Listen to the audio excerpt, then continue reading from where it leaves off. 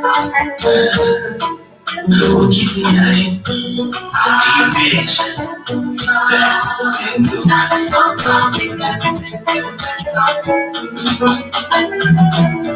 know it's real tonight, your bars see fire.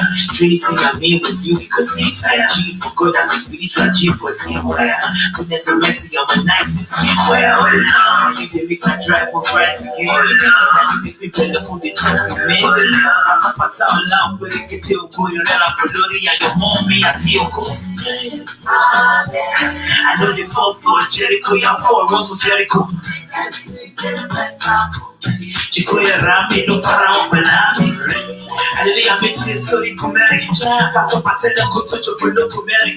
Medicaid, a local surplus, a local pension, some people local conscience. Give me peace, just to set me free. We take up our good for my life, I'm walking until the door. Somebody say, don't you see, I want to set me free.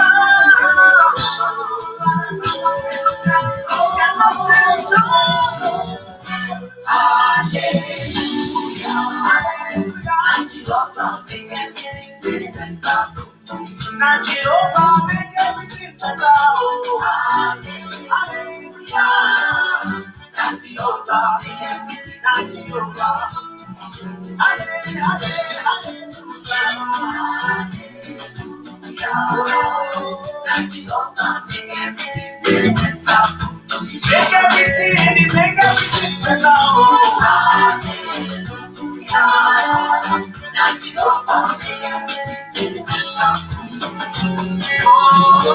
See my life, I am a testimony of favor. See my face, I am a carrier of His blessing. Everywhere around me, the goodness and mercy they follow me. Now Jehovah do everything He better for me. Oh, Jehovah, everyone I also. No. Jehovah, everyone I also. Jehovah, everyone I also. Jehovah, everyone I also. To give me joy, to give me peace, to die for me just to set me free. Waiting Baba won't do for my life, Baba cannot tell you. He died for us just to set me free. Waiting Baba won't do for my life, Baba cannot tell you. Hallelujah. Now Jehovah, make everything better. Now Jehovah, make everything better. Hallelujah. Now Jehovah, make everything better. You make everything better for me. Hallelujah. Now Jehovah, make everything better.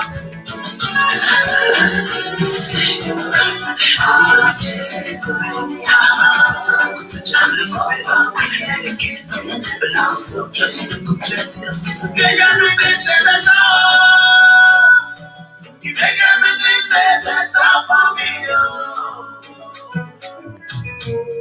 Just good. Just let me know. Bless me now. Shout, image,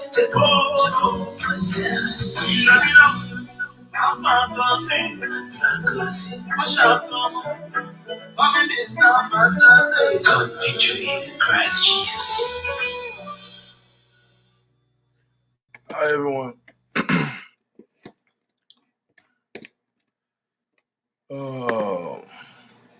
Good afternoon, good evening, everybody. Welcome to the Chat Room with the King. My name is Victor King, and I'll be your host for today.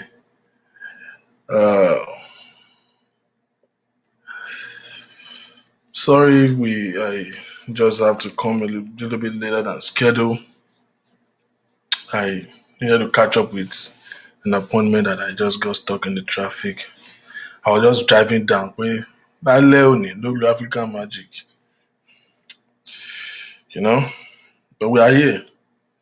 We are here. Thank you, everyone. Thank you for joining. Thank you for being here today. If I hold it in my hand, the blood's gonna dry.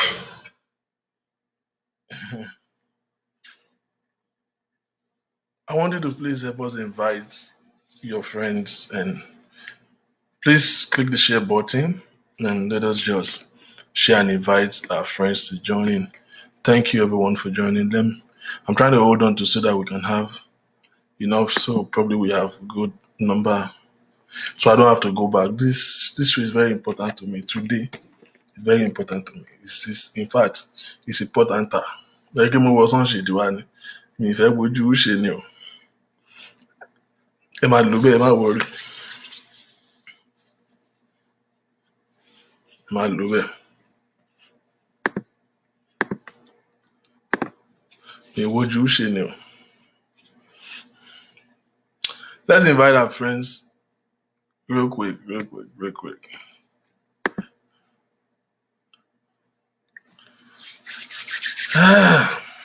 Another one to one, you're not worried. Ní ṣe violence yẹn jù, kò sí violence akàn ọmọlúwàbí la máa ṣe.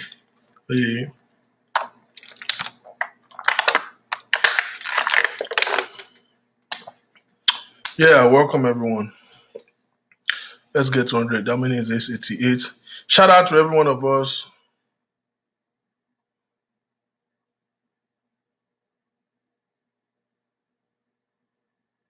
Èwo tún ní ilé ìbáyìí?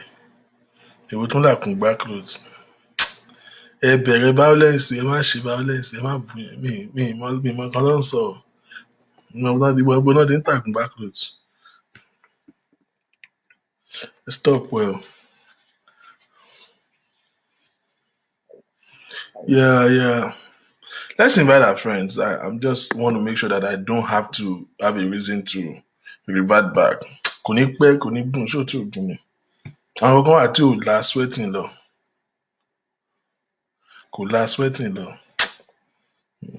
Ìkan kékeré ní akọ̀ máa sáré jẹ́ kó yíra wa náà. All right. No, it's not that one. They're going to call your organic one speaker. They will get a gbọ́ tí ò yẹ kẹ́ gbọ́ for security reasons. Ẹ ní sùúrù náà.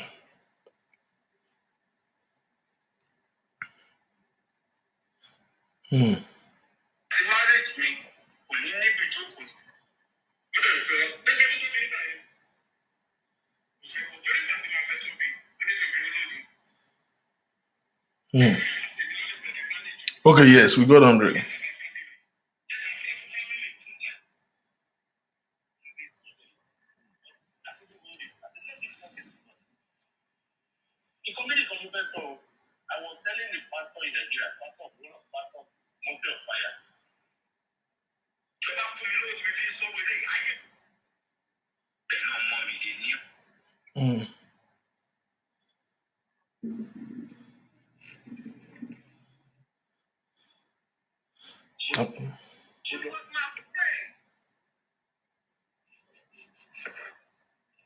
There are some voices that I needed to play.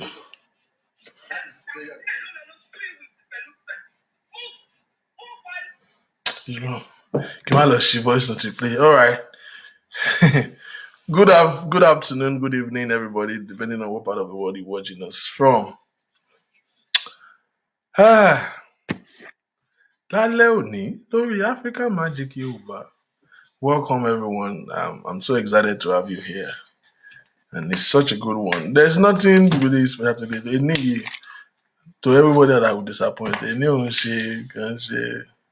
because motivation, the inspiration, violence, viewer discretion is advice. So preach to me tomorrow, don't preach to me today. More need good spirit can't don't do that. We'll do that.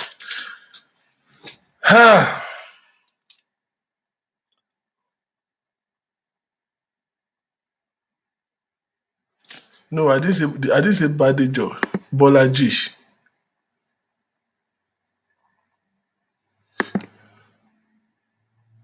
You did very well. I didn't say Badejo. Bole Johnny. Ole.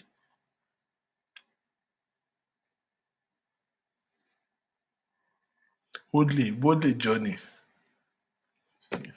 Badejo. Okay. Now, we were here yesterday. I just got off the show and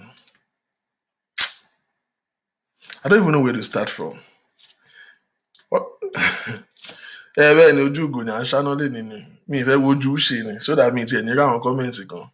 And the lights, my glasses broke and I use a couple of lightnings so that we can have a good resolution. And the lightings are always messing up my side. So, ẹ má bínú, I'm lo sunshade dé ni. You got what I mean? Amen, somebody? Jẹ́ kí mi náà ṣe búkì. Ó wọ́n o, Reban ni o. Búkì tó ṣe show torí Christian Dior, Male. Now,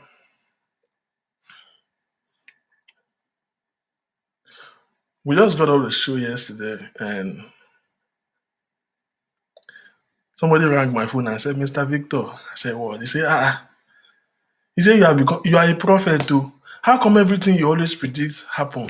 Mo ní èmi kọ́, Ọlọ́run ni. Èmi kọ́. Somebody said now, but like parental guidance advice. Did I add that to the title? Viewers' discretion is advice. So ẹ jẹ́ kí n sáré àdìẹ sí i.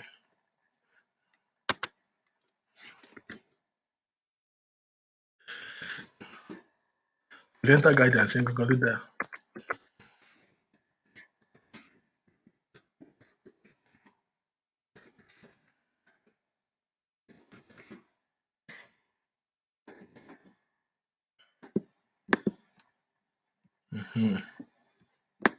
Ẹ jọ ṣáà àwọn yín ti lọ sùn. A máa lo àwọn explicit content o, àwọn word kan wà tó máa let me be warning you now. It's not what it used to be.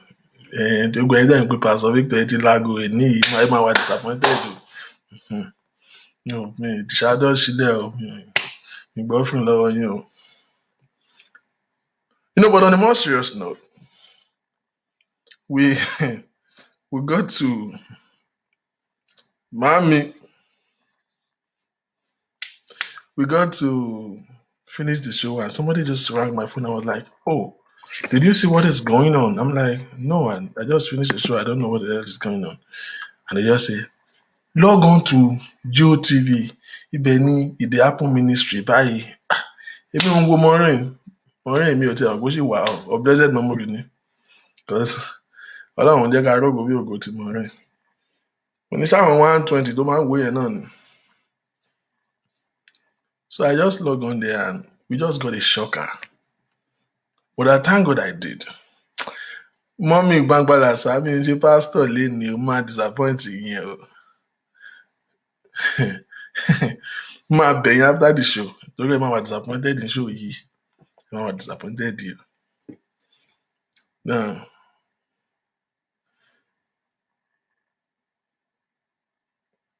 let me reverse us back a little bit. Maybe some of us are just joining this platform and you will not know the story. I want to say very profoundly, I think I should start from the most recent incidents. How many of you saw the news that I posted recently about a celestial church that were doing Iṣẹ́ Ìṣẹ́gun for one fine guy like that, one philanthropist, this Dubai-based dude, came from Dubai to Nigeria, just to do some humanitarian services, gave scholarship and sponsorship to, some students. He went to church and they decided to do Ìṣẹ́gun for him.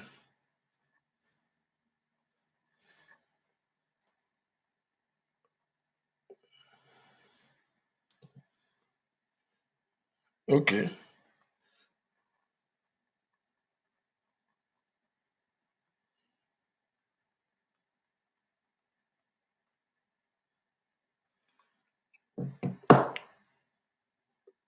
Incidentally, we don't know what and how it happens. The process of Ishegun. Yes, Kayode, they spray him perfume with lighted candle. No, don't share it so that it will not misrepresent your reputation. I will mess up your reputation. So don't bother, don't mind, don't share it. Now, the process of Ishegun was, too much of candle and perfume. Long story short, they had a fire hazard. There was fire broke out, and this guy was burnt. Long story short, this young, active, agile man died as a result of this fire accident that broke. I want to say something from there very profoundly. I've been very, very careful not to respond to this incident for two reasons. One, I know Genesis in Shemi, because that innocent man, he has seen enough. I don't want to use my own to rob his own. Because if I respond to that incident, all these celestial people now, they will say it's Genesis that sent me. So because they will say it's Genesis blogger. It became my Genesis sitan. What she might life. Anytime I say something that favors them, I am not Genesis blogger. The day I say the one that they don't like, I will suddenly become Genesis blogger. Oh, somebody said they intentionally killed the man. I really don't know. We can't judge the intent, but that action reflects in 2021. It reflects an high level of carelessness, not because they use perfume and a naked fire like candle, but because I don't know any celestial church that have a fire extinguisher. Candle, and there is no instinct. But why we can instinct kẹ́ bàtàrí ara yín jẹ́ kẹ́ máa léra yín káàkiri kẹ́ máa ṣọ̀tẹ̀. Instinct yín máa ṣiṣẹ́ ńgbà yẹn. No celestial church that I know that have a fire extinguisher in the church premises.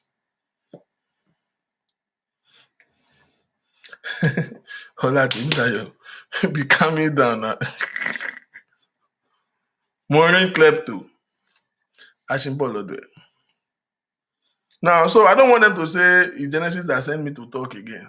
And they will start, attributing my statement to Genesis.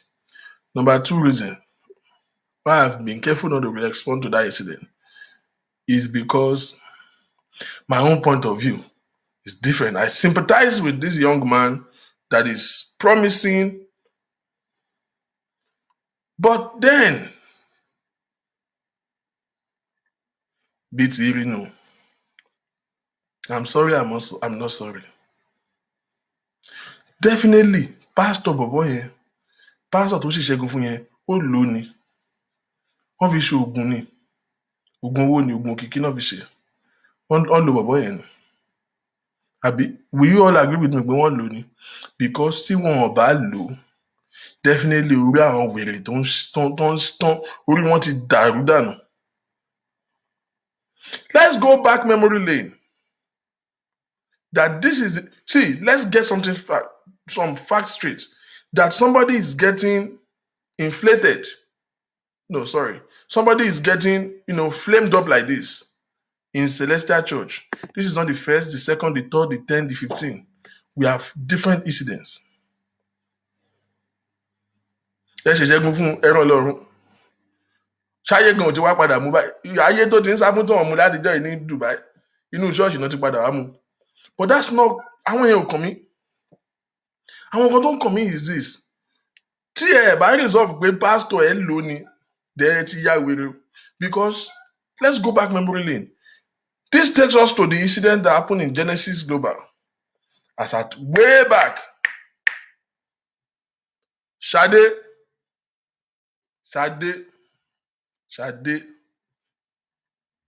and 4 other persons got flamed up like that in a fire accident. In the process of that one is not even Ishegun. Shade lo funra ẹ lọ orí òkè. Let's compare the incidents. This one went to do Ishegun. They are praying for him. Shade gbẹ̀mí ó lọ orí òkè. Nígbà tó wà lórí òkè, Shade fúnra rẹ̀ nígbà tó gbẹ̀mí yẹn ó wá jíṣẹ́ fúnra ara ẹ̀ nígbà tó wà nínú ẹ̀mí yẹn pé kán má ṣe ìsọ̀kalẹ̀ ẹ̀mí fóun. Òun fúnra ara ẹ̀ ló sọ pé òun ò gbọ́dọ̀ ṣe ìsọ̀kalẹ̀ ẹ̀mí. By her own self, gave herself prophecy. Nígbà tó sọ̀kalẹ̀ ní orí òkè, for whatever reason she decided to do ìsọ̀kalẹ̀ ẹ̀mí. Whether I get ìsọ̀kalẹ̀ ẹ̀mí or my cash out or something, I don't know what it is. In conspiracy with one rebellious pastor there. I've forgotten his name now. Now, the senior pastor of the church, which is Professor Dadele, gave a very clear instruction not to do this thing. But he wasn't around. They decided to do the Sokalemi. And they started, I think the process of it is confident can do, can't turn on ye. In the process, 4 people were burnt. Lẹ́yìn tó ń fa rẹ̀ jíṣẹ́ fúnra ẹ̀. 4 people were burnt. Elijah, correct. Elijah àti Ṣadé ni wọ́n fúnra ara wọn náà ṣe wọ́n dábì káwọn ṣe sọ̀kalẹ̀ ẹ̀mí yẹn. 4 people got burnt. Matter of fact, Ṣadé was not the one in front. They took them to the hospital to receive treatment. Everybody was attended to medically.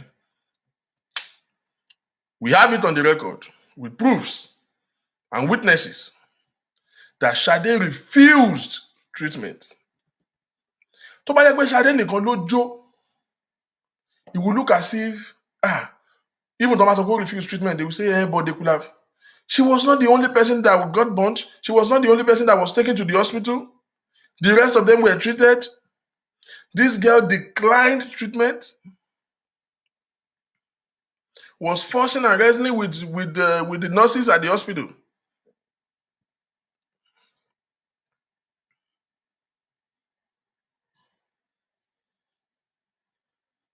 You know? They couldn't have anything to do. They didn't have a choice. She insisted that she has to be flown abroad for treatments. What is the size of the church then? They could not do anything. They couldn't afford that. Matter of fact, it was not even the affordability that matters. For anybody that is into, that is in medicine, especially if you have ever worked in ICU, you will know that fires are like that. Somebody that just got burnt, they will first of all treat the injury. Plastic surgery is not the first thing. Matter of fact, there can never be any surgery done on a skin that has not been healed. If it is fire, they will first of all treat the skin, before they now schedule you for surgery. There's no surgery you can do to the joe to RATC.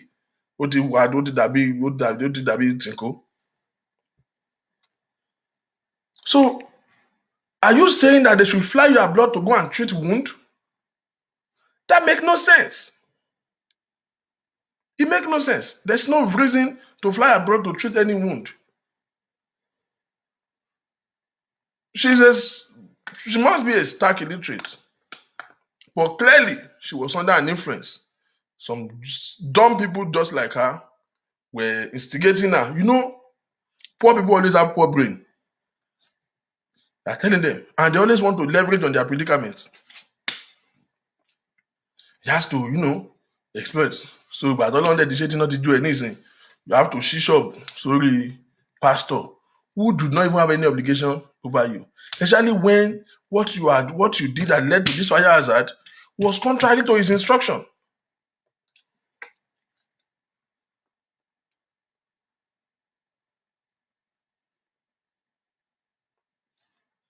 Prince Deji Adeola, maybe you should learn to listen very well, or you should understand what they call sarcasm before you drop your comments.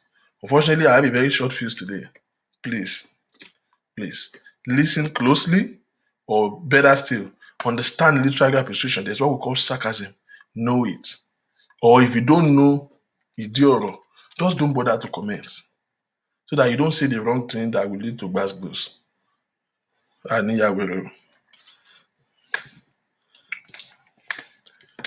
Now,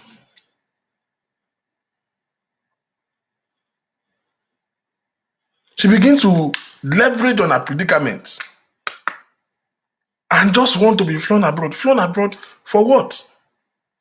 You have injury. The remaining 3 people got treated. They are alive.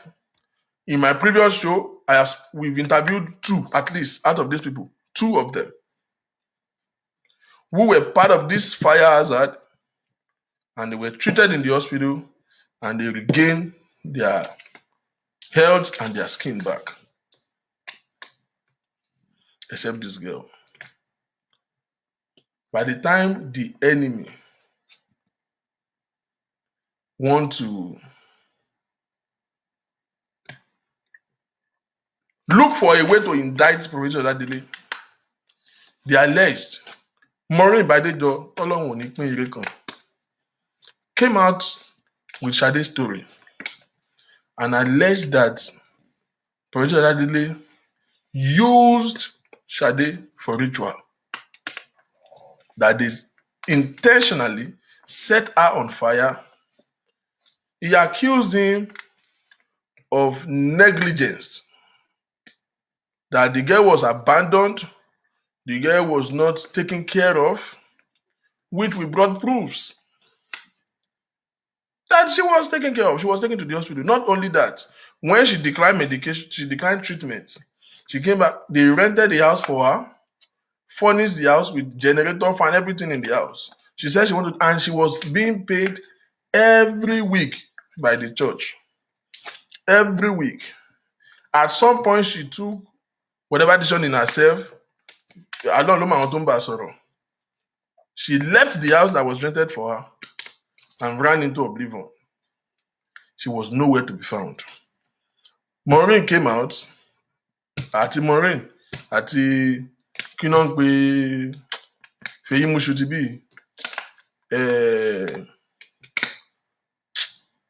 Bukky. They begin to allege Professor Oladele of using this girl for ritual. Matter of fact, Maureen, Cherry, tẹ́ bá ṣẹ̀ṣẹ̀ bímọ, ẹ máa jó wọn lẹ́nu o. Tẹ́ bá ti rí èèyàn tí etí ẹ ti jẹ̀bálẹ̀ rẹ̀, tẹ́nu ẹ ti jẹ̀, tó ti rí jẹ̀bẹ̀lẹ̀, bí ẹni Haúsá, kò sí ní ọ̀rọ̀ rí òde tibẹ̀ jáde. Maureen did a show and said, and brought one nuisance, one failed life again. Poor people will have poor friends. Morons roll with morons. What's your association? You will be defined by your association. What you listen to consistently, you will become eventually. So if you have a friend that you talk to every time and is a moron, you will end up being a moron. It doesn't matter how intelligent you are. If you work with somebody that is cursed, you will end up begin to share part of their curses. You know? What's your association? Maureen, in her quest to defame Professor Oladele, did a show about the Sade, not just one show, multiple shows.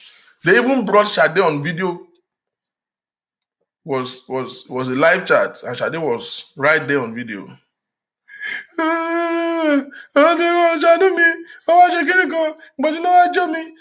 This incident was on TV then. The incident was on TV. The police were involved. It was investigated. The case was resolved then. But they revitalized it. And the man that televised it on TV, Baba Àgbàyà kan tí kí náà ń pe máa yìí, Gbénga máa kúkúrú yẹn, èlébọ̀lò. Comedy extravaganza. What's the name of that man? Lebelo. What's the name of that man now? Man, to man promote your bass wing back on here. Gbenga Adewusi, Baba Atunu. Thank you. That one that Gbenga Adewusi kicked out of TV. One stupid man. Yes, Gbenga Adewusi. There is one man that they told you ní lárí lórí TV báyìí tán lé dànù. Gbenga Adewusi ló bá kárí àìjẹ́. Àbòsí ló ṣe on TV tí kárí àì fi tán. Lábẹ́ ọ̀run, thank you, Baba Lábẹ́ ọ̀run. As old as that man is, mi mọ̀ bóyá ó darúgbó for real ni o bóyá costume ni, but àgbà ọ̀kan gbọ́n o. Maureen went all that far, brought Baba Lábẹ́ ọ̀run, this same stupid Lábẹ́ ọ̀run tí ò ní ṣe rere Lábẹ́ ọ̀run yìí was the one who televised the incident then. He investigated the whole case. They brought the leadership of Genesis. He went to investigate this case. He could not find anything to indict him. In fact, the thing was resolved completely on TV. I don't know how much they gave him. Ṣẹ́gun Àdìsá. Bí Olúwa ṣe bẹ tẹ́mi ẹ̀ ṣe wà. That man will reap the reward of his hypocrisy. His life is already a mystery, but God will make it more miserable. People are evil. People are like I gave up on human being. I've given up on human being. I've really given up.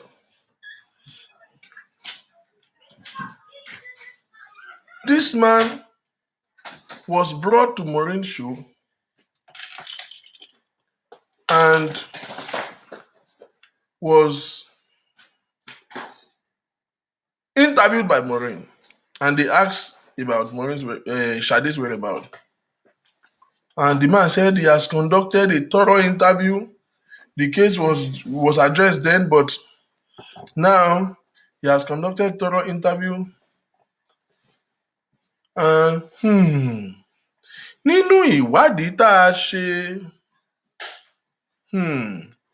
ó fi yé wa wípé Ṣadé ti kú o. Ṣadé ti kú o. Maureen goes, hey, Genesis, hey, Ládélé, èèyàn Ọlọ́run o, ibo lójú ẹ wà, ṣé man of God làwọn èèyàn yìí, ibo lójú ẹ wà, Ọlọ́run o, bàbá kí lẹ sọ ẹ ná, Ṣadé ti kú o.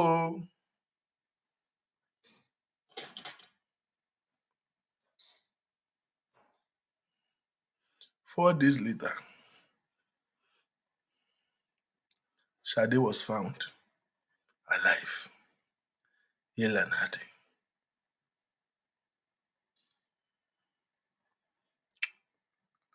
Maureen was so stupid, careless, negligible. Jacksonville.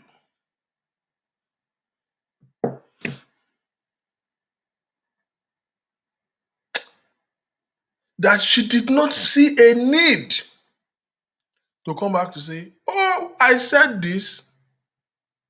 We found out that she's alive. I'm sorry, that was a careless talk. Nothing like that was done. Nothing like that was done.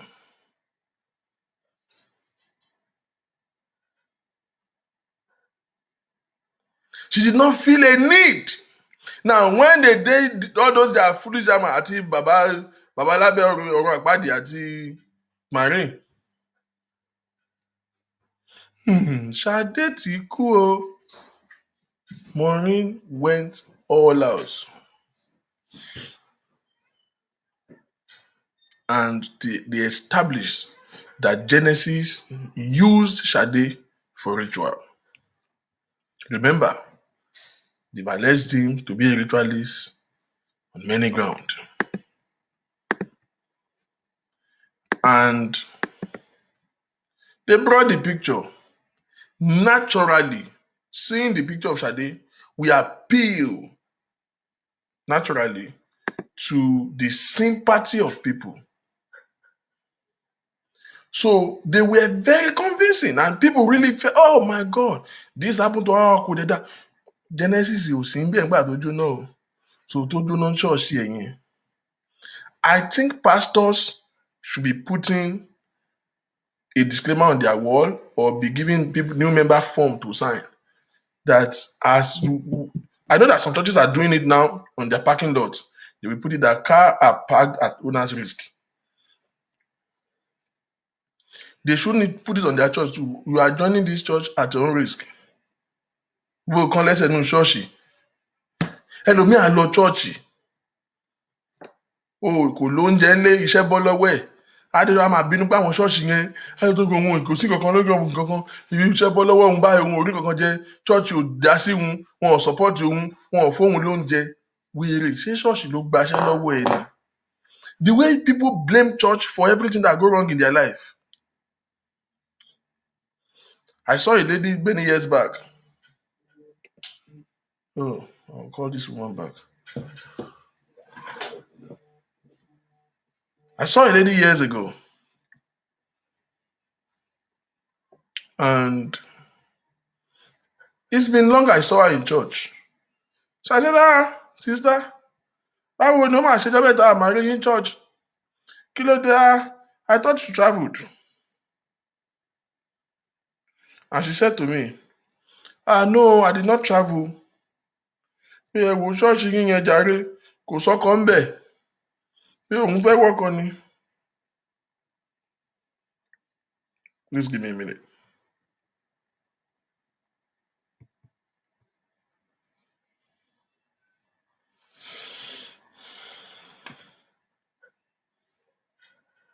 She goes, pé ẹ wo kò sọ́kọ ṣọ́ọ̀ṣì yẹn jàre, òun wọ́kọ tóun ni.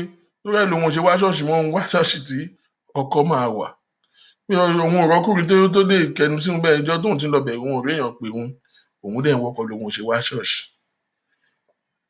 Mo dẹ̀ wọ́n báyà kí àbí wèrè lélẹ̀. Ṣé ṣọ́ọ̀ṣì ti wá di dating site ni?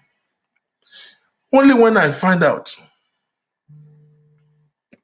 that so many people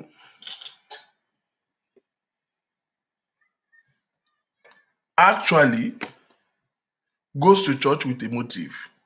Motive to find a job, motive to see somebody that will bless you with 5,000 or urgent 2K. Ẹ ṣe máa ń ṣe.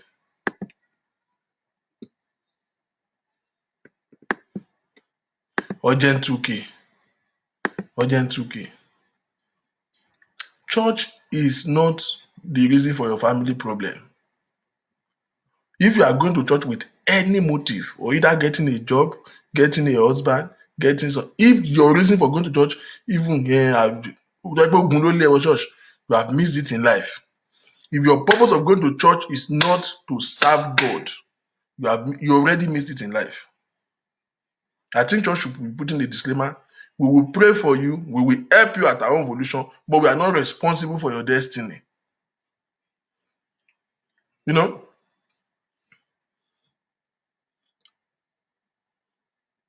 Maureen, with very good emphasis, claimed that Shade was used for ritual. Shade was found,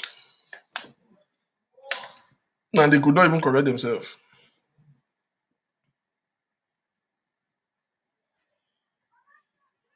Olórí burúkú bàbá lábẹ́ ọ̀run ó disappear. Bàbá lábẹ́ ọ̀run yẹn mo ṣì máa ní time fún. He's here in the US now seeking asylum. Your time he was in New Jersey or New York. Mo follow ẹ̀ up ìwẹ̀rẹ̀.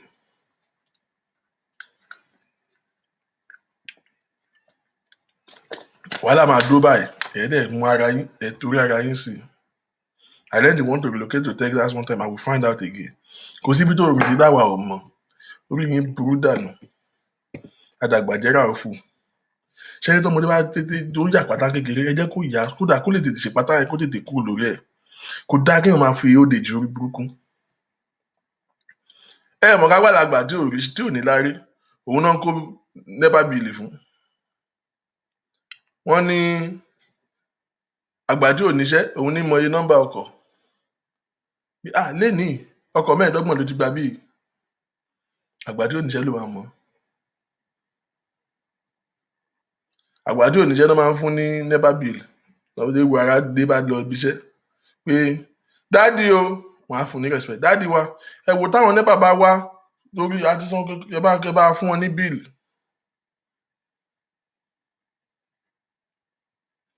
By the time they found Sade, they still went ahead and continued to defame this man, alleging him of intentionally setting this girl on fire. And they change the narrative that, he wasn't taken care of. Wọn ò tọ́jú ẹ̀, wọn ò treat ẹ̀, bá jẹ́ kí wọ́n lò ó ni, wọ́n yẹ kán ṣe kíníkan ni. Sade, this girl, and people started calling in. You need to see human being.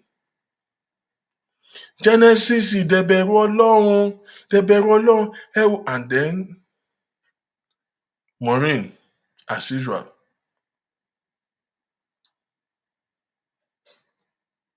raised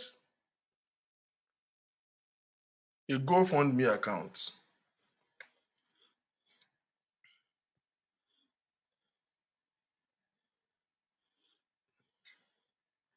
Gofundme account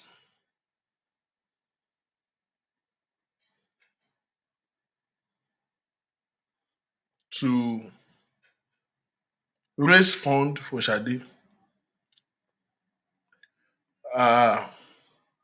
Intention or idea is to raise money. I want to go to GoFundMe.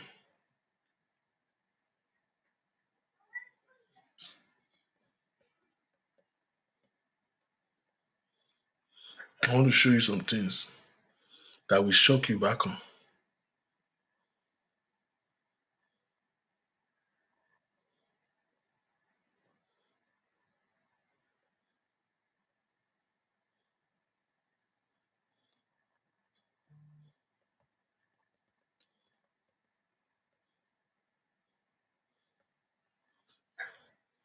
She said, Genesis, you tọ́jú ọmọ yìí, a máa tọ́jú ẹ̀. She has deleted one, but we still have 3 there. She has deleted one. Ẹ mọ̀ pé ti Sunday Igboho ìyẹn ti yíwọ́. As we speak now, as at today, kí n date òní? Maureen has, jẹ́ kí n increase the resolution lightning kìíní. As at today, Maureen has 3 active accounts. 3 active donations on GoFundMe. 3 as at today. 1, support for Sade Ogunṣeye plastic surgery. 2, Reverend Josiah Olubode Soyinka legacy must not die. Legacy tí bàbá ẹ̀ fún àbí. Then you see support for Dúpẹ́. A ṣì ń bọ̀ lórí ọ̀rọ̀ Dúpẹ́ yẹn náà o. Sade Ogunṣeye. So let's click the first one. Ká máa mú kànkàn.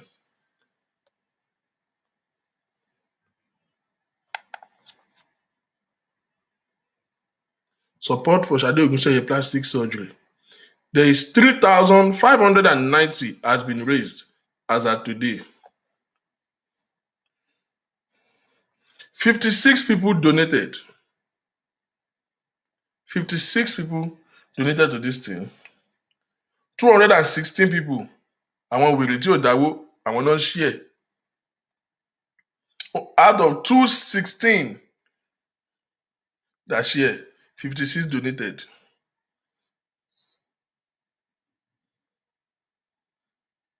So we'll show àwọn kan donate as anonymous. You just show us the top 3. but Adébísí Adénáìkì orúkọ dáadáa yìí ó fi $100 ó fi jó gẹ̀lẹ̀dẹ́ sórí £100. Matter of fact, I can go out and list all the donors.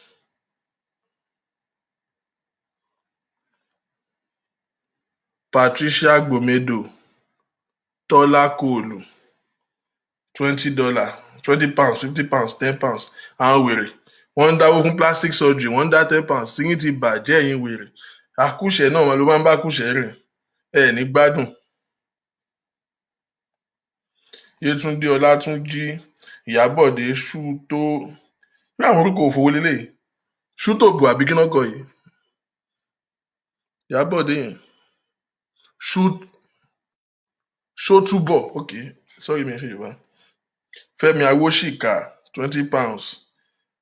Abímbọ́lá Andrew, £10. Florence Onoderu, £20. Patricia Gbomedo, £20. Edlin Babalọlá, £20.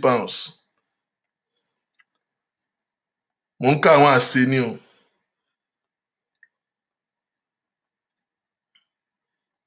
Latifat Jimoh, £20. Adéọlá Owódùnní, £100. Pẹ̀lẹ́ o my sister. Ìyábọ̀dé, okay, mo ti kà yẹn. Yétúndé Ọlágúnjú, £20.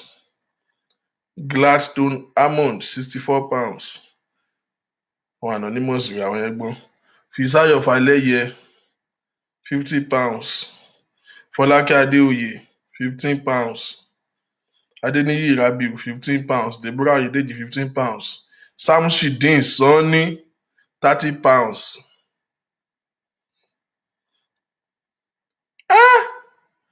Àṣé kò tẹ̀sẹ̀ tó dáwó gan nù kínní, èèyàn kan gan ló san áàfù nù kínní yìí. Anonymous.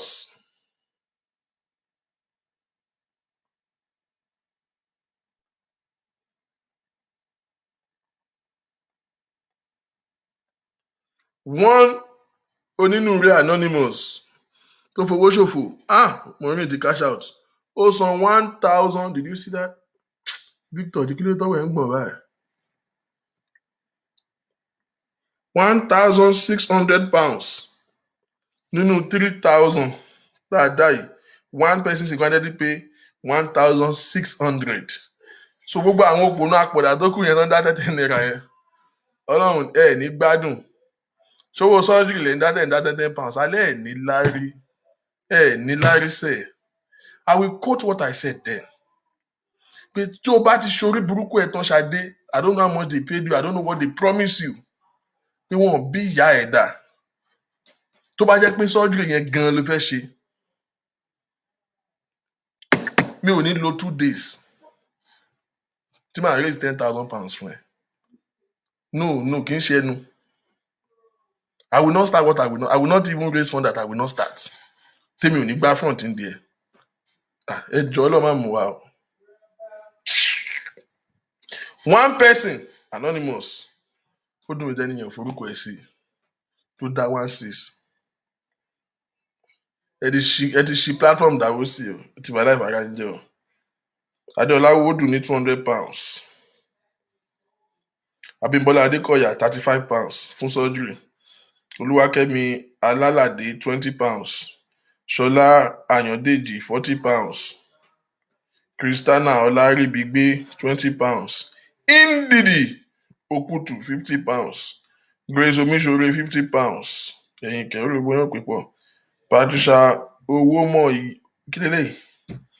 Owómọ̀yẹlà, £20.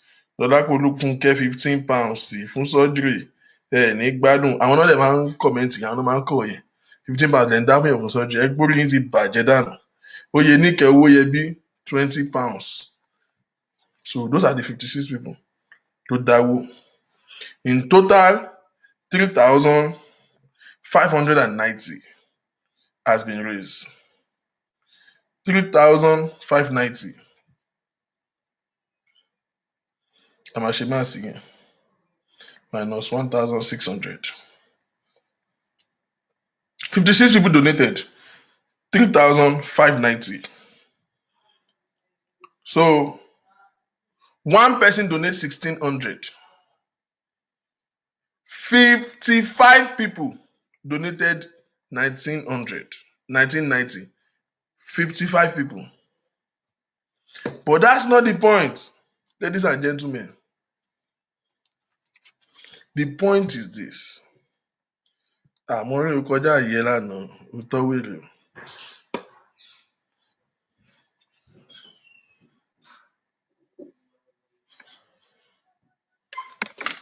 The point is that 3,590 was raised.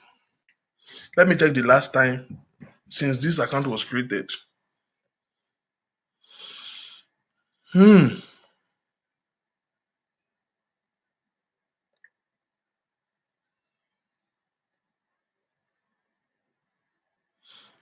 even commenting there. I donated because we need to get help for Shade. You can say, Organizer, Maureen Badejo, Luton East of England, United Kingdom. In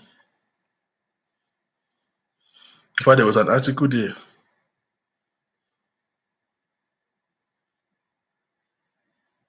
As at 4 days ago, somebody still donated £100 there. That was the last donation, 4 days ago. Adebisi Adena Ikeyi, who down £100 4 days ago. So, this Gofundme, what did the offering bag in Maureen? That's why she left it open. Wọ́n kàn máa dá lọ, kọ́kọ́ máa dá lọ síbẹ̀. Wọ́n kàn máa dájọ́ síbẹ̀ ni. She said they are raising £100,000 goal. £100,000 for Sade's plastic surgery. No feasible as goal. They've raised 3,000 out of 100. Good progress. Very good. This is since last year, middle of last year. As little as this money is, fún ọmọ tí náà ti fẹ̀ kàn jó tẹ́lẹ̀, most likely ó ti jó brain ẹ̀ mọ́. She went to canvass this girl. They instigated her to blackmail the man who has helped her every step of the way. As at when they raised the issue of Shade, let me tell you this, and it's when you're good there. It's just that I will be squeezing my face. As I went,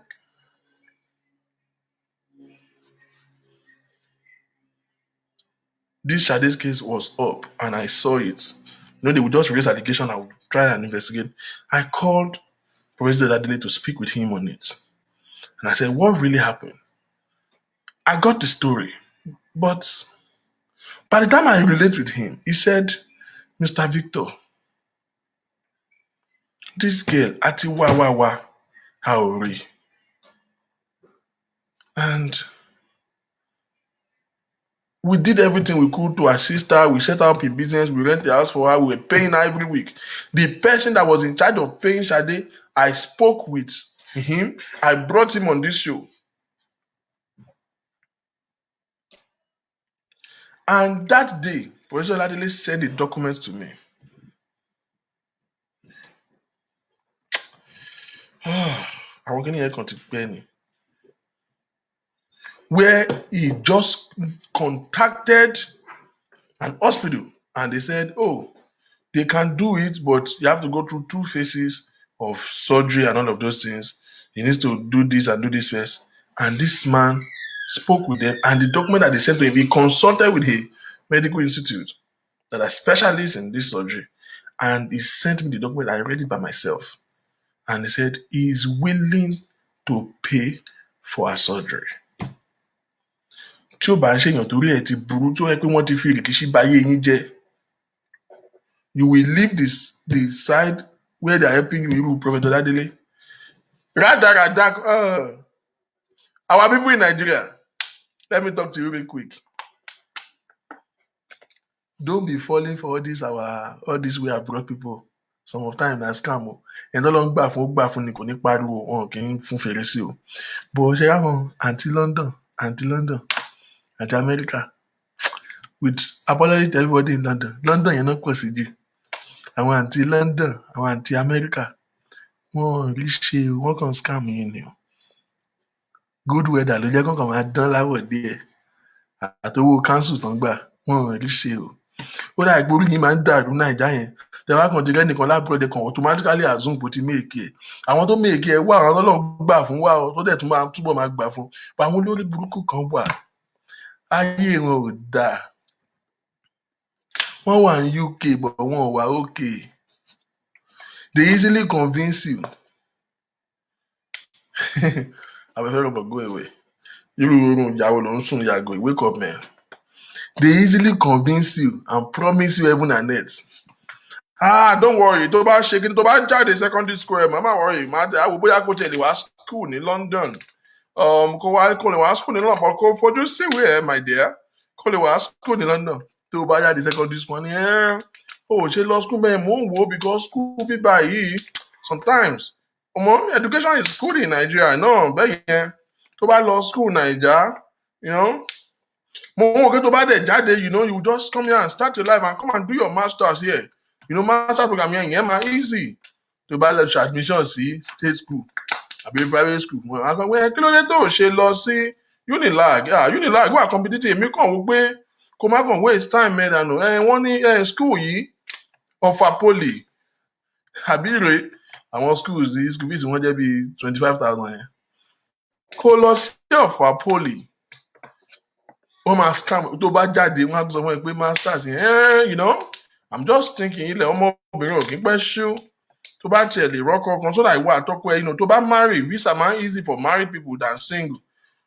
Aláyé táyé máa fi bàjẹ́ ó máa kú sórí promise àwọn àǹtí ò wà òkè wọn ò ní láárí. Wọ́n ò rí ṣe, ìjọba ló ń bọ́ wọn. All these our Nigerian people can fall for that nonsense. Because somebody is in abroad, you just assume he has made it, he's successful, you think he's better than you. Some of you are living a better life than those who are in abroad. Some of you, Ọlọ́run ṣì ń gbà fún yín.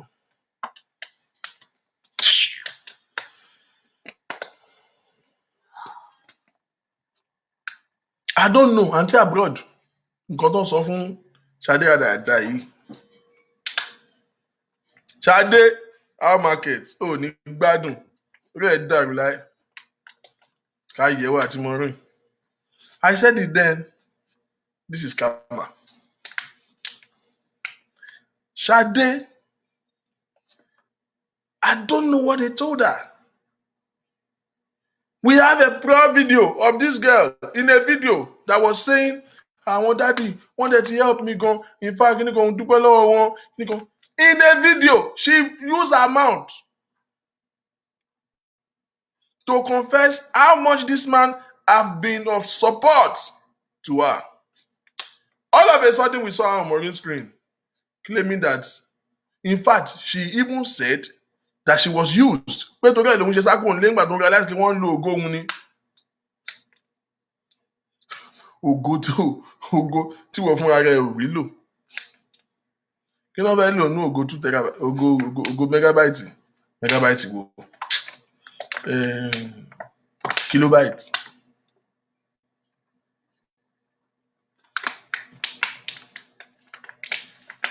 Tó go tó ti di popcorn náà ni wọ́n tún lò. Idiot.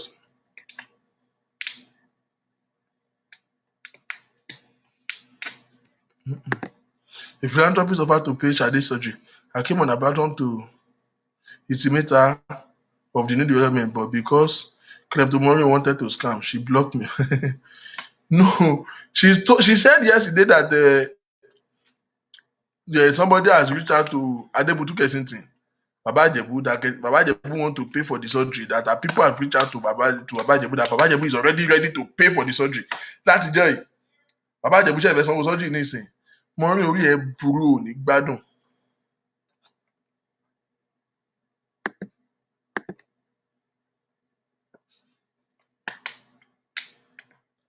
They framed this girl, promised her heaven and earth. Ẹlẹ́dàá Ṣadé máa dáa fún ẹ Maureen. Tó ṣe wọ ọmọ yẹn tó jókòó bó ṣe kù yẹn tó dẹ̀ tún ṣe báyìí. Ó já kú omi tó yẹ kó ti ráàánú. Gbogbo everybody tó rọ́ ọmọ yẹn ló ní sympathy. I swear to God, when I saw her, I was moved. It's an accident. It's nobody's fault. Nobody èèyàn kì í pọ́njú accident lọ. People were calling me, let us help him. Let us help her, rather. Let us help her. People were calling me. But they said, I said, no, I'm not raising anything for her. Since tó ti lọ align pẹ̀lú Maureen yẹn, ẹ jẹ́ kán ṣe wèrè wọn. Tó bá ti tẹ́ lọ́dọ̀ Maureen, a máa pè, a máa dájú ká máa bá pé kò ní dáa fún ẹ. Jókòó síbi jẹ́ ká help ẹ. Jẹ́ ká help ẹ. Unfortunately, she don misfire for the old miss yan gan. Ẹ jẹ́ ká gbọ́ nínú àwọn ètò ọjọ́sí ti Ṣadé. Àwọn ètò kan wà tó yẹ pé a máa ní láti máa reference sí.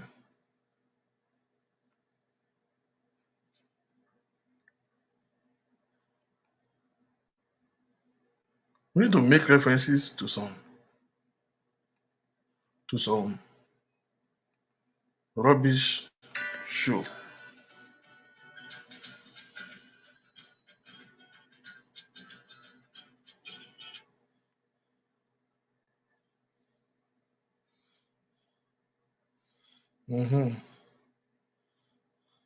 We need to make some reference.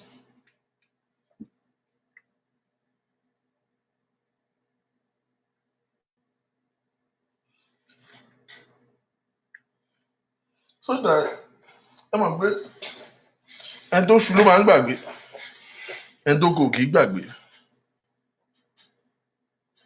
She needed help, and I was personally interested in seeking help for her because no, kò sẹ́ tó máa rí Ṣadé yẹn tí ò ní kó gbé ṣù mí gan, kó gbé ṣù mí tó bá rí Ṣadé àánú àṣẹ ẹ́. But tí wọ́n náírà mi bá jábọ́ tí Ṣadé bá mú bí mo ṣe wà á gba etí ẹ̀ kí n tó gbà lọ́wọ́ ẹ̀. 1 naira 50 kobo tó bá bọ́lẹ̀ tí Ṣadé bá mú màá kọ́kọ́ fún gbàjú ni. Tí èèyàn bá ti wà tó jẹ́ pé rìkíṣí ti ba yé ẹ̀ jẹ́. See, it is not a crime that you are poor. It is not a crime that you are broke. But please check yourself if there are certain attitudes in you that can make you poor. You can be poor and not have a poor mentality.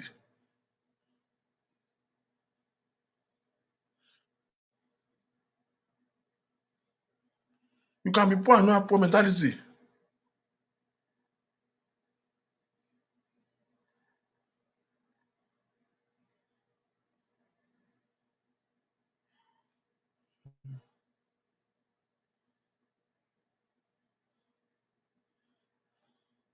I'm coming now. I want to look for that Shade video.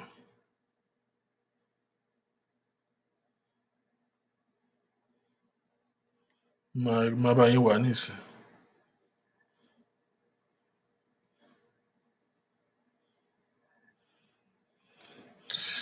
You can be poor and not have a poor brain. How can somebody be this ridiculous?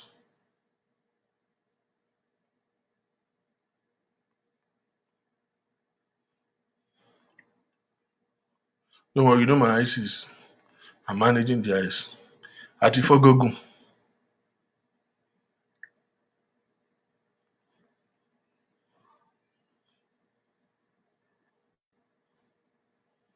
No, this was one of the most ridiculous shows that Maureen did. Very good. Very good. Form of charity is giving water to drink. Prophet Very good. Muhammad sallallahu alaihi wasallam.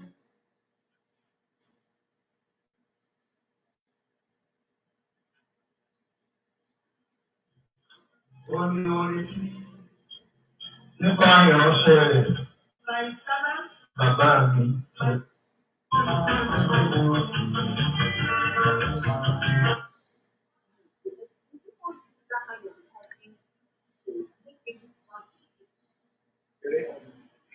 That goes around the Holy Ghost life. He does not have the ministry for many of the old jobs. Ó kàn máa ń ní ló wá gba ọ̀rọ̀ ìmọ̀ra bó ti ní máa ń halẹ̀ mọ́lú. Ṣé ẹ̀rọ bí àwọn ọmọ ìṣẹ̀lẹ̀ lára ẹ̀ àtúnṣe ara ẹ̀yìn fẹ́ ẹ̀sìnlẹ̀ sí i? Tẹ́lẹ̀ so mo ń bẹ gbogbo ẹ̀yin tẹ́ wà nígbà ẹ̀ ṣé oore kan fún mi ẹ̀ bá mi ṣe ẹ̀. Ọlọ́run jẹ́ káwọn ọmọ wa, àbúrò wa, ẹ̀gbọ́n wa, ìyàwó akólùgbà ti ayé. Ọlọ́run ò jẹ́ kí wọ́n rìn lọ síbi tí wọ́n ti máa kó àgbákò. Ṣẹ́rí. Tí wọ́n wá níbẹ̀, ó mọ weather condition Poland. Ọtí ìlú pàtàkì. But the company was African interview, and I respect that courage. Let me tell you, every good Christian all over. Every someone sharing this program.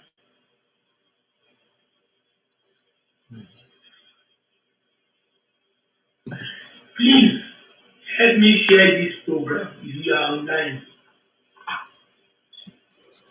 Hey Joe. Ẹ ṣe oore kan fún mi, ẹ bá mi share program sílẹ̀. Mo ò ṣàkóso. Àwọn olórí ẹ̀ka ẹlẹ́mà. Ẹ jọ ẹyin èèyàn mi. Because I need láti rí. We need to see this lady. This lady, we need to see her. We need to see Sister Prophetess Shade Esther Ogusheye. If you are on this program and you know her whereabouts, enjoy and you go get in touch with her.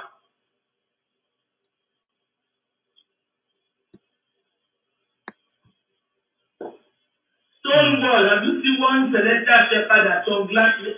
Ní orí ọ̀rọ̀ ẹgbẹ́ ẹ̀jẹ̀ sí mi. Stonewall, ẹsẹ̀ ẹ̀jẹ̀ sí mi mà. Ní orí. Sherry, mo bẹ̀ everybody on this platform, can you do me a favor? Ẹ wo mo bẹ̀ yín ní ìṣàkó. My own is, I'm not going to say if you don't share, anything will happen. Ẹ bá mi share. Because mo need kí message mo fẹ́ pass across yìí. Ó yẹ kó dé àwọn ibì kọ̀ọ̀kan. And it's very, very important. Ó ní láti débẹ̀. And the only way tó lè fi débẹ̀ is by trying to save a soul. So mo ń bẹ gbogbo ẹ̀yin tẹ́ wà níbà. Ẹ ṣe oore kan fún mi. Ẹ bá mi share. Ọlọ́run ò jẹ́ káwọn ọmọ wa, àbúrò wa, ẹ̀gbọ́n wa, ìyàwó akólùgbà ti ayé. Ọlọ́run ò jẹ́ kí wọ́n rìn lọ síbi tí wọ́n ti máa kó àgbákò. Sherry, on our cyberspace, in the last few, God bless you, sister. Stonewall, thank you for sharing, man. Thank you, God bless you, man.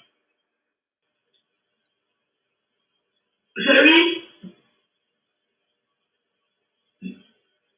in the last 24 or 48 hours, a lot has happened.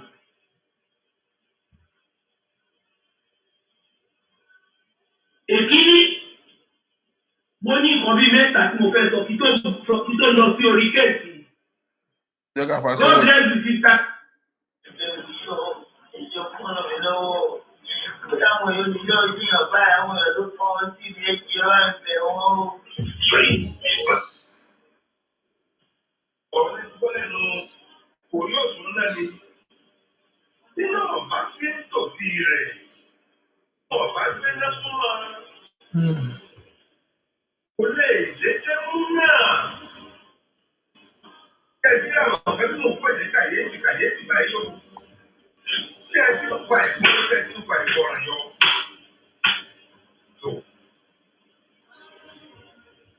Àti àdàgbà ìdàrẹ́ ìtọ́jẹ́lẹ́sì ìdílé lọ́wọ́. Àti àwọn àgbààgbà ìjọ lòkù.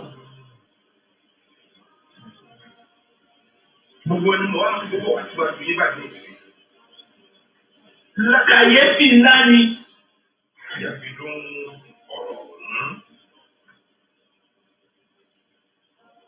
Dókítà sílẹ̀ àti àwọn àgbààgbà ìjọ Celestial Church of Christ. Jẹ́lẹ́sì ní alákọ̀ọ́ nílùú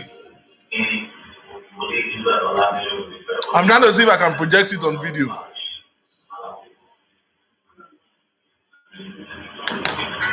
The sales process can be a long and winding journey.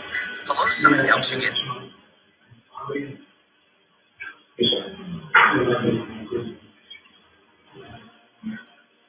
All from Genesis 5.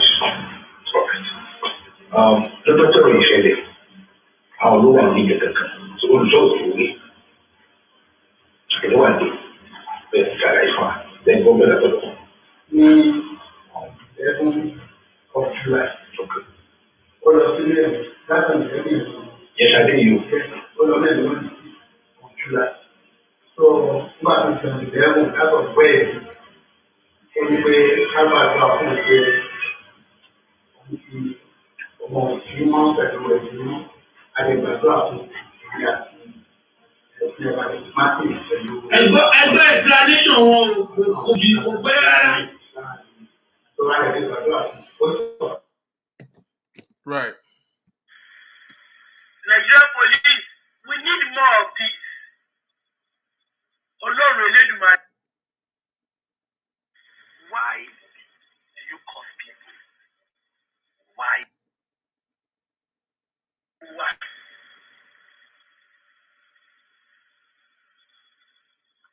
So what do you platform? God bless. Well, ẹni tá a fẹ́ ṣe plastic surgery fún níbo ló wà? Ìjẹ́ ẹ̀rọ ti pé lábìrì ìtú sí ìṣẹ̀sí gbogbo yín edition. Number me, I will give you after the program. Stonewall. Ẹ bá mi ṣí ẹ̀. Because mo need kí message mo fẹ́ pass across yìí. Ó yẹ kó dé àwọn bí kankan. And it's very, very important. Ó ní láti débẹ̀. And the only way tó lè fi débẹ̀. This was Maureen. By trying to save a soul. So mo ń bẹ gbogbo ẹ̀yin tẹ́ wà bíbá yìí. Ẹ ṣe oore kan fún mi. Ẹ bá mi ṣe ẹ̀. Ọlọ́run ò ní jẹ́ káwọn ọmọ wa, àbúrò wa, ẹ̀gbọ́n wa, ìyàwó àkọlùgbà sí ayé. Ọlọ́run ò jẹ́ kí wọ́n rìn lọ síbi tí wọ́n ti máa kó àgbákò. Sharing on our cyberspace in the last few. God bless you, sister. Stonewall, thank you for sharing, man. Thank you. God bless you, man. Sherry, in the last 24 or 48 hours, a lot has happened.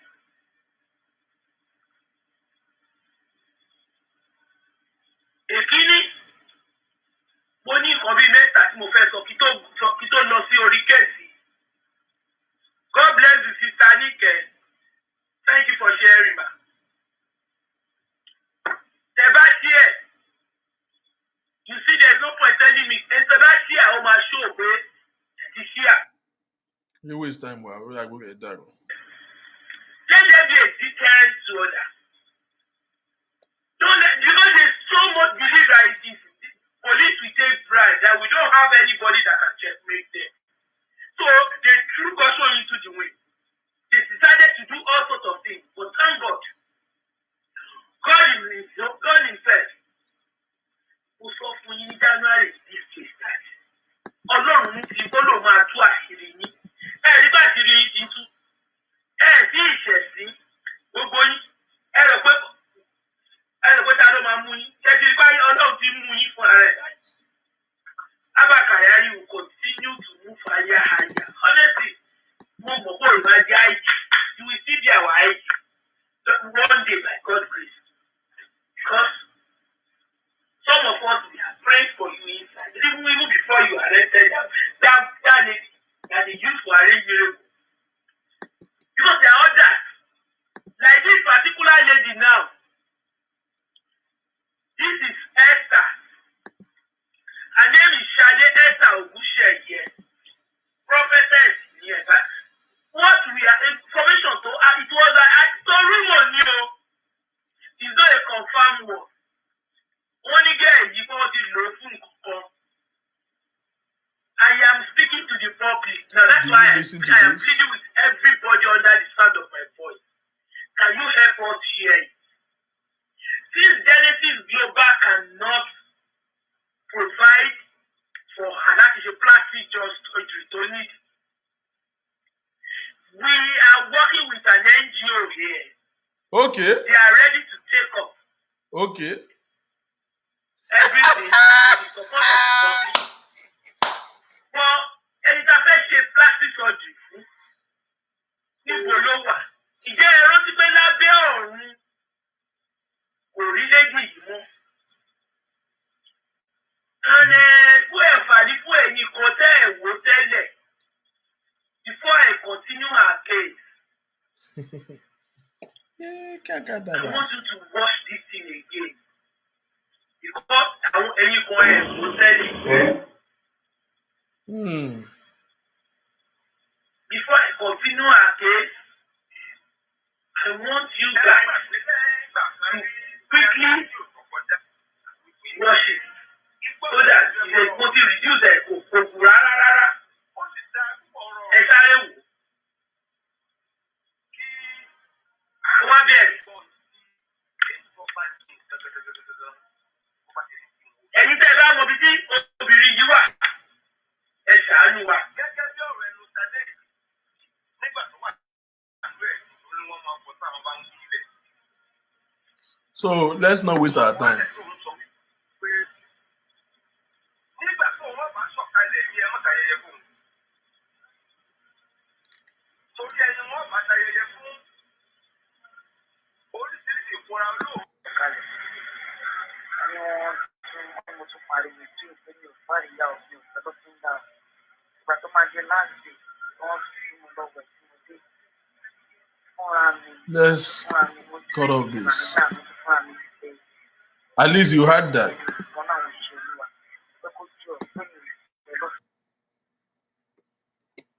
You had that, right? So we are done with that. That was Maureen. As experts in online education, Purdue. That was Maureen that was claiming that we are working in NGO here that is ready to take the case up. An NGO here is ready to take the case up.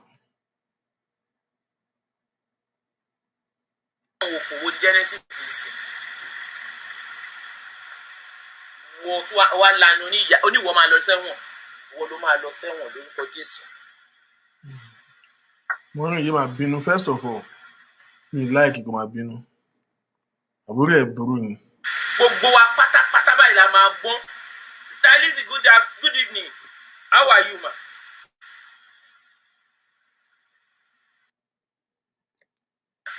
And if he die in this course, listen, his death will fight back. I want to Prophet and prophetess. I'm not part of me in your motor. I want to show you something yesterday. Ẹ rántí náà gbogbo ọkọ tí Ṣadé sọ fún ara ẹ rántí ni.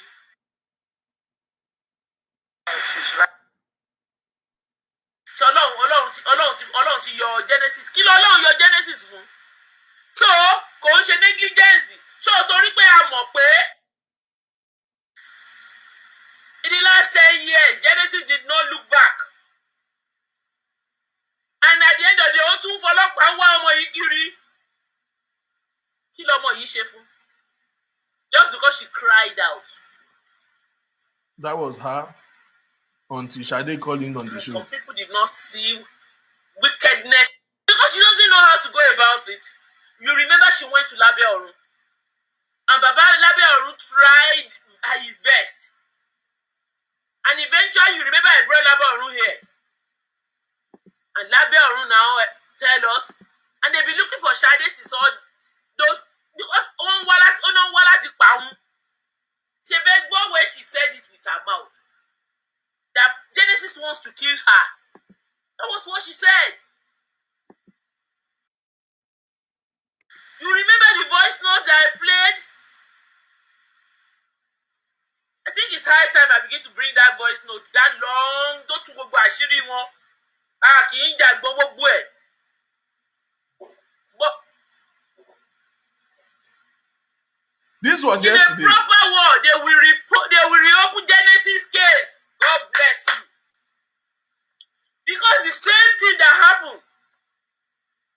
Look at this fool.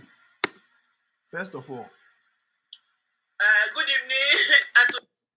a case that was with the police that was investigated and they saw that that was closed. So if something happened else, first of all, I want to establish that this girl is obsessed with Genesis.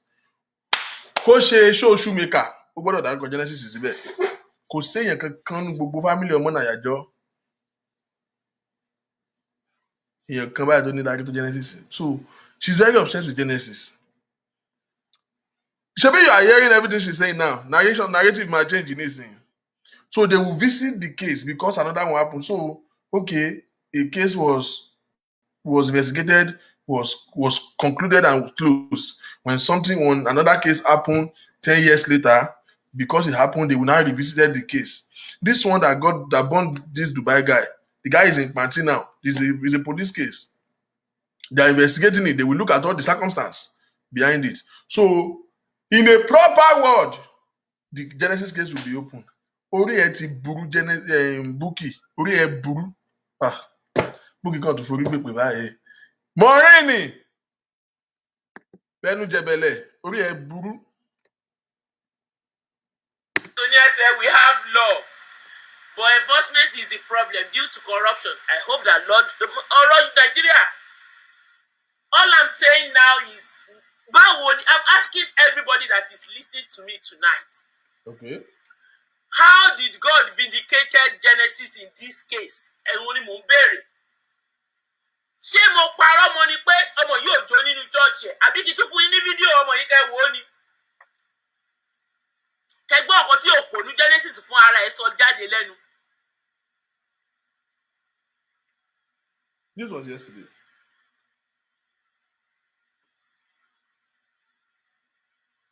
You see, àwọn nǹkan kéékèèké báyìí ló yẹ ká máa.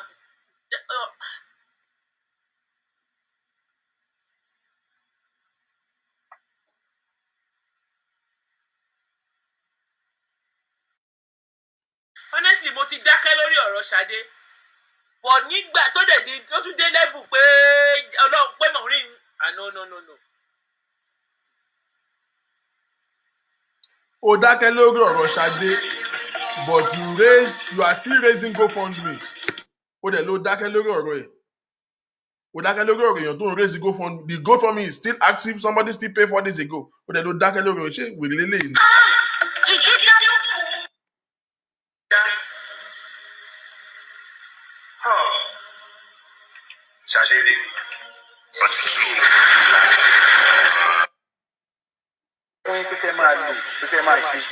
Ẹ má bínú, bọ̀ lórí YouTube.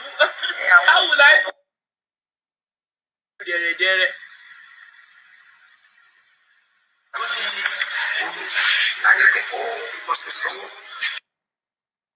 It was after Baba Lábẹ́ Ọ̀run come to this place. Tí gbogbo wọn wá sórí bíbá yìí.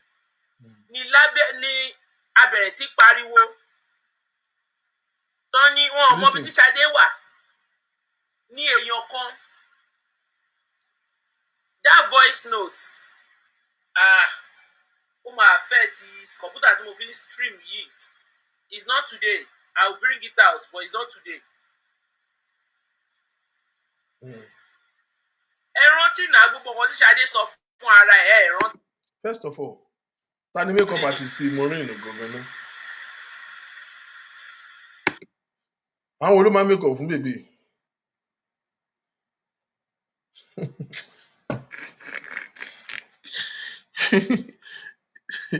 Maureen, orí ẹ burú ẹwẹ́nú. Ẹnu rẹ̀ bí ìdí ajá. Ní 2021, no, ó wrong now. Ẹ wò now, ó wrong. Ní 2021, kéèyàn sì máa kun àbá. Wèrè kun yọ́ríyọ́rí. Ní irọ́ mo gbọ́dọ̀ yẹn lájì kìíní. Abẹ́rẹ́ rí nǹkan tí mò ń rí ni. Yàtọ̀ sí wọ́n in 2021, kéèyàn sì máa kun LED. Okùn láìlá kan bọ̀ bókè tó máa ṣì ní pẹ̀lú ṣẹ́ẹ̀tì ẹ̀. Eyelashes náà gbẹ́ bí pẹ́ńsù yìí. Ní 2021, ṣé ó tún tìǹtì mi lẹ́gbẹ̀ẹ́ kan ní àbí ọjọ́ ogbó ti dé? Ayé ẹ ti bàjẹ́ Maureen. Shade said it by herself when we find out. Ṣé rí nígbà tí a eventually rí Shade. When I got talking to Shade, Shade told me so many things. Gbogbo irọ́ tí eléyìí pa yìí, onírọ́ ni bóyá wà tó ṣe ẹnu tó dẹnu dọ̀rọ̀dọ̀rọ̀ yẹn. And I play it for everybody here. And ó wà lórí channel yìí, ó wà lórí YouTube, ó wà lórí Facebook, ló bá fẹ́ wò. Voice notes yẹn mo play ẹ̀ live, ó wà lórí everywhere. But the problem is, ẹjọ́ kí ni Ọlọ́run fi vindicate Genesis níbí báyìí. Genesis tó yẹ kó gbéra ẹ̀ sínú ilé, ẹ wá tún wá lẹ́nu ẹ lọ́lọ́run vindicate yẹn, Ọlọ́run wo ló vindicate yẹn? Why tó fi ń wá ọmọ yìí kiri?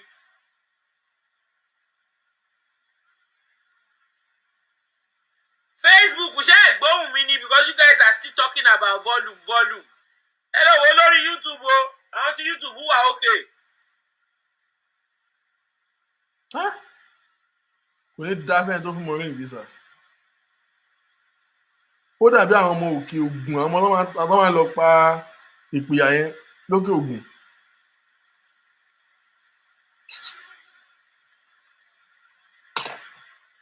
Àbáwọn ọmọ kòjọ Kútọ́nù kòjọ Nàìjíríà. I can come back and do it maybe some other time, not today. Because mo ní pẹ́lẹ́ ni. Because I have another important issue that I need to discuss with everybody. Ṣé rí ọ̀rọ̀ Ṣadé? Ó dàbí ẹni tí wọ́n ń ṣe ni. Yeah, listen. Ibi awilade yìí, ladies and gentlemen.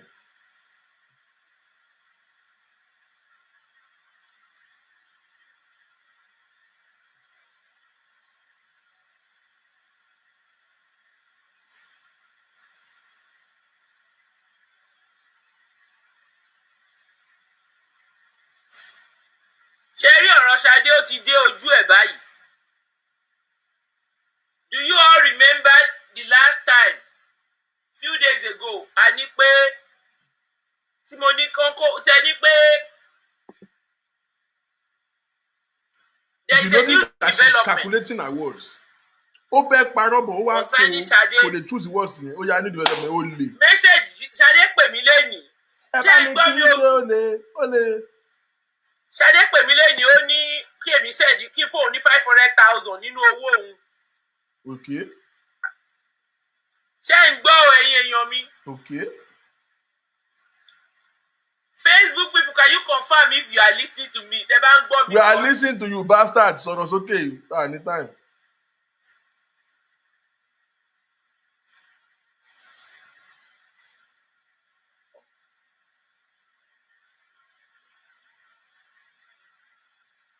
Ẹjọ́ ṣe ń gbọ́ mi, mo bẹ̀ yín ni. Ṣadé is alive náà, ṣebí Ṣadé wá síbí báyìí. Bó ṣe gọ̀ làwọn viewers ṣe gọ̀, àwọn 120 tó kù tó ń wo yẹn. Let me pause this show. Nígbà ayé Maureen, 2,000 viewers still counting, 15, 18. Lórí ọ̀rọ̀ Genesis yóò padà sórí burúkú, òòdẹ̀ tí ìmọ̀ pé ó ṣì ń ṣe ẹ́. Ẹ wo polo wèrè bí aṣọ ń ta hotspot. Ṣé nínú bó ṣe ń ṣòṣì náà ló ṣòṣì ráyọ̀? Nígbà ayé ẹ Maureen GOTV ẹlẹ́nu bí ẹni Haúsá. Genesis o Ọládélé Ládélé Wàsíù o Ládélé ẹ̀sìn àgbáyé rèé o my mommy ẹ rí àwọn òpònú kan máa kàn lù ẹ my brother láti today 15, 17 you can barely have 200 people watching you right now lórí ọ̀rọ̀ Genesis ó wò lè mọ̀ pé ó ti bọ́ lọ́wọ́ ẹ̀ ṣòro ó dáa kéèyàn máa grow from small beginning kò máa grow by take a simultaneous growth when you are doing the right thing easy. It's a question of time. You will grow. Consistency and quality determines your growth. Consistency and quality will give you a simultaneous growth. You just grow like this. But tó wá jẹ́ pé orí burúkú ló fẹ́ ṣe, orí burúkú is your hobby. O kàn wá mẹ́kàn ń ṣòṣì. Ó dẹ̀ ṣòṣì ó kú kégún 170, 120 wọ́n ṣe ń wù ẹ́ nìyẹn. Mo wo login sórí kí ni mo rí 65. Maureen bó lè jọ tiẹ̀ ti bàjẹ́ lórí ọ̀rọ̀ lọ́rọ̀. Ó ti rò ó dàbí ṣáwá Ghana. Ẹ wo rí èrè. Wọ́n lè lé iná àwọ̀kọ̀, ilé iná àrọ́kọ̀ báyìí. Ọkọ̀ ló lè rí, ò lè rọ́kọ̀. Ẹ jọ̀ọ́ vacancy on a more serious note. À ń wá àwọn ọkùnrin tí wọ́n tó gbangba sùn lọ́yẹ́. Mr. Temidayo, ẹ máa bá mi ṣe hiring event ní London. À ń wá àwọn ọkùnrin tí wọ́n dúró déédéé. A nídìí wọn ní UK náà, ní US náà. Mo ti fà mo tiẹ̀ nídìí àwọn ọkùnrin yẹn náà ní Maryland níbí. Àwọn ọkùnrin tí wọ́n tó gbangba sùn lọ́yẹ́, tí wọ́n dúró déédéé ní ìta, tí wọ́n sì dúró déédéé lábẹ́ ṣòkòtò.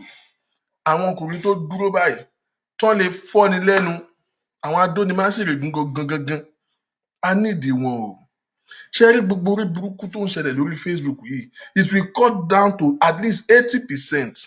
Tá a bá lè ráwọn tó bá lè fọ ẹnu irú àwọn wèrè báyìí. Irú àwọn Maureen yìí.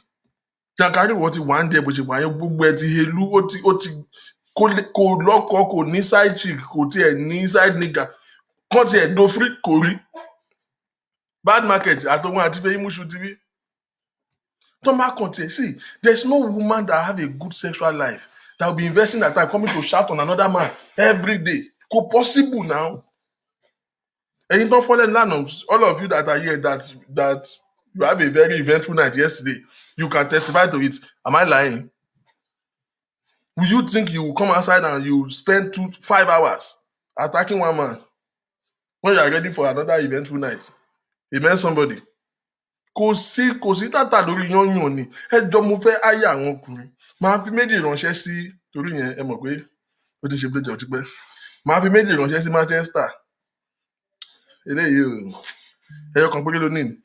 Mo ní ẹyọ kan ní Luton yìí. Mo dẹ̀ ní ẹyọ kan Maryland. A máa sinmi everything. Ẹ mọ̀ tí Ṣínà Peter bá sọ pé hi bam torí máa stop yẹn. Ẹ kàn máa rí pé wàhálà máa dákẹ́ lórí Facebook. Tábọ́n kan tiẹ̀ lè ráwọn adónimáṣèrègùn bíi 3 péré. 3 4 tọkàn bá wa ṣiṣẹ́ ìṣẹ́gun fáwọn ọmọ rádaràda yìí. Kí ló dé? Ta ló bá ti yín jẹ́? Ta ló bá ti yín jẹ́ tẹ wá stupid báyìí? Ta ló bá ti yín jẹ́? Gbogbo àwọn ṣọ́ọ̀bù tó ti gbé jàǹkárí wọ̀. Ẹ̀wọ̀n ikọ́ gbèsè tó máa wà ń délé. Ẹ̀wọ̀n tó ti yọ́ọ̀gù. Somebody, this is how Celestial Church of God run my friend with their candle. Ṣé bó olóhùn lò ní? Ó fi ṣoògùn owó ní náà. I want to be Facebook, John now. Somebody should help me. She is gathering momentum ní ó mọ̀ nǹkan tó ń ṣe o. Ó mọ̀ nǹkan tó ń ṣe o. Ó fi ń build up nǹkan tó fẹ́ pa ni o. My people, they join. Can Facebook hear me? Ìkànnì Matthew yìí. Can somebody just confirm you can hear me? Washington DC. Irọ́ mi lè gbé kọ́ báyìí. Abúlé lọ́wọ́.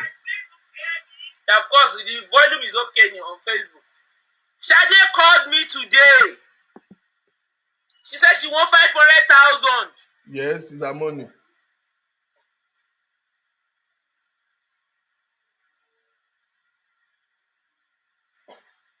Maureen klepto.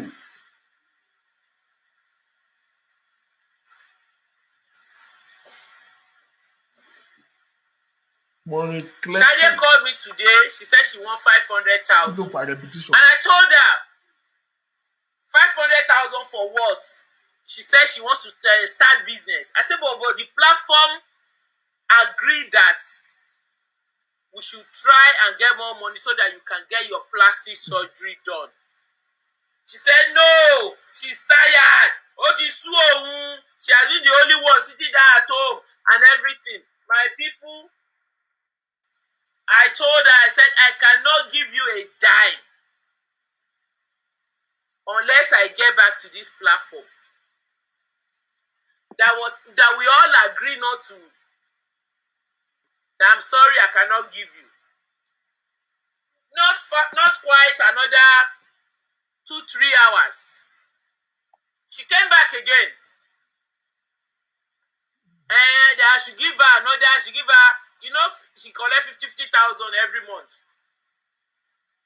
She says she wants 4 months, 50,000, 4 months in advance. Okay, that I should give her. Excuse me, ladies and gentlemen. Why is Maureen giving Sade 50,000 every month? Because there is a conflict of interest here. She asked for this money. You said, no, you cannot give her money because the money you raise is for surgery. And yet, you are giving her 50,000. Out of what? I thought the money is meant for surgery. So you should have either not given her anything at all and raise this money for surgery. But you are giving her 50,000 out of your own benevolence or what? No, hell no. Why do you give her 50,000? Olóṣì ti náwó. Ó ti nóje. Maureen and money is like newspaper and suya. They attract each other. Maureen and money is like, you know the signal they call kleptomaniac. Kó ṣáà jí nǹkan ni. Ẹni tó bá ti ní kleptomaniac. Ó lè jẹ́sẹ̀ bàtà kan. Olóṣì, olè, ọ̀lẹ, ọ̀fọ̀n. I am asking ẹ̀wọ̀ yẹ̀rìngì yìí lóbì létí obìnrin ní 2021 ẹ̀wọ̀ yẹ̀rìngì. Ìyá olóbì ló máa ń lo àwọn yẹ̀rìngì yìí. Nígbà tó wọ polo, àwọn polo táwọn lord choosing máa fi ń ṣe crusade, polo choosing tó wá wọ ríìmù mọ́ṣẹ́dẹ̀ yìí sí. Àárín hold up náà ti máa ń ta ilé ìlékòdù mọ́ta. Yé tí ẹ wò bó ṣe lanu. Ó ti náwó yẹn ni. Why are you giving? Why exactly will you give her 50,000 naira every month? At what point was the plan that you have to become the Jehovah of Sade? Someone that's the agenda. That was why I played the first video. She just wasting my time. Where she begin to beg people to raise money for surgery. Clear cut. You said you want to raise money for her surgery. But this girl asked you for this money. In the first place, you have not been making any campaign about this girl. You have not been talking about it. And you did not. You are so convinced. Ó ti gbé offering bag sí Gofundme. Wọ́n kàn ń dá síbẹ̀. Wọ́n ṣe ń fi sí ni wèrè ẹ̀ ń yọ. Wọ́n ń fi sí wèrè ẹ̀ ń yọ. Because o níṣẹ́ now. Maureen, you don't have a job. I have been asking this question for a long time. What does Maureen do for a living? And ó yá ẹ ká kọrin yìí. Iṣẹ́ àgbẹ̀ níṣẹ́ ilẹ̀ wa. Ògbẹ́ni tẹ̀lé public school Báyọ̀lá kọrin. Ẹni kò ṣiṣẹ́ ege á máa ṣe what? Yóò jalè.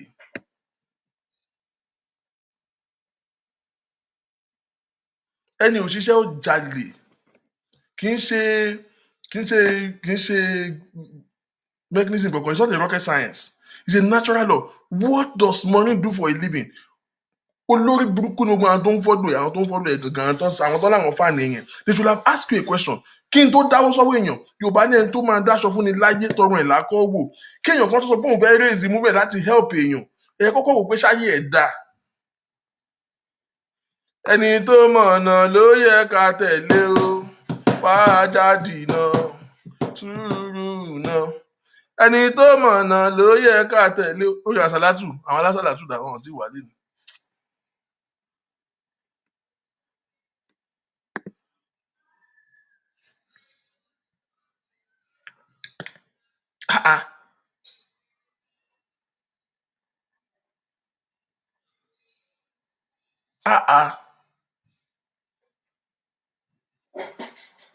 No, now wrong now.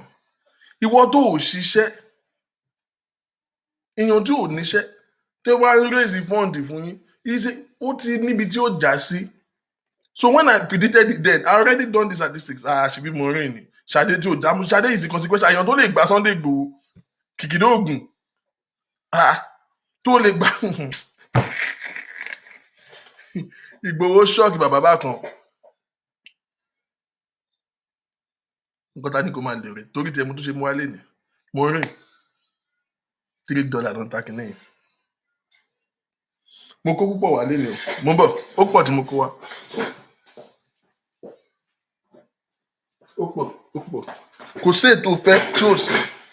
Maureen, wo screenshot ẹ̀ chopstick náà ń pè é. Má ra àwọn fine girls yẹn, àwọn line, àwọn kan máa ń wọ́n tó máa ń wà bíi $10, $12. Má lọ bẹ̀ yẹn, o mọ̀ pé council house ló ń gbé, apá ẹ̀ ò ká. Ìjọba ò lè máa bọ́ ẹ kó tún máa ṣe fáàrí. Ó yé ẹ. Ẹni tó ń bọ́ kì í bájá, wọ́n ń bọ̀wọ̀ ni. Chopstick náà ń pè sísítà mi, $3 ni. Nínú owó tí council ń fún ẹ yẹn, jọ̀ọ́ máa rà á. Wọ́n ṣe máa ń lò rè easy ni.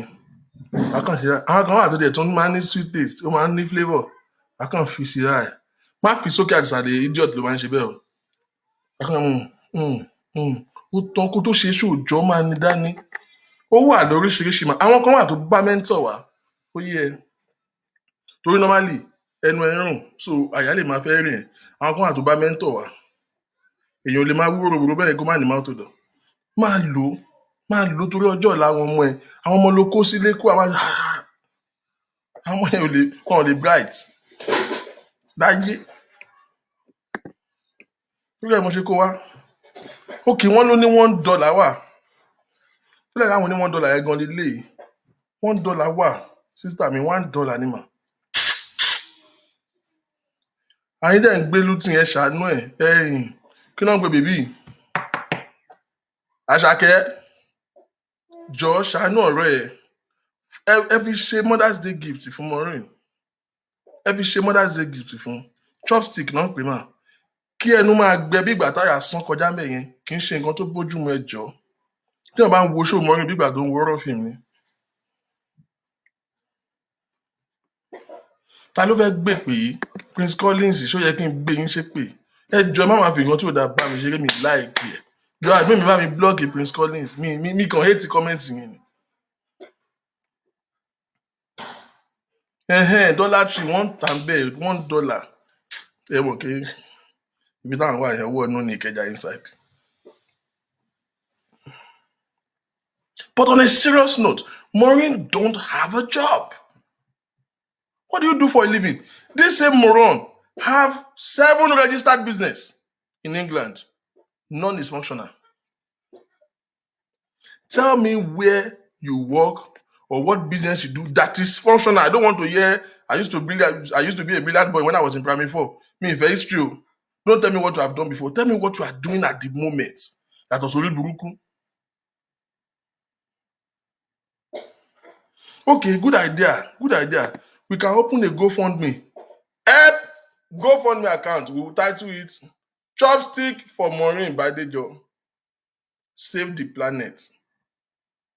Chopstick for Maureen Badejo to save the planet. So that our children will stop having nightmare.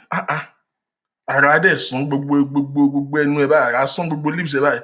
Á dẹ̀ dàbí clay soil nígbà ẹ̀rùn. Kẹ̀jì nígbà tó kùn bá pa ọmọ rí. Lórí ìbá ń sún tó ń ya pátá yẹn. Kí ló dé? Gbogbo èdè ẹ̀ dẹ̀ falàfalà bí bọ́ọ̀lù oníke. Kí ló ń ṣe ẹ́ náà?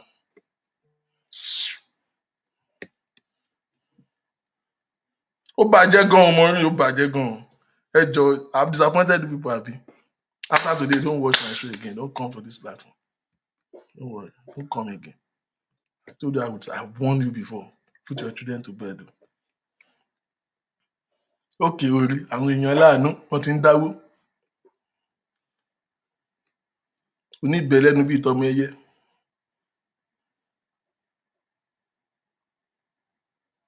No, me like you. Okay, that's what she do for a living. Okay, they said Maureen work with Gofundme.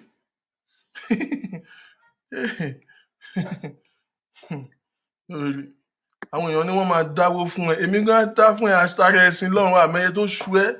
Ó yẹ àkókò ń ṣàánú ẹ náà ni. àwọn tó di ẹ tó ní ẹ àwọn tó bí ẹ wọ́n bí ẹ wọn ò tọ́jú ẹ wọn ò wù ẹ náà a máa ṣe tiwa fọ́lọ́run náà ni àmì ẹ tó ṣú ẹ náà àwọn ibi táwọn tiwa náà máa rìn dé ẹwẹ nu èèyàn. I said, Shade, what do you mean? I agreed. We can remove from this money to pay your rent. But apart from your rent, I am not going to give you any money. Do you know what Shade did?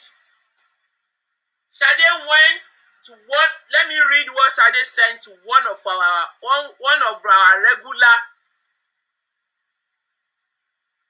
She went to go and write rubbish. Send the message to send, you see, one of our brother on this platform. Ẹ̀yin gbà mí ó dàbí pé àwọn ará Nàìjíríà Ọlọ́run á ràn wọ́n lọ́wọ́ but it's better everybody know the truth. Princess Collins, I'm warning you again. I'm a need problem. You like how my people buy me shit? Whoever that is pushing out, do I care? This is what she said. Good evening, sir. All of you listen, Yes. I am Shade Ogunseye, that God burnt in Genesis Church. Sir, about the program that Sister Maureen do for me on Friday night. Sir, this is my suggestion. This is my suggestion. I've been indoor for good a year. Only me inside. Only me inside. Every day and night. And I'm always crying to Sister Maureen that I cannot understand myself anymore. Daddy, I am fed up to continue to stay indoor. Now, once everybody conclude that she should work for surgery first, which I supported too, sir. But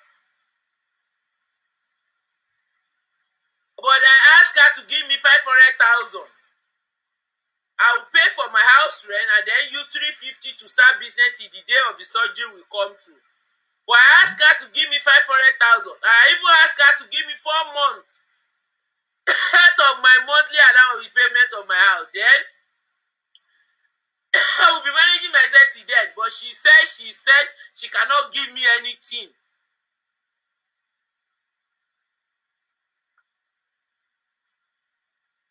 Hello, everybody. I don't want this thing to continue to linger.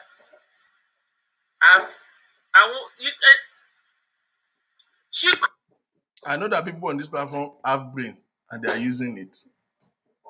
Did you read the text message of that girl?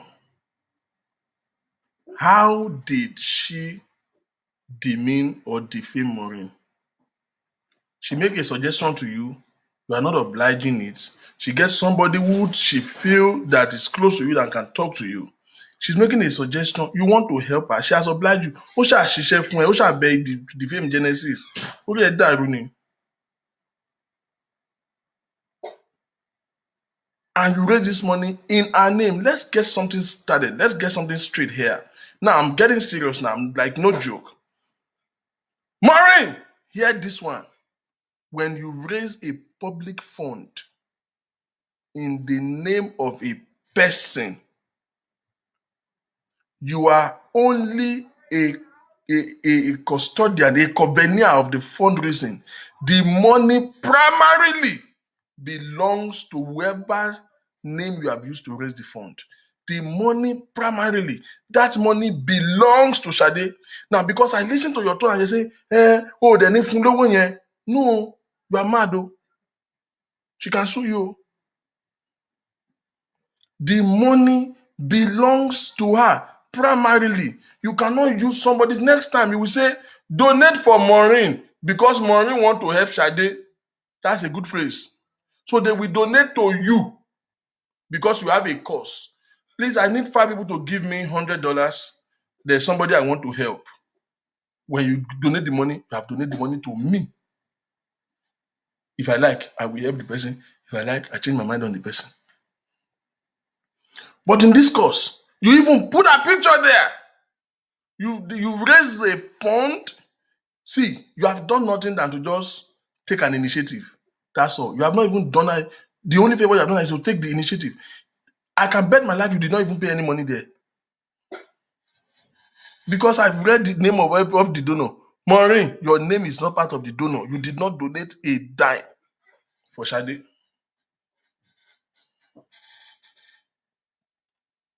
A dime. The money primarily belongs to this girl. Who the hell are you? Because I think that's where we already having the mix-up. We're having a mix-up there because she's really feeling entitled that she has an access to the money. Yes, an access, but it's not your money. Tobacco there, they can arrest you. It's a public fund.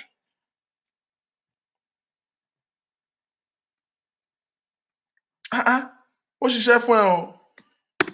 Called me by herself.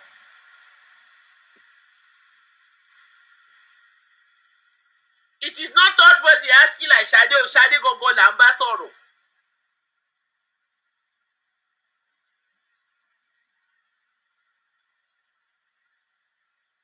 Èmi ò open business, omi ò ṣe business. Àgbà Yahoo, Maureen. Wọ́n káwọn Facebook kó tó sọ di nǹkan míì.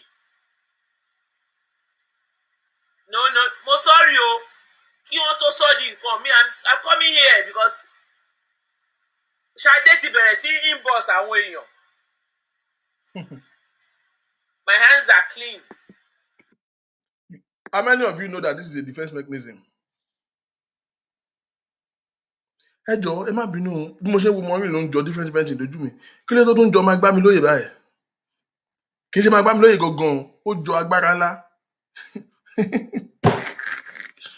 No, I'm dead serious now. Bí mo tún ṣe wò ní sí ó jọ. How many of you watch agbára ńlá? Ìṣàwùrú ó jọ ìṣàwùrú. Èmi ìṣàwùrú abẹ́bẹ̀ ọ̀yà ọmọ tí ń yangan àbàmẹ́jọ tí ń lọ́mọ́gi tábà. If you are born in the 90s, you don't know what the hell I just said, okay?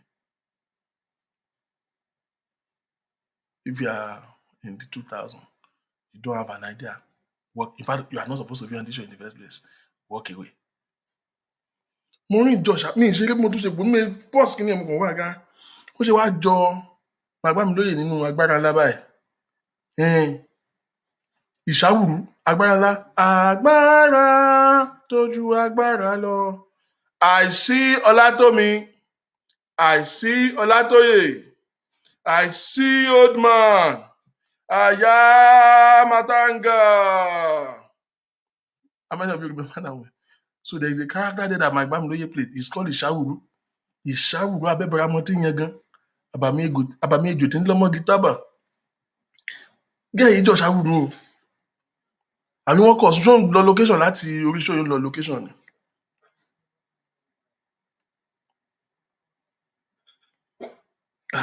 Oh God. No, sorry, don't worry. I took a little digression there. This is what I'm saying here. You know that this is a defense mechanism. This is a defense mechanism. Ọmọ yẹn ti fẹjọ́ sùn èèyàn kan. Káwọn Facebook tó gbọ́ àwèrè àti gbọ́. Ó wá kọ́kọ́ fẹ́ wá ṣe first attack fún ọmọ yẹn láti defame me. Unfortunately, the shit went wrong. It went wrong. Ó yà sọ̀rọ̀ sókè wèrè.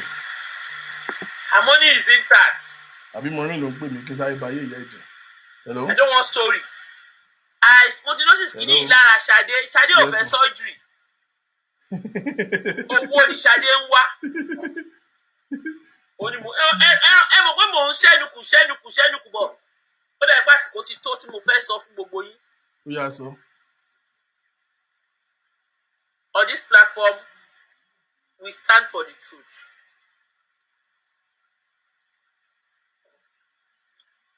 This is what Shade sent to one of us. So all of ẹ má worry o, owó ẹ wà intact, Gofundme ti sanwó ẹ. Again? Gofundme ti ṣe what? Gofundme ti ṣe what? Gofundme did what? Mọ́mí ò lè ló máa pàyà ẹ̀. GoFundMe somewhere. This is it's still an active account though. Once you donate to, if you decide to donate now,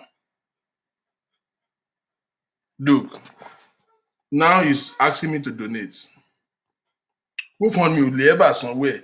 Àbórí ẹ̀ burú àtàwọn wèrè tó ń listen sí ẹni.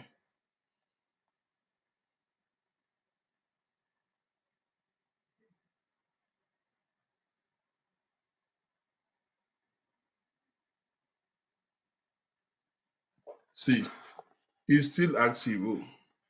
Ẹ jọ̀ọ́ ẹ nawọ́ yín sí orí screen yín kẹ́ ẹ sọ pé èdè ò ní dì ẹ́ Victor. Mo dáwó fún ẹ tì, bí má dáa fún ẹ wò, àgbàna awọnú owó ẹ straight wẹ̀. Owó wò làgbàna fẹ́ wọ̀ gan. Kò sówó ńlẹ̀. So that's one big lie right there. Excuse me, Maureen, GoFundMe somewhere. A bloody liar. See, if you notice how to read body language, you can notice that Maureen is not stable. Maureen is trying to choose her words. She's trying to choose her words.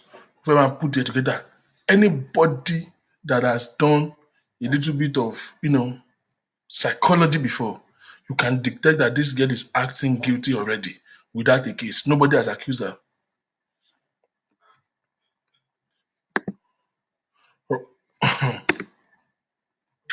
It's okay, Willie. And to tell all of you, once somebody on this platform, and I will mention her,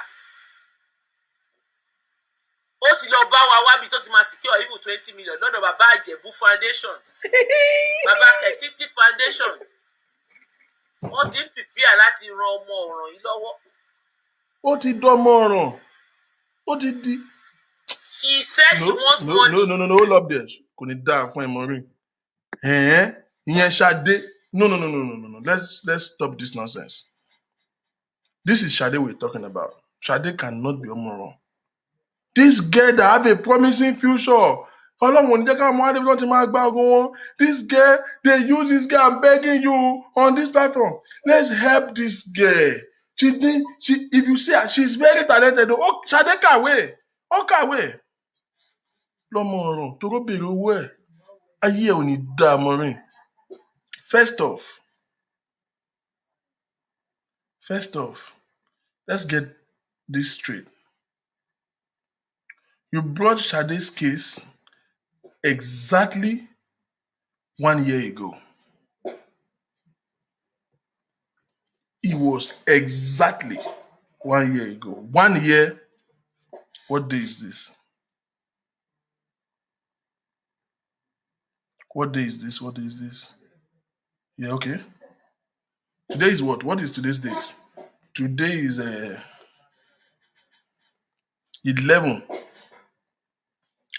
It is exactly 1 year and 6 days that you did the first show on Ṣadé.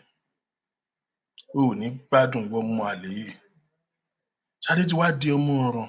No, kò lè jọmọ ọ̀ràn o. Ṣadé mọ̀ pé Genesis ló fẹ́ gba ògógẹ́ yẹn. Èèyà abánimúni. Abániṣídìí ògo ẹni. Saviour Maureen. Ìwọ tó dẹ̀ fẹ́ ṣídìí ògo ẹ̀, ó dẹ̀ fẹ́ save ẹ̀. No, kò wá lè jọmọ ọ̀ràn náà. Ṣé o wá gbà níbi tó ti fẹ́ kúkú jẹ́ kán lò jẹ́jẹ́? At least ẹnìkan ògo àṣẹ ẹ̀ wúlò fẹ́ nìkan. Kán kú tiẹ̀ tí wá lo ògo ọmọ yìí kó sì wúlò. Ó wá bẹ́tà ju ìwọ tó wá ń fẹ́ ògo ẹ̀gbá long tennis yìí. Ó wá gbogbo ẹ̀ níbi tí ó tiẹ̀ ti wà jẹ́ tó ṣe rí kiri freeman ẹnìkan kò lé èèyàn kan ò lé.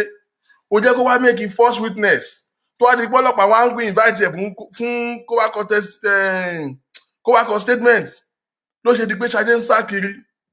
If you have said the truth, if police invite you for questioning, you will go there and make your statement.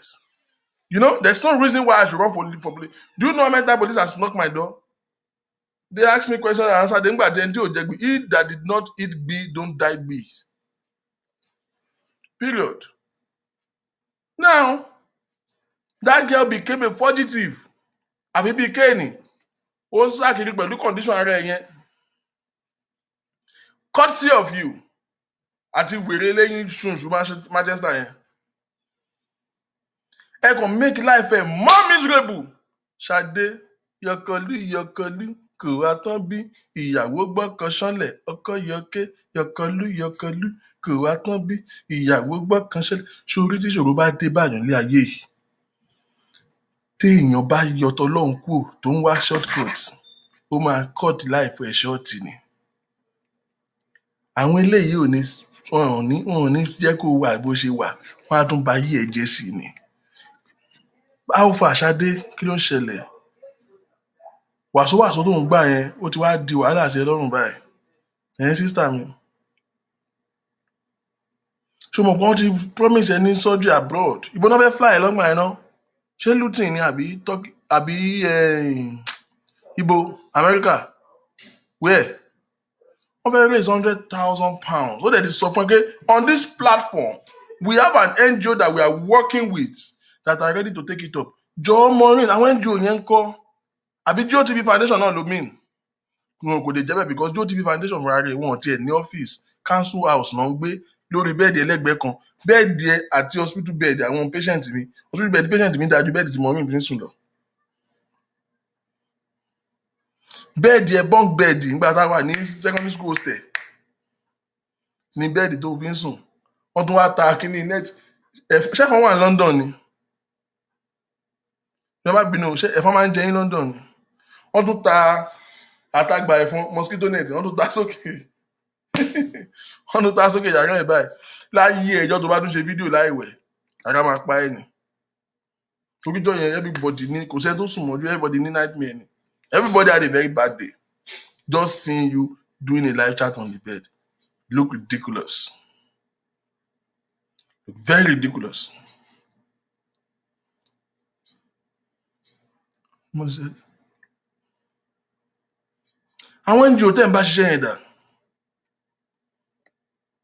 So for 1 year, thank you, you were unable to raise the money for Shade. For 1 calendar year, you raised 3,590.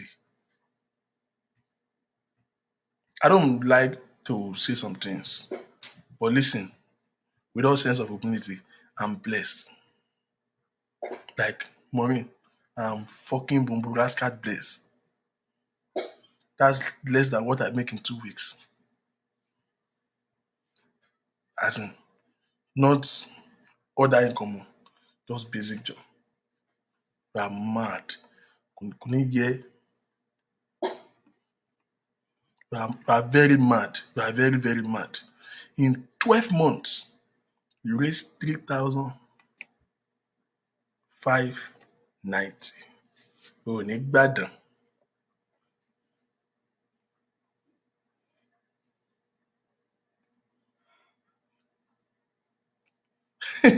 One hospital gone die below.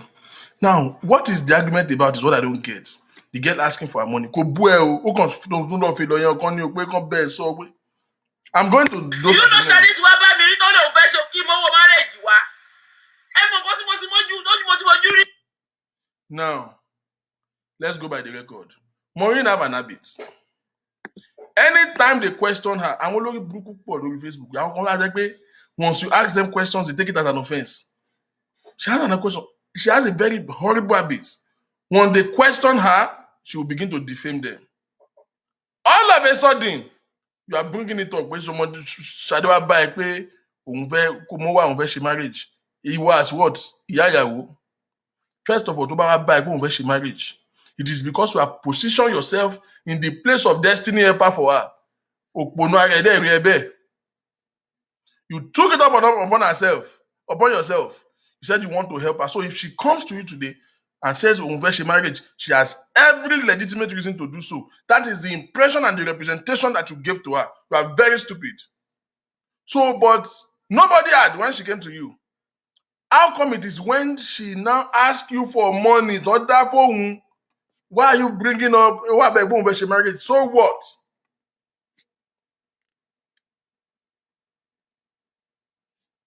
So what? You are the one who do you want to love present that as Ato Biju fún Ṣadé. Gbani. Now, èèyàn tí ìwọ tó lè gbára ẹ̀, ìwọ tó dání kéde ẹyẹ. bastard. Mo máa ráre fín kan lánàá. Maureen máa láyà.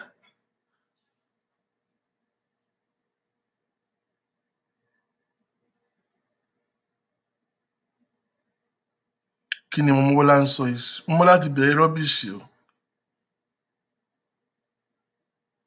Mọ́mọ́lá ti bẹ̀rẹ̀ o.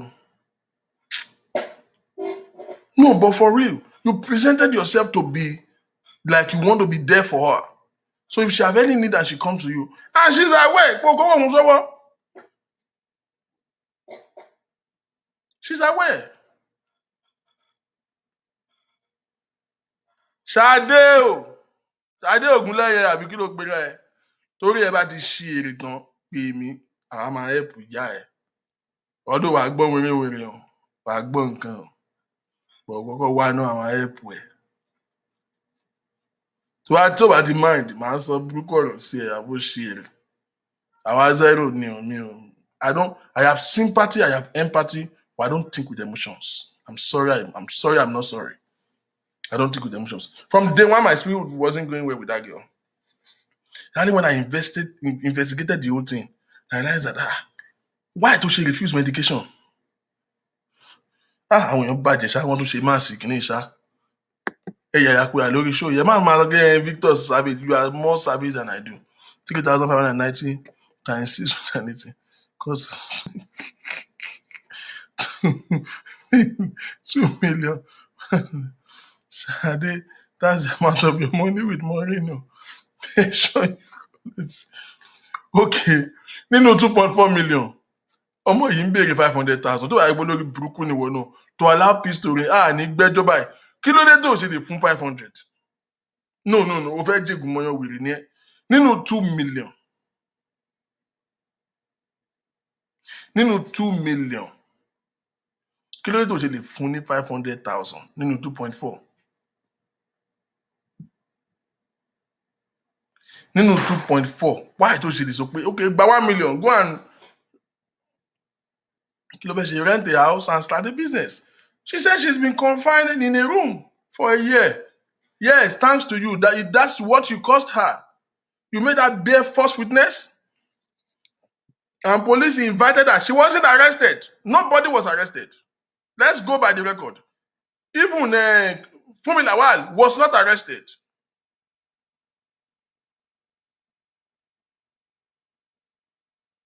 Funmi Lawal was not arrested. She was invited for questioning. It is when you ignore the invite and they will give you a frame of time. They will now place an arrest on you. You guys always mix things up. There's so many stark illiterates everywhere. Where everybody know how to make 2 sentences to comment. They just comment rubbish. She was invited. You people said, don't really show those go come see him where. Maureen, couldn't die for him. Only show you were on live show, those go come see SIM card there. You guys went to put her in a hideout. You guys are the reason why that girl has been hibernating in a room for a year. Because you promised her heaven and earth for her to just blackmail Genesis. That was your idea. She's been a free woman, working in her freedom, doing and getting little helps that she could get everywhere, left, right, and center. Until Tof Kagbakwe, you told her to bear false witness. Everything she said on that show contradicted what she had said before. Everything she said on your show were lies. And you know it. And Shade knows it. Ọlọ́run Genesis. Ọlọ́run dá padà ni. Ṣé bọ́mọ̀ láyé yín ti wá ń bàjẹ́ lójú ẹ̀? Kí ló tiẹ̀ wá ṣe gbogbo àwọn ọ̀tá Genesis báyìí náà? Orí yín dàrú ni. Ẹ tiẹ̀ pretend. Genesis kan jáde lásán ìkàn bẹ̀rẹ̀ sí ń bára yín dà. Kí ló ń ṣe yín?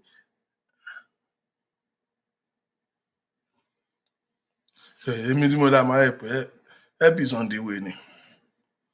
Mọ́dá wo Ṣadé fún mi. Orí iṣẹ́ òní máa ti náà. Màá lọ fi ra anti-iwoho, màá lọ fi ra iwoho ní lọ́rẹ̀. Máa lọ fowó ẹ̀ ra iwoho ni. Àti adìyẹ.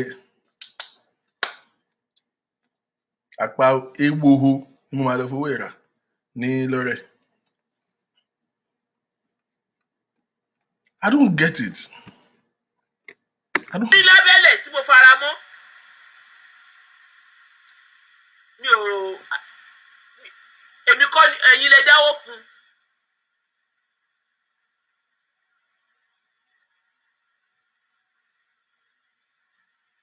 She says she wants to do business. Mo máa pè é nísìnyí kó tún nǹkan tó sọ lójú yín ká end yẹn. I will stop it after this call. We can use the mouth to explain the rest for you. Kò ní ìdìmọ́ yóò lọ́rọ̀ tó ní láyé tó fẹ́ sọ.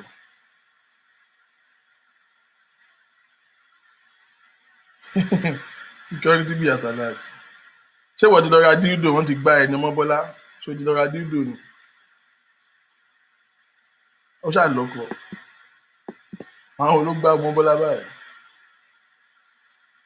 Sister Enisha, that's what I want to do tonight. Àgbàyà láríwì obìnrin adìyẹ. Hello.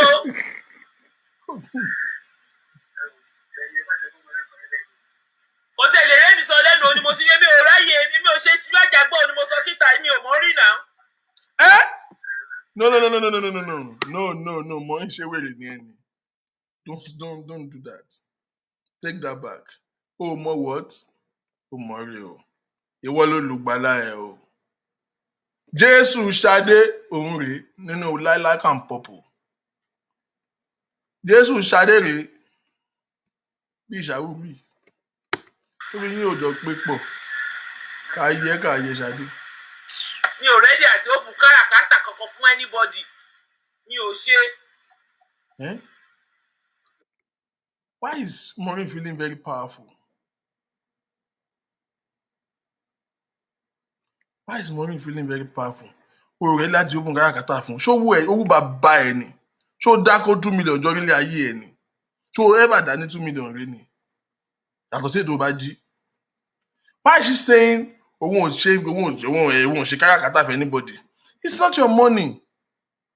It's not your money, Maureen. Gbọ́mọ fún mi jàre. Oh, let me call her. Kó wá fẹnu ara ẹ̀ sọ bí kákẹ́ẹ̀dì ẹ̀. Ìbéèyàn yẹn ò bá pè mí padà ńkọ́. Hello, good evening, ma. Okay. Mo ti kà á fún yín. Okay, àwọn èèyàn ń gbọ́. So the lines are open. Kílẹ̀. Let's hear people's suggestion before you call Shade. Okay. The question is, wèrè wo ló sọ̀rọ̀ ní background yẹn? Wèrè wo nìyẹn? How many people run this page? Let people call in before you call Shade. Why? You said you want to call Shade. Call Shade. Idiot, wo ló sọ̀rọ̀ background yẹn? Maureen, all of a sudden, you lost control of your own show. All of a sudden, you begin to hear, nǹkan tẹ́ bá ti sọ ni, on this platform, I listen to you. Nǹkan tẹ́ bá ti sọ ni, hear me on this platform, I don't listen to you. I do what is right by my own instinct. You like it to stay. You don't like it, run away. I'm used to you people running away and running back. Who cares? We know those who always stay. We know those who stay seasonally. We know those who come when there is violence. Ẹ̀yin lẹ̀ ní jẹ́gẹ́ violence ìtàn lórí Facebook èèyàn burúkú ni wọ́n. A ṣe show lánàá. Wá mélòó ní 555. Àwa bíi 200, 180 làwà bíi lánàá. Ó ti dè nínú ìṣó ti di gbàgbọ́ ẹ ti dé. Ọlọ́run ó yọ yín. Ẹ̀yin ni violence kì í ṣàwọn speaker ẹ̀yin ni violence èèyàn burúkú ni. Pé Ṣadé bastard.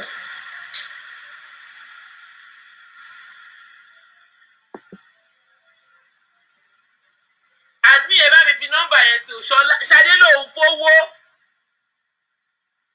Fún lówó ẹ̀ náà. There's somebody on this platform. Ó ti contact Adébútú Kẹ̀sìntì, tàbí? As we speak, our money is intact already. Lálẹ́. Hello, good evening, sir. Liar. Ẹ kálẹ́ sá o.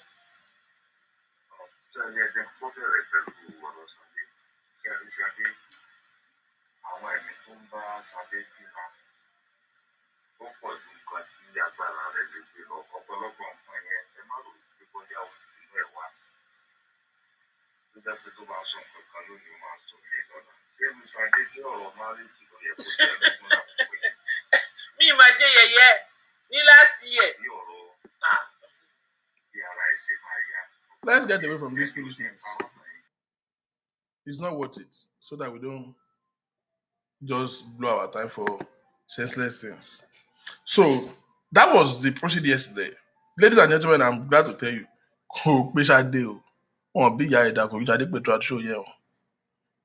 First of all.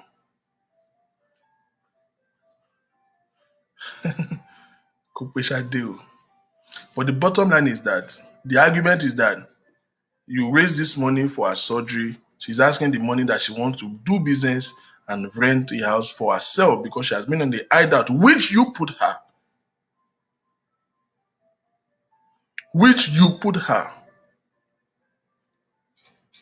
She's been in hideout courtesy of you and Buki Jesse. And you're Banilaye jẹ́. Ìgbéni fáwọn tó rìnà kò yín because kẹ́ ẹ̀ ní kankan tẹ́ fẹ́ fà jù. Ta ló sì? You can't give what you don't have. Money ò ní lárí báwo ló ti fẹ́ help èèyàn kan. Now, this is the question. So, the argument started based on the fact that Sade is requesting money to do business. She has been in hideout for over a year. More than a year. Èmi ò wo tán, èmi ti kúrò lórí ẹ̀ lánàá yẹn. Okay, wọ́n ló padà pé Sade èmi tí kí ló kàn gbọ́dọ̀. See, watching Maureen show is a torture to me. Ìfù pé right òun ni. Ọlọ́run á san yín lẹ́san rẹ̀. Ẹ rántí lọ́jọ́ tí mo kọ́kọ́ fẹ́ raise owó nígbà tí mo sọ̀rọ̀, ẹ rántí pé mo sọ ọ̀rọ̀ kan tí. Mo ń gbọ́ yín. Wọ́n ní Sade ń bleach. Olórí burúkú ni Maureen.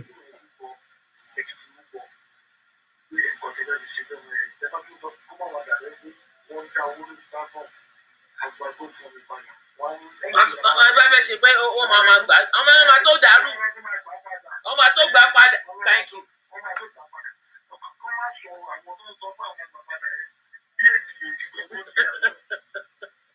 Àwọn bọ́lá láwọn fẹ́ buwọ́ àwọn padà. Maureen ò lè rí kọ́bọ̀ fún yín o. Wọ́n gbà padà ní.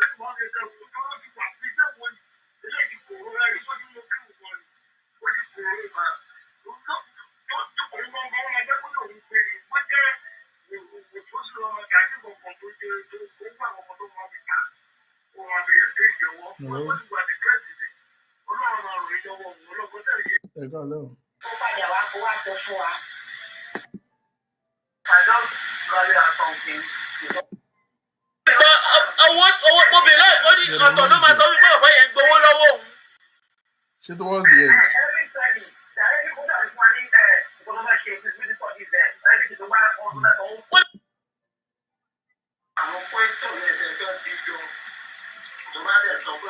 Bẹ́ẹ̀ni.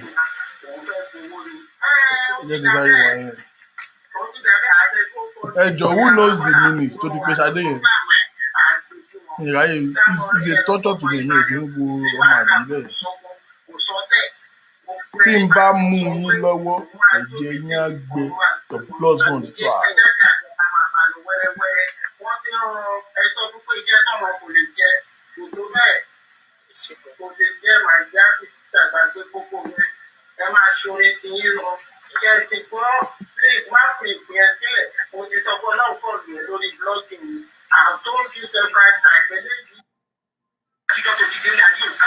Who have an idea of 1 minute it is? Èmi ò tí ì gbọ́ bí títí tó ti pe Ṣadé yẹn ní kúrò lórí ẹ̀ lánàá ni. 1 billion. Ṣé from here?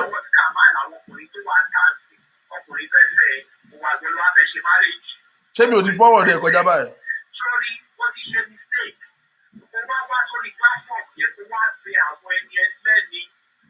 Àwọn ènìyàn gidi tí Ọlọ́run máa dùgbé sí ayé wọn ṣe ó ní kó foríjì ẹ̀ ó gan ó because tó o bá bọ̀ ni ṣé ó ní opportunity tó ní lórí platform yìí tó bá mọ̀ ni tó bá lójú inú o kàn níwọ̀n wòlíì ó lójú inú tó bá lójú inú wàá rí wípé pápá opportunity ló wà pẹ̀lú lórí platform yẹn ìwọ tó yẹ kó fara balẹ̀ kọ́ńtà ẹ̀ sọ́ọ̀tì owó ó lọ ṣe sọ́ọ̀jì. Kò ní dáfẹ́ tó sọ̀rọ̀ yẹn. Ta ló ti wá sórí platform yìí tẹ̀ tí ẹ̀ bù mí?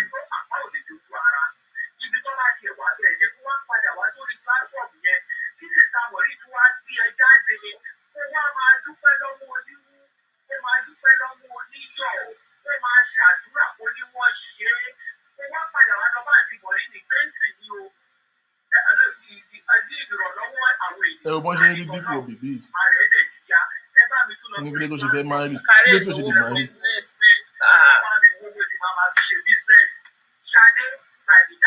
So Maureen lè ṣe show fún Ṣadé láti rí dípò.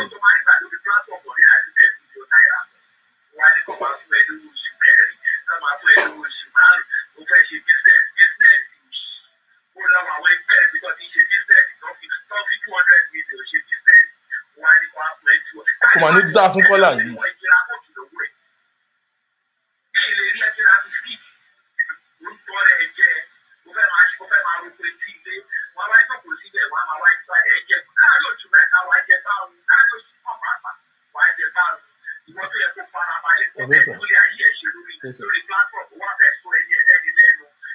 Ẹ ló mọ gbọ́ sà.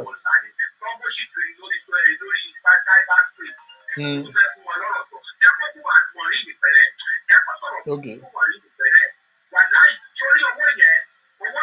Wọ́n ti kó láyà jẹ.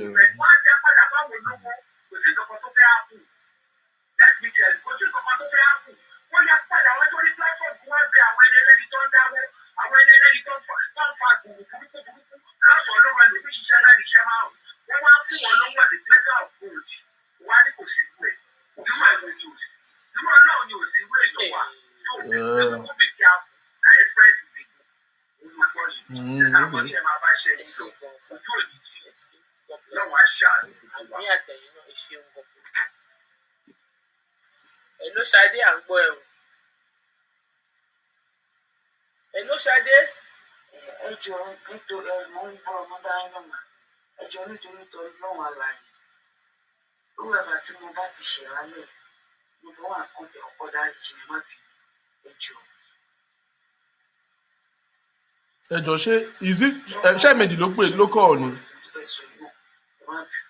Ọlọ́run ló mọ ibi tí ẹ̀dá ń lọ láyé Ọlọ́run dẹ̀ mọ̀ pé ìrìnàjò ẹ̀dá láyé ṣe rí ẹ̀dá onílé ọlá. kíní ọjà tí mo sọ àwọn àìsàn àwọn ìlú kan sọ tẹ́sí àwọn pè fún ara wọn ṣe ń gbọ́ pé àwọn fẹ́ pé àwọn ò lè máa fìdí mi lọ bẹ́yìn wípé owó yẹn kì í pọ̀ jù pé àwọn máa yọ owó rẹ̀ 600,000 nínú owó náà fìdí lọ́jọ́ kan lọ́wọ́ àwọn 1.4 million wípé so àwọn máa wá di ní àwọn máa sẹ́ǹdì padà sí i káwọn èèyàn bá lè support mi sí so that ó lè more than expectation wa so pé kí n lọ máa ronú àwọn tó bá parọ́ mọ́ ọ̀gẹ́lẹ̀ dá wọn dá fún mi pé lálẹ́ pé kí n lọ máa ronú tí bí o ti bá lè ṣe so tó dáwọn èèyàn kọ́ là ṣe ń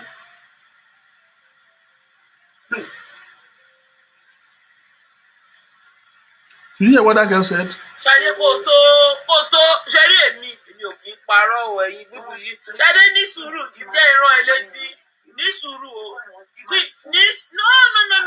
no ṣé o lè ní sùúrù kí ìran ẹ létí ẹ̀mí lòlò tí wàá bá mi o ní o fẹ́ ṣòwò before now before kí tó pè é yẹn mélòó ló ti wá bá mi ní sùúrù Ṣadé ní sùúrù jẹ́ kó sọ̀rọ̀ náà ó bí question lọ́wọ́ àní mo ní kò ní sùúrù sàn ní sùúrù máa fún ẹ láyè wàá sọ̀rọ̀ kò sí bójúbójú nú ẹ̀ mélòó ló ti wá bá mi before kí n tó pè ẹ́ tí mo ní owó ẹ o wọn ò dá pé o mi ò owó yìí ò pé o mi ò dẹ̀ lè continue láti máa fún ẹ ní 50,000 lọ as we speak iye báyìí ti kúrò nínú owó o so kí la máa wá ṣe báyìí ẹ̀mí ló ní wọ́n sì wá bá mi tó ló fẹ́ ṣòwò ní ilé ti sú ẹ mo ti mọ̀ ẹ́ kò tí ì pọ́ṣù mẹ́ta àbọ̀ṣù mẹ́rin o sì bẹ̀rẹ̀ o sì sọ̀rọ̀ business mi ò dá ẹ lóhùn. John, is this the first call or the second one? So this one before this time or?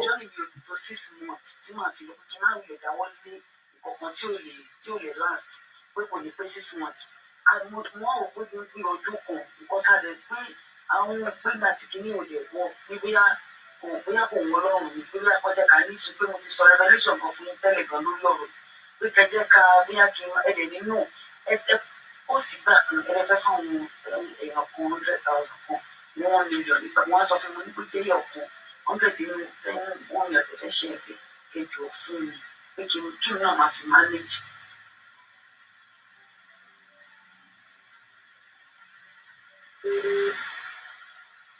So yẹn bẹ́ẹ̀ eléyìí tó wá rí ìsọ̀rọ̀ yìí jáde tó pé ẹ pè mí fún ayé pé kí n lọ máa ronú sí nǹkan tí mo fẹ́ ṣe pé kí n lọ rí síbi lówó ọ̀rọ̀ pé gbogbo wọn ṣe ń sọ yẹn wípé ẹ̀ ń jí mi lẹ́ẹ̀kí máa dìmáàdì fún yín pé mi ò mú orí ibi ọlọ́run tó wà láyé ọlọ́run tó dá yàtọ̀ mi ó mọ̀ pé ó mọ̀ lọ́pọ̀ ó mọ̀ orí ọkàn mi pé everybody tó ń ṣàánú mi ní brief ọlọ́run bẹ́ẹ̀ máa bá mi sanwó lẹ́sàn-án mi kò sẹ́ni tí mo fi bí ṣú so àwọn nǹkan tẹ̀mí ń sọ nìyẹn kì í ṣe pé bóyá mò ń sọ pé ìgbà tẹ́tí fọkàn mi sí yẹn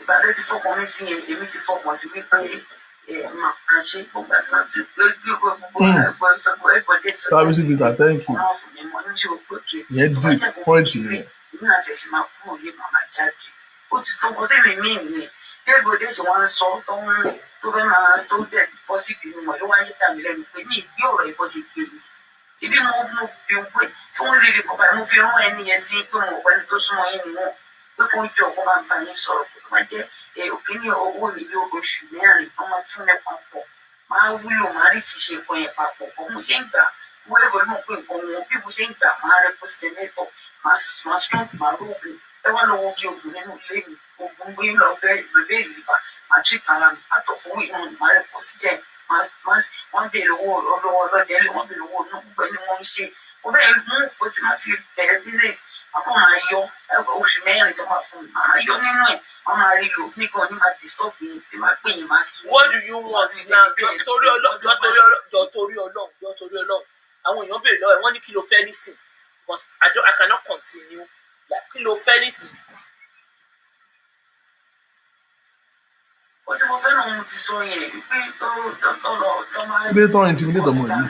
ó jẹ́ 2 months yẹn máa fún mi nǹkan oṣù nínú oṣù kejì kẹrin kí n máa fi ta nǹkan lọ tó ló ń bá yànda fọlẹ́ ọ̀fẹ́ fún mi mo sọ pé tó máa fún mi yẹn tó máa ń ṣe ìsísí pé ìfẹ́ sọ̀kọ̀ sọ́jú nǹkan lè máa ṣe yẹn lọ ní underground nǹkan tí mo sọ nìyẹn pé mi ìtẹ̀ ní máa fi pè é máa fi disturb mi mo fẹ́ ṣe pé àwọn fẹ́ ṣàwọn tí mo disturb mi ó wí kí nǹkan tí mo language mi ò yẹ nǹkan tí mo ń sọ ti gbé gbogbo bó ṣe gbé ọ̀rọ̀ ìgbà mi ò gbé ọdún yẹn mo láti fi pé kí mi náà fi máa jáde ilé kí máa fi wọlé pé mo ń jókòó sínú ilé ó ti fẹ́ dọ̀pọ̀ náà lóru ó ti fẹ́ sùn mí gbogbo ọ̀rọ̀ tó máa sọ yẹn ó ń pè wọ́n lóhùn sí láì ní ìtúlé lẹ́lẹ́kejì nínú gbogbo àṣírí tí mo bá ní sọ ẹ̀gbọ́n tẹ tuntun tí ò ní tàwa gbà kò yẹ kó lè pè yín mi ní má jẹ́ pé nìkan máa wá sínú ayé mi mo bóyá kan wá sí àmọ́rin bàbá wọn pàdé mi ò rò bẹ́ẹ̀ mi ni pé kí n bí mi máa gbìyànjú tiẹ̀ lọ́wọ́ kan láyè ní eré ìje mi tẹ́lẹ̀ mo bá tẹ́ ọkọ mi sínú ayé mi ni mo ní ọ̀rọ̀ tọ́jú kan wọ́n sì ń kọ́ mi ó pẹ́ sí ẹlẹ́yà tó ta nígbà tí ṣe ìgbà kan ọ̀rọ̀ náà lọ́wọ́ ṣá ọdún mo ẹ̀sùn ọ̀rọ̀ náà wà lọ́wọ́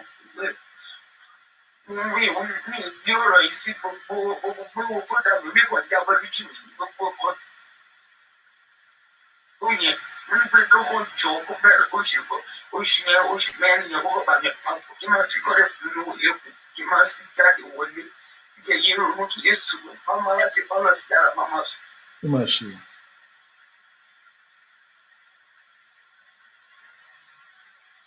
ṣùgbọ́n wọ́n ti ọdún bọ̀ tó jẹ́ the same thing ṣé èèyàn ní gba owó yẹn jẹun kan pọ̀ débi mí nìyẹn owó yẹn ti dàjẹ́ fún ọ̀pá tí ibi bí èmi mú kó sí gbogbo àwọn tó ṣàánú mi lọ ọ̀pọ̀ tí mo ní ìtẹ̀lé yìí ọ̀bí language mi lè yé everybody ni mo ṣe wò pé kí n pè yín fúnra tèmi ṣàlàyé bí àwọn tó ń sọ yìí bí àwọn tí mo ń sọ yìí ń pè.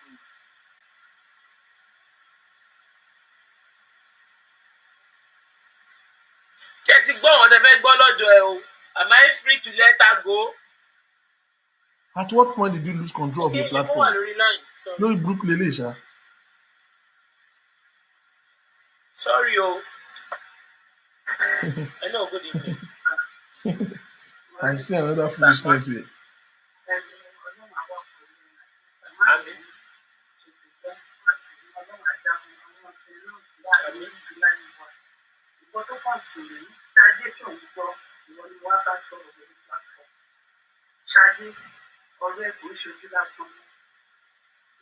Wọ́n ti bẹ̀rẹ̀.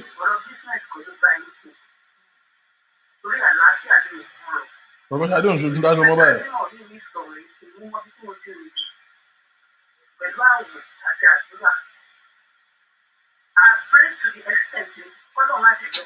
Nígbà yẹn ni mo fi owó rọ́bìṣì ilẹ̀ ọ̀rọ̀ pọ̀ lẹ̀. Ọ̀rọ̀ pọ̀ lẹ̀ ju rọ́bìṣì lọ. Níjọ gbádùn àti wà Adéṣadé. Now let's bring out some facts. You know why I pinned these comments? It's very essential. It's important. Remember, they said, but when £40,000 was raised, you said you contributed the money. You said people contributed. You said people contributed because they are your fans and not because of Igboho's name. So how come you know if you raise even 10k pounds in a year for Sade? Maureen, is a very vital question you have to answer. For real though, Sunday Igboho's case, you said they contributed money because of you, not because of Sunday Igboho. £46,000, ladies and gentlemen, was raised in a couple of weeks, not even up to a month. Now we have spent 1 calendar year to raise 3B. Tinwi Bay.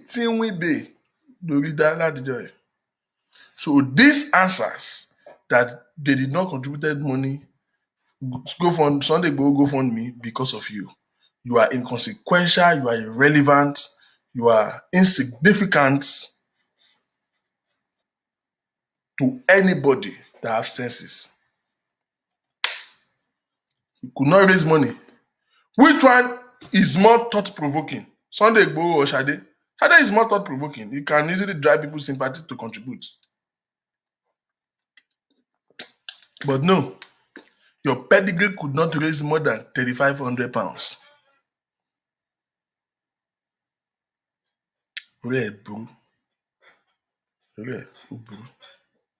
Now, this is the bottom line. Sade has been kept in oblivion. She has been kept in an hideout for 1 year, courtesy of you and Bukky Jesse. Sade, let's look at it logically. Who will fault Sade for what she has done? Ta ló fẹ́ fault ẹ? Ìgbà tẹ́ ẹ ti fọdún kan pilẹ̀ wèrè. If you have spent 1 year, tó dẹ̀ jẹ́ 3,000 lẹ́dá fún odindi 1 year. In fact, 3,000 èèyàn kan ló dá 1,600 ibẹ̀. Gbogbo ẹ̀yin wèrè tó kù $30, $20, $50 bẹ́ẹ̀ ṣe ń dá nìyẹn. So it's £20, £30. Ẹnìkan dá £5 níbẹ̀ mo rí. Olórí burúkú. Àwọn náà dẹ̀ máa ń kọ́ lórí iṣẹ́ tó máa kọ́ fún 30 minutes. You know? Now, if you have spent 1 year to raise £3,500, and this £3,500, let's go by the record. This figure has been like that more than 7 months ago. If anything increases or decreases, is like 10, maybe less than £200 has added to it. It has been at least £3,000 for the past 7-8 months. Let's get that by the record. So, if you look at the metrics, there have not been any significant growth in the metrics of the contribution. So, it is logical for any right-thinking person to know that This is not an idea that will work. This will not fly. Shade might be, be burnt, by fire, but I don't think her brain is freeze to the point that she will not know that this will not work. She said something that is very important, that is very cogent. She said, you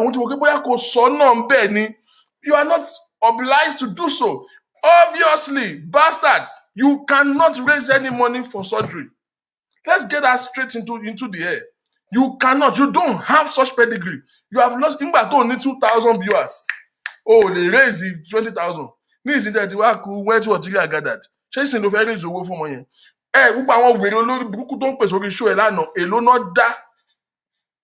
Ṣadé o, mo opportunity torí lórí platform yìí ni orí yín burú opportunity 3,500 láàrin ọdún kan.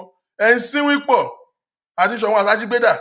We know that all of those calls are doctored. This Maureen, she has a core of like 6 people that they work together. I want a caller, I want a commenter. I will show you a profile. Commenting on imagine Shade not doing a fake profile. We didn't share Shade. We don't share people. Clearly. Well done. Well done. Hello. Hello. Hello, good evening. Hello. Good evening. Okay, am I online? You are very much online. Mr. Victor understanding apparently the 50,000 to team for Shade for the past 1 year, Shade Omope, that 50,000 will be deducted from Owo to one contribute lórí Gofundme. Ìgbà tí Maureen wá pé wípé ṣé ó mọ̀ pé òun ti fún to the tune of 600,000 now. 50,000 times 12, that's one year. Wípé 600,000 yẹn òun máa yọ nínú owó ẹ̀. Ìgbà ẹni Ṣadé wá rò wípé tó bá yọ 600,000 kúrò nínú 3, that's almost 1,000. That's almost 1,000 pounds gone. Èló lowó máa kù kó má fi owó yìí jẹun tán. Kúkú fóun ní 500 pounds. Pé yé dá sí mi lọ́wọ́ náà fún mi kì í ṣe kí n fi ṣe nǹkan gidi mẹ́. Kí má fi ṣe nǹkan gidi kó máa mówó jáde because ó mọ̀ wípé the more tó bá ń fóun ní 50,000 yẹn the more ni Aunty Maureen máa yọ 50,000. But at the end of the day, I'm sorry to say this o, Ọlọ́run àtijọ́ ló ń pẹ́ mú yàn. Bẹ́ẹ̀ni. Ọlọ́run ìsìn sharp lò ó ju rocket jet lọ. Jehovah sharp. Ilé tí a bá fi tọ́mọ ìrì ló bá wo. Their foundation is faulty, so the house cannot stand. Ègbìrì ọ̀tẹ̀ ni Maureen àti Ṣadé ó máa túká. Maureen ló wá ń fi ẹnu ara ẹ̀ sọ sí pé òun rí pé Ṣadé ò fẹ́ surgery. Gbogbo ni Ṣadé ń fẹ́. Was that not what the same thing we said? Yes. Was that not the same thing she did to Genesis? Sọ ń gbà yẹn pé kò fẹ́ treatment. Kó ṣàmọ́ṣẹ́rí Ṣadé ó ṣe mistake.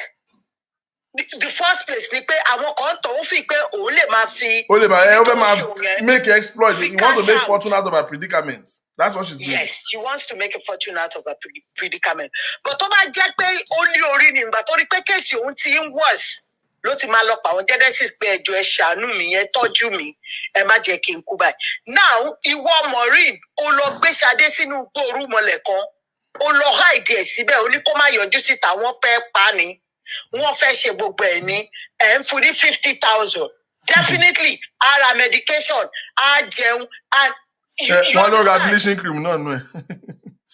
ọmọ ọlọ́mọ ta ló rówó ọ̀fẹ́ tí ò bleach tẹ́mi náà bá rí èmi náà bleach you understand what I'm saying so Ọlọ́run ló mú gbogbo wọn papọ̀ Ṣadé ṣẹ̀ṣẹ̀ bẹ̀rẹ̀ ni o ó dìgbà tó bá bọ́ síta tó bá túbá tó bá tọrọ ìdáríjì ẹ̀ṣẹ̀ lọ́wọ́ Ọlọ́run àtàwọn tó ṣẹ̀ tó dẹ̀ sọ òkodoro look at Maureen tó ń kígbe ẹ wò bó ṣe ṣayé ọmọ yìí bóun ṣe ń wò ṣe lòun ń sunkún òun ṣe gbá òun ní Ṣadé wá ń sunkún online Maureen ò wà moved you understand ó ti dọ̀rọ̀ owó sí Ṣadé ń sunkún online Maureen ò ní sympathy mọ́ normal sympathy gbogbo nǹkan tí Ṣadé bá sọ ní kọ̀rọ̀ pé òun fẹ́ lọ́kọ òun fẹ́ jẹ gbogbo ẹ̀ ó gbé wá sórí láì. òun lọ́mọ yẹn sọ pé ẹ wá tú mi síta ẹ wá dá mi sí ò níta gbangba báyìí.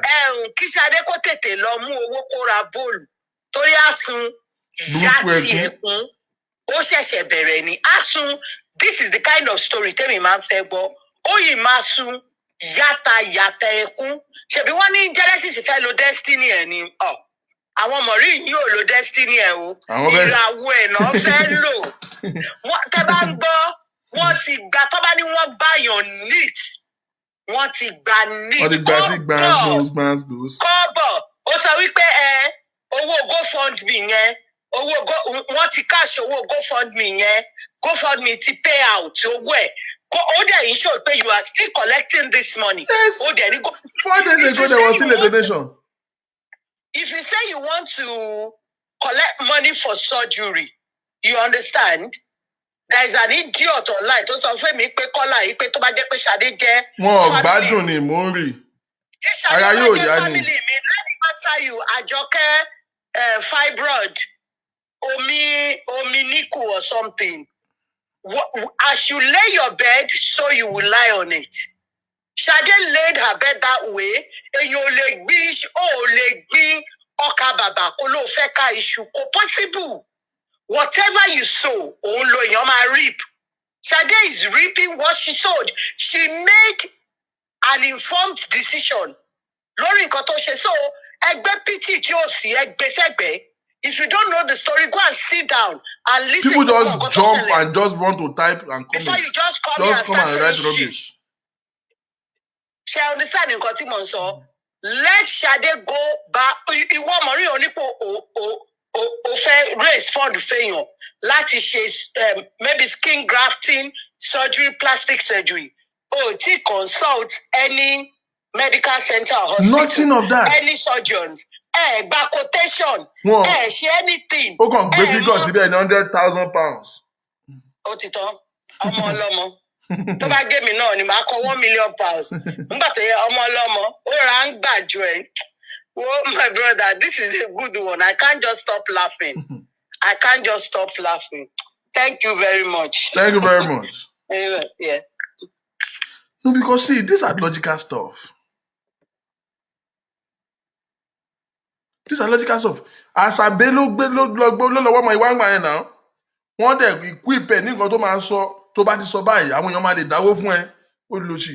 Òun náà ti wá wò pé how can you want to make it by defaming somebody else? Exactly somebody who has helped you countless times. Done everything to give you a support system. Ṣadé mo ní question kan fún ẹ. Nínú Maureen, nínú Genesis, ta ló ti help ẹ jù báyìí?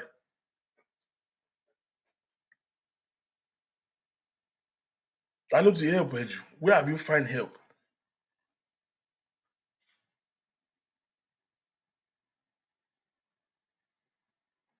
No, not on my platform.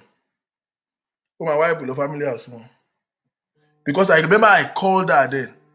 Pé Ṣadé, ibi tó ń rìn lọ yìí má ṣe báyìí. Because I've listened to her before. There is a video that she was saying, the Genesis, wọ́n help òun dúpẹ́ lọ́wọ́ wọn. Hello, sir. Yeah, hello, Mr. Victor. Well done, sir. Program ẹ̀ ní ọwọ́ dàbí pé wọ́n lọ fà àwọn èèyàn wá níbi tó ń sápamọ́ sí láti jọ ẹ̀. Àwọn tráfíkì wá ń gbà sí. Wọ́n láàgì violence èèyàn burúkú ni wọ́n. No, you know what? That's to tell you, Maureen, if Maureen is somebody tó yẹ pé ó máa ń ronú dáadáa ni, ó máa ń ọ̀rẹ́ tó ní làákàyè ni, ó yẹ kí àwọn tó jẹ́ bí fans ẹ̀ wọ́n share program pẹ̀lú ẹ̀ wá rí bíbẹ̀ bí kìíní ṣe ń lọ sí. First and foremost, ẹ jẹ́ kí n kọ́kọ́ dúpẹ́ lọ́wọ́ the last caller yẹn tó pè woman tó pè tán ní ìsìn yẹn. No, she's amazing.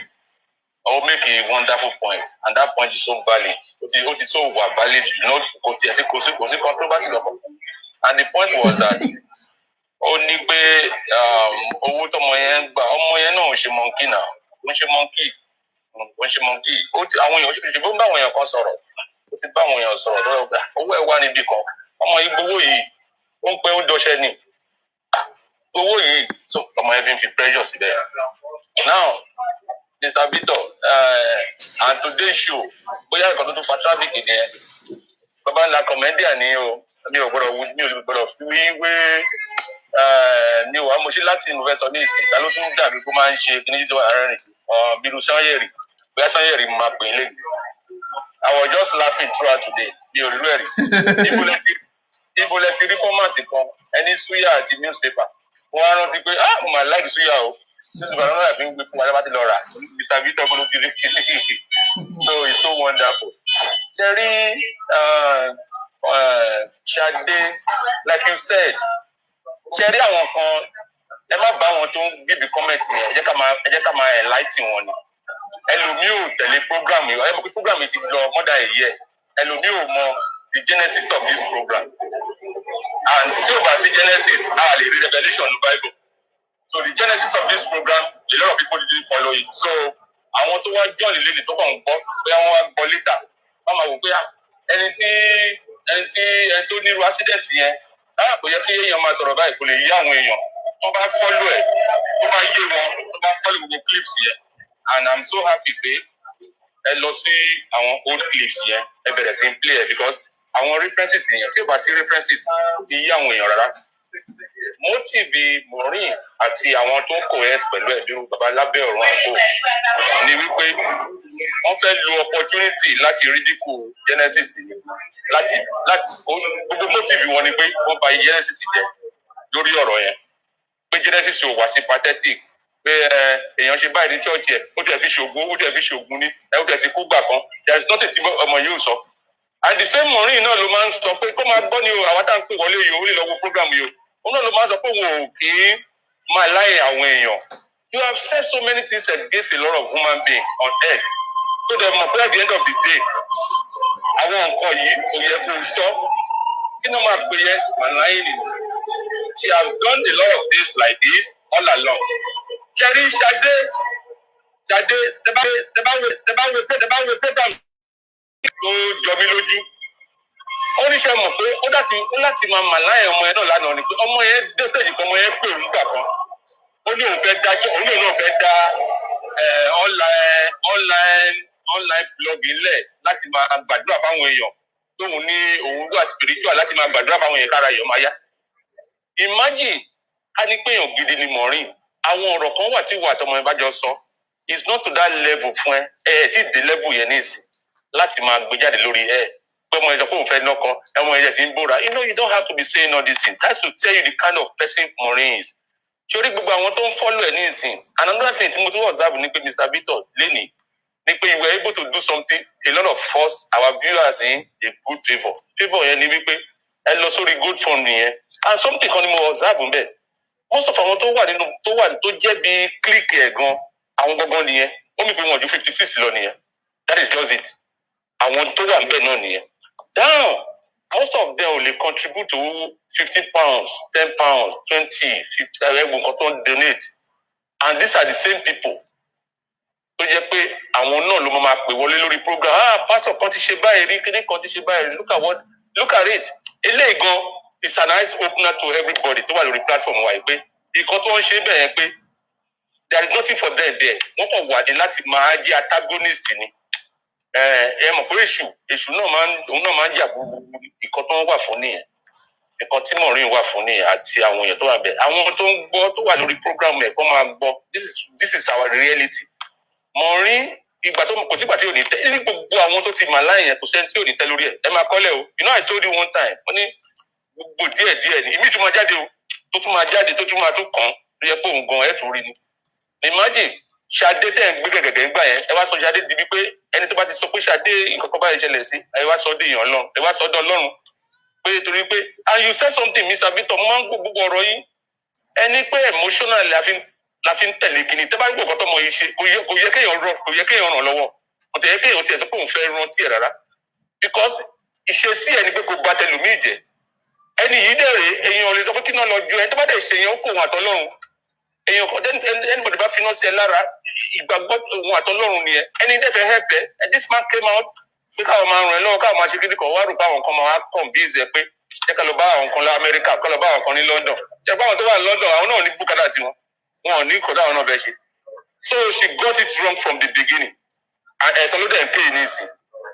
Like you said, somebody never say program lọ́dọ̀ wa gbàgbélé la máa fi owó yẹn gbogbo àwọn akọ́tún ní friends àti lè sọ fún àwọn èèyàn fún wọn tó ṣe ó di dandan wọn pé kọ̀ọ̀kan ló fẹ́ ṣe fún but torí pé ìgbésẹ̀ tó ti gbé from the beginning ó ti kò jẹ́ kéèyàn lè láàánú ẹ̀ so àwọn tó wá ń kọ tó gébí comment tí wọn ò mọ̀ nípa ẹ̀ mi ò ní blame wọn náà torí pé wọn ò mọ genesis ọ̀rọ̀ yìí if they know the genesis of it the beginning of this matter in fact ó yẹ kó máa gbégbá ọpẹ́ ní ìsìn kó máa dúpẹ́ fún Ọlọ́run o àṣé nǹkan báyìí lè ṣẹlẹ̀ because bí Maureen ṣe gbé ọ̀rọ̀ yẹn gbà yẹn pé bí pé kéèyàn rí pàṣọ genesis báyìí bí pé kéèyàn lọ bí kéèyàn bẹ ọrùn ẹ̀ ní bí ó kọ̀ mọ́ ṣọmọ ẹ wo bó ṣe ṣọmọ yìí ẹ wo bó ṣe ṣọmọ yìí ní genesis. ẹ wo in fact ẹ tó bá gbọ́ kínní from the beginning kò ní máa rò á rò pé àṣeyàn èyí ò lè máa láyèyàn mi bẹ́ẹ̀ náà we are all human being kéèyàn tètè máa bá tèèyàn jẹ́ so ọmọ yẹn realize ẹ̀ ni ó ti wù ní ìsìn pé tòun ti fẹ́ bàjẹ́ àwọn tó tẹ̀sán pé àwọn fẹ́ lọ máa ṣe máa dáwó fún yàrá àwọn tó wà lórí platform yẹn sọ pé àwọn fẹ́ gba owó wọn padà àwọn kan tún plead pé ẹ̀jẹ̀ má gbowó yìí tìjú ló máa dé láàrin wa owó tàbí dá fún ọmọ yìí tán àti ọmọ ẹ̀kọ́ máa gbà èlò lè fẹ́ gbà padà £50 £20 lè fẹ́ gbà padà. wọ́n fẹ́ gba £20 wọn padà àwọn aláyé bàjẹ́. ìgbà míì máa wà tó máa ń sọ nǹkan míì mo kàn máa ń wá àwọn èèyàn wa ni tó wà lórí platform yẹn and if you look at the voice àwọn ilé ìjẹ̀dù wọ́n ṣe máa ń sọ̀rọ̀. the same people ni constant face ni. I'm telling you and the funniest thing ni wípé àwọn kan ojú ti ń tì wọ́n o I'm telling you ṣé mo kò tẹ́ ìgbà míì máa ń wà ìtìjú yóò ní jẹ́ kó kúrò lọ́dọ̀ ẹ̀ mọ́ that is the reason imagine exposure tàbí mọ̀ lẹ́yìn láti mọ̀ yẹn pé 50 something ló dá owó láti 1 year fún Ṣadé tó yẹ pé Ṣadé ló wà sympathetic jù. nígbà tó dẹ̀ ní bí 2000 audience 1.5 tó ń wò ń gbà yẹn ni o. tí kò yẹn sọ pé Ṣadé aláti ran Ṣadé lọ́wọ́ dájú kíní kan only 56 were able to contribute. In fact, Gofundme tell lawyer, details tell lawyer, you really show us a lot of clips and it really make this day, make the program look. Ó yẹ ká àwọn èèyàn, ó yẹ ká rí ẹ̀kọ́ ọgbọ́n lórí program yìí kan lẹ́nu. So yẹ kí kálukú wa lórí nǹkan kan dìmú from this program today. So Mr. Bishop, I'm so happy for this program. I really enlighten àwọn náà máa tóun náà bá lọ ń wò ní sìn, a rí àwọn àṣìṣe tóun náà ti ṣe bẹ́ẹ̀. So whatever we can do, I don't know. The bá need one way or the other, if there is that grace, ẹ yẹ ká ṣe.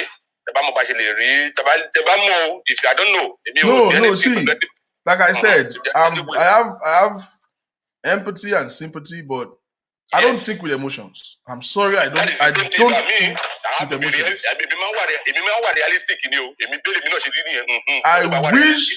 I wish from the credit of my heart that Shade can get help that she needs. But there are two questions we will ask ourselves. Number one, what help does she really need? Absolutely.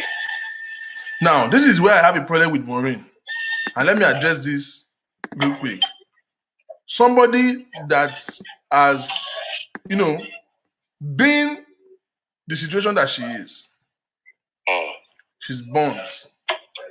To a larger extent, she still have a hand, she still have a leg, she still want to do things for herself. From what I listened from her, she still want to do she's still functional. Her skin is what is affected.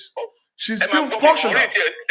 Maureen tẹ sọ pé òun pé sọ pé àwọn fẹ́ ṣe marriage nígbà kan pé àwọn ti prepare kó bẹ́ẹ̀ ọmọ yìí ẹ jẹ́ kó ṣe nǹkan tó bá fẹ́ ṣe just leave her ẹ ṣe ti yín ẹ má máa dictate pé bàbá ẹ ló ṣe máa wá jẹ́ fún it's another thing nìyẹn èṣù ló ti ń gbé wọlé nìyẹn ó ní òun ní ìdòwò ẹ fún lówó ẹ wọ́n ti fún ọmọ náà bá dẹ̀ fún wọn níjẹ́ ìwà ti fún kinní kan ní nǹkan ẹ̀yà yọ owó kúrò bẹ́ẹ̀ ni you are giving her the money give her the money ó fẹ́ nọ́kọ ṣe ẹ̀yin mọ̀ bó tẹ́lọ̀ fẹ́ fi gbàdúrà ẹ̀ ní tẹ́lẹ̀ do it ẹni pẹ́ ní fún lówó yẹn mọ́ wọ́n wá yọ fífi oníṣẹ́ àzọpọ̀ fún ní fífi kékeré kọlà yẹn ọ̀rọ̀ tó sọ yẹn ó make sense gan wọ́n ní fi ń wo pé kíní yìí náà ṣe bí wọ́n rí ti ẹ̀já ń bẹ̀ òun náà tẹ̀sí fi sọ̀rọ̀ rí náà ó ń rí kankan ṣe bí kò ní máa rí kankan já ń bẹ̀ ni ṣé oníṣẹ́ tó ń ṣe ni ẹjẹ́ òníṣẹ́ ṣe bí iṣẹ́ làwọn wà báyìí nísìn ẹjẹ́ òníṣẹ́ ló máa ní òun sọ pé òun dáwọ́ kan fáwọn èèyàn kò ní bó ṣe yọ tiẹ̀ ń bẹ̀. He has a way of doing it ọwọ́ ṣọmọ yẹn ṣó lè calculate gbogbo owó yẹn náà at the end of the day tó fẹ́ báyìí lòun ṣe. So the fact ni pé tèmi rí níbẹ̀ ohun tí Ọlọ́run and if you can make your contact ṣẹlẹ̀ tọ́nà bá ti vindicate èèyàn kéèyàn gbégbá ọpẹ́ ni kéèyàn rẹ̀ dúpẹ́ lọ́wọ́ lọ́wọ́ kéèyàn wá sọ pé àjùlọ èèyàn máa fàjùlọ hàn yàn if you have another opportunity of contacting tó ń pè Genesis fúnra rẹ̀ délé talk to him pé wẹ́ẹ́ ṣe o ti di báyìí nísìnyí Ọlọ́run ti ń gbàdúrà ẹ̀ tọ́lọ́ bá sì fi agbára tí Ọlọ́run tí wọ́n sì ní opportunity láti wáyé tó opportunity ẹ bá wáyé don't forget about it try to do something kò sí nǹkan tó burú bẹ́ẹ̀ nǹkan tó bí fẹ́ jẹ́ kẹ́yìn mọ̀ nìyẹn Mr. Victor so any link you can do ká tó wá fi àdìlọ́ hàn wọ́n ṣèbí pàtó sọ pé kò lè ṣe é gbà yẹn nìyẹn so we now let them know that something else can happen even without àwọn Maureen tó òun lọ bá wọn pẹ̀lú ignorance wọn ni lẹ́nìkan bá ti ń ṣe blogger lórí kíní wọ́n máa sáré lọ máa bá wọn pé bóyá wọn fẹ́ bọ̀ irú fúkì jẹ́sẹ̀ yẹn náà bá ti pariwo kan wá rò pé bóyá èèyàn kan ni àwọn tí ò ní kankan tó wọ́n ṣe. So my brother, thank you so much. Thank you, sir. Yeah, my brother. Okay, later. Let me explain something to you. Helping Sade is not the problem. I wish you could get help.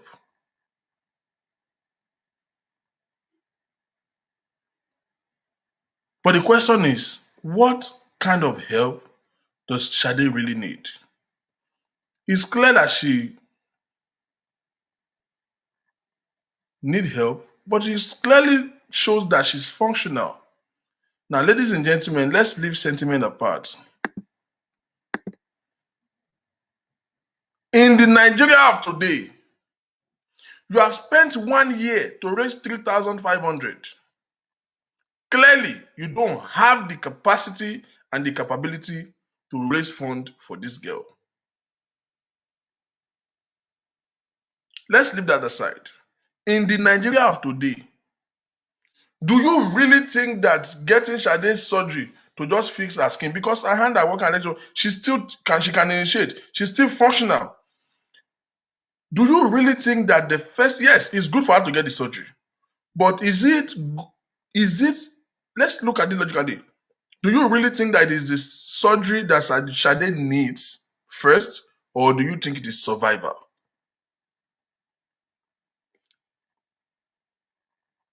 Does she need the plastic surgery first? I'm not negating the fact that she needs the surgery. But do you think it is surgery that she needs, or do you think it is survival? In the Nigeria of today, ladies and gentlemen, that girl needs survival first. So she is very right for her to say, okay, the little that you have raised. No, it is logical to come to a conclusion that you cannot raise money for this surgery. The one that you have raised, instead of staying in an hideout, doing nothing, wasting away, let her have the money. She needs survival first. Èèyàn tó bá yó ló máa ń ṣe surgery, ladies and gentlemen. Nigeria of today, with the hostility of that country, with the hostility in the economy, she needs to survive first. Now, you play fast one on her. You are sending her 50,000 every month. That's bullshit. You spent her money and you're now giving her stipend. No, she's not a child. She's an adult. She's a grown-ass lady. You have raised 3,000 for her. That is, a good amount of money. About 2.4 million. Tó bá ní 2.4 million, yẹn sọ́wọ́ lé ní. Tó bá ní sọ́wọ́ lé ní. She will do something tangible with her life, and she will be grateful to you for the rest of her life. You are such an idiot. You are a criminal. You have leveraged on the vulnerability of this girl and use her name to raise funds for your own interest. For your own interest. You have leveraged on the vulnerability of this girl.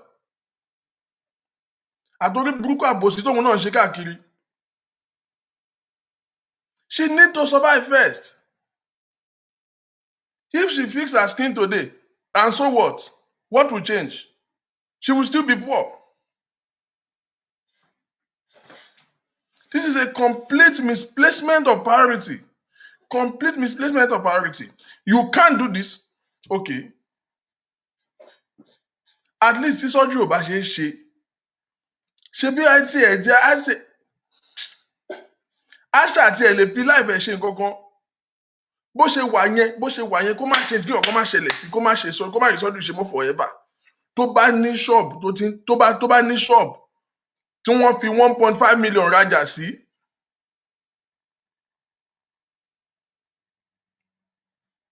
Tí wọ́n fi 1.5 million tó fi stock ṣọ́ọ̀bù lé níyì. She will feed herself at least for the rest of her life. Tó bá jẹ́ pé aṣọ ló fi 1.5 million tó fi stock shop. the quality of her life will change. What argument is Maureen making? Let's go back. This was the same thing you did for Sunday Igboho. That one was more ridiculous. A grown-ass man that is capable of feeding your entire generation. You use his own interest, his name, to raise 40,000 pounds, and you did not give it to him. What was your claim? You claimed that ẹ sọ pé ẹ máa ra mọ́tò fún Sunday Igboho ni, ẹ sọ pé ẹ máa fún lówó mọ́tò. Are you mad? So what you want to do is to raise money and buy vehicle in London and send to Sunday Igboho like as if he's a child. Does that make any sense? This is the same thing you did to that man. What is the difference? As you raise money, but only one need the vehicles. Some of them move around. You said you will use your platform to raise money. Clearly, it is not your platform that raised the money. It is the name Sunday Igboho that raised that money. It is the interest of the people of the Yoruba agitation that raised the money. And this man even gave you an endorsement, publicly mentioned you. That was why people contributed on your platform, not you. Not you.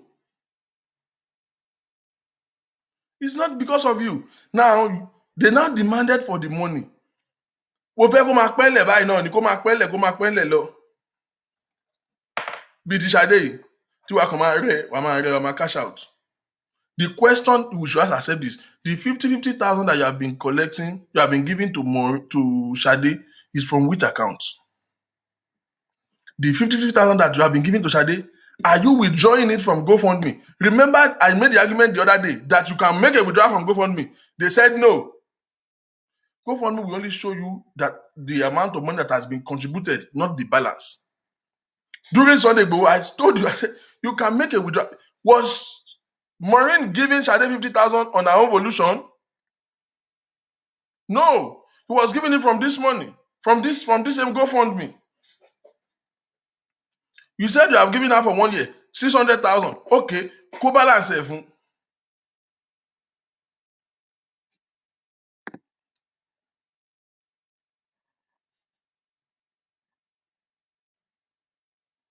How can you say, ẹ sọ pé ẹ fẹ́ ra mọ́tò fún Sunday Igboho ni, ẹ sọ pé ẹ fẹ́ dáwó mọ́tò fún fàgbàlagbà? Have you seen Chief Sunday Igboho's compound? G-Wagon, Range Rover? He has fleet of luxury cars. Are you mad? You are not contributing for that man. They raise money for the interest of the Yoruba agitation.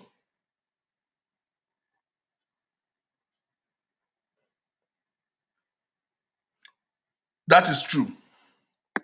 Now, when you were raising this money for Ṣadé, it was not only on GoFundMe. You open a PayPal, you give them your PayPal, you put your Nigerian account for people to be contributing money. Both PayPal, Nigeria account. So 3,000 tá a rí ìgan kan lówó Ṣadé o. Olùṣẹ́ ti náwó ọmọ yìí rẹpẹtẹ o. Yes, I remember. She pasted those things then. PayPal, Nigerian account, kò tí ì máa lo cash app mọ́. Kò tí ì máa lo cash app. Nísìnyí, our court case, gbogbo ẹ̀ ló ní cash app, Zelle, PayPal, gbogbo ẹ̀ ló ní báyìí nísìnyí. UK account, Nigeria account.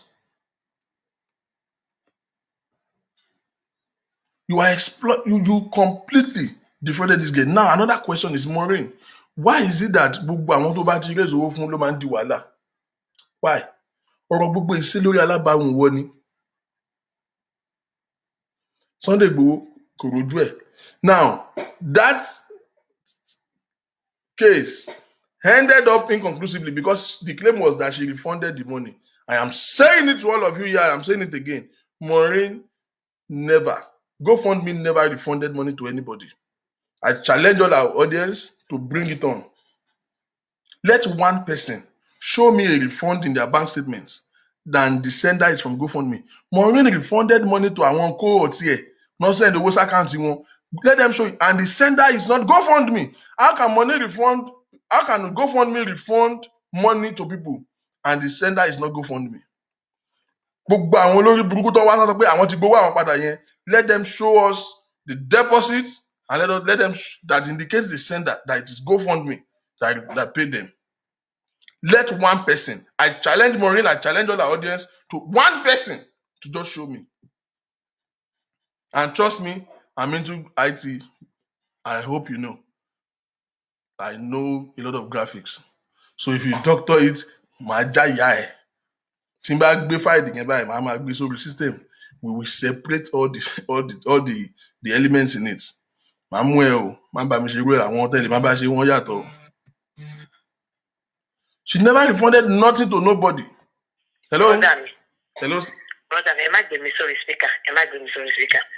Mo fẹ́ sọ fún yín.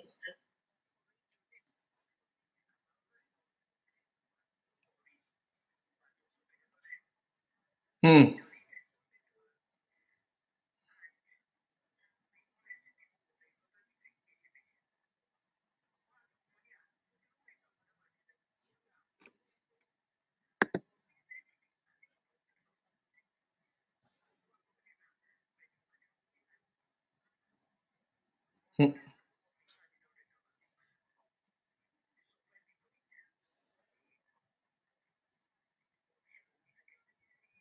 Hmm. Hmm. Right. Right. Adekunle Adenuga, I don't tell me, show me a deposit that is from Gofundme. £40,000 was raised. How many people got their money? We want to see it.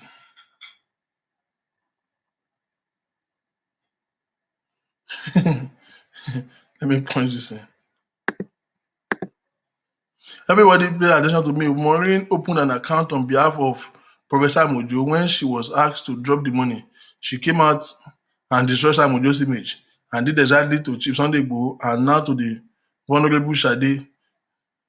Now Maureen has now proven she is an anointed thief. No, but this is the truth. You know that's what she did to Sam Mojo. Ó tiẹ̀ fọ́ Sam Mojo lẹ́nu gidi ni. Change the WhatsApp platform, cut everybody out of the access, change everything immediately. The money that was raised for in the name of firing Sam Ojo's church till today. Àbí wèrè làwọn tó ń tẹ̀lé Maureen ni. Let us ask some questions. Owó tó raise pẹ̀lú Sam Ojo dà. Ìgbà tán béèrè owó lọ́wọ́ Maureen fún owó tó raise fún Sam Ojo, ìgbà yẹn ló máa dìjà. You begin to defame this man ni. The same thing.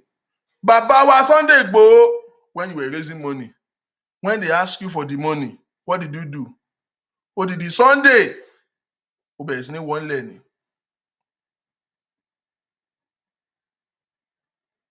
You begin to harass them. You will raise money for people.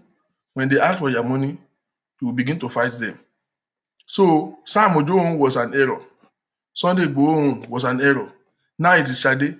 And you expect us to believe that it is still a No.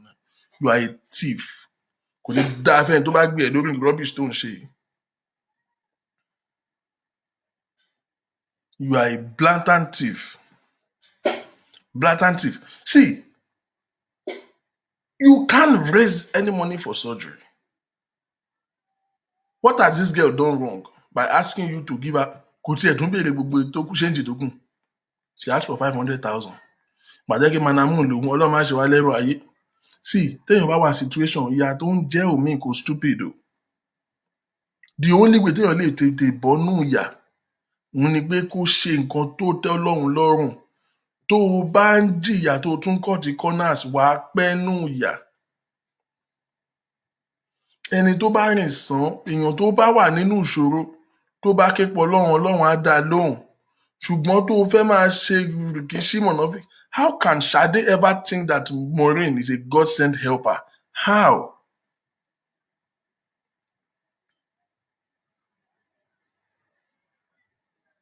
How? How? Let me show you another thing real quick.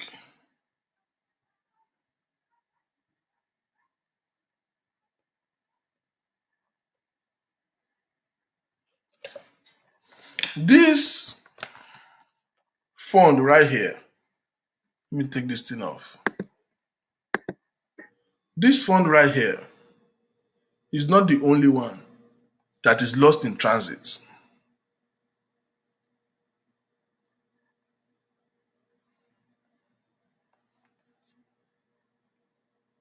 We are two other ones. Reverend Josiah Abadejo showing Reverend Josiah Olubode Soyinka legacy must not die. Maureen, where is this money? Another $3,052 here by 92 donors. £3,052 was raised here by 92 donors.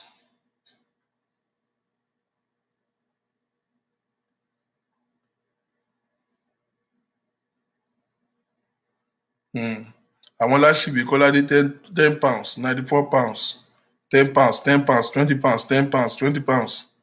Àwọn Akúṣẹ̀dédé Elizabeth Ògúnmọ́súlè àwọn orúkọ ìyá. Adéọlá Owódùnní wọ́n ti fi ṣépè fún wọn tiẹ̀ ò lè lákòjọ. Ọwọ́ Maureen ló ń ṣáà ń dáwó sí tiẹ̀. Pẹ̀lẹ́ okú ọ̀rọ̀ èèyàn. Olúfẹ́mi Bọ́lájí £10, £20. Wọ́n ṣe dájọ́ nìyẹn o. Wọ́n ṣe ń dájọ́ nìyẹn. Where is this money, man? Because this for Gofundme is for nothing. This man has died more than 15 years ago. His children, he doesn't have any minor as a child. His children are doing well. He has a child in Canada. He has another child in America. One bastard, good for nothing child in Nigeria who sold the entire family and dragged them into mud by going to Maureen. Which legacy was she trying to keep here? Was she trying to protect here? This money was to help who? Was to do what? So this 3,000 is missing. And then you have support for Dupe. How many remember the story of Dupe? Ole Gbangba. Dupe yẹn náà sọ pé Olúborí ṣe kinní kan fún. £2,928 by 67 donors.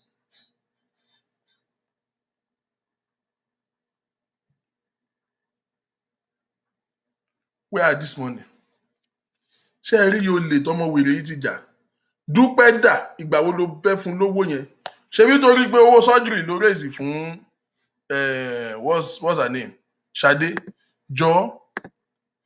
So it is because the money for surgery is not completed yet. That's why you have not given Shade money.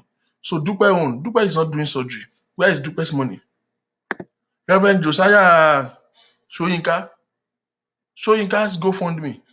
Why have you not credited them? You lack integrity. You are a thief. You are a thief of fun. Yeah?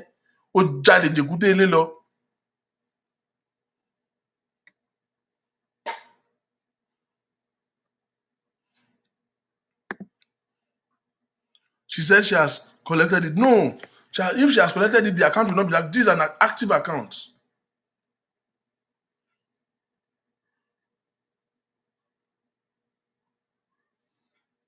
Oh, really?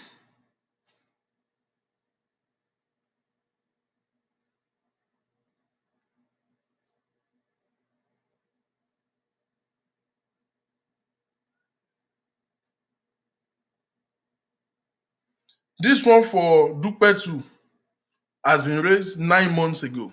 9 months ago.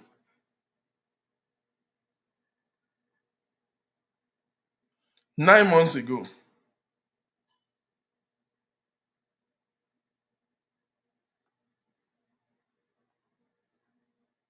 Now, under Dupe's Gofundme account, you can read comments here.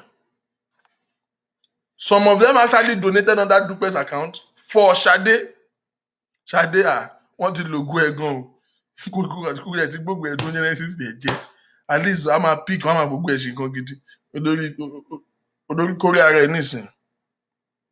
Bukola mi èmi ni ẹ̀rí ògo Olúwa donated £200 in this one and she donated it for Shade. Let me read what she said. I hope we all can help Sade with her neck surgery. By God's grace, I will donate more as time goes on.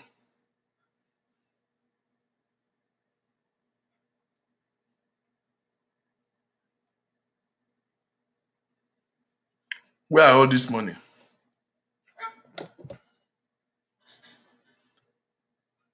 Where are they?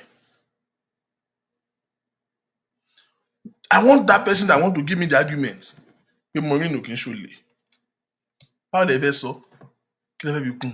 So tán bá ti wá béèrè owó wọn, gbà wá bọ́ta wá dín fèmù wọn.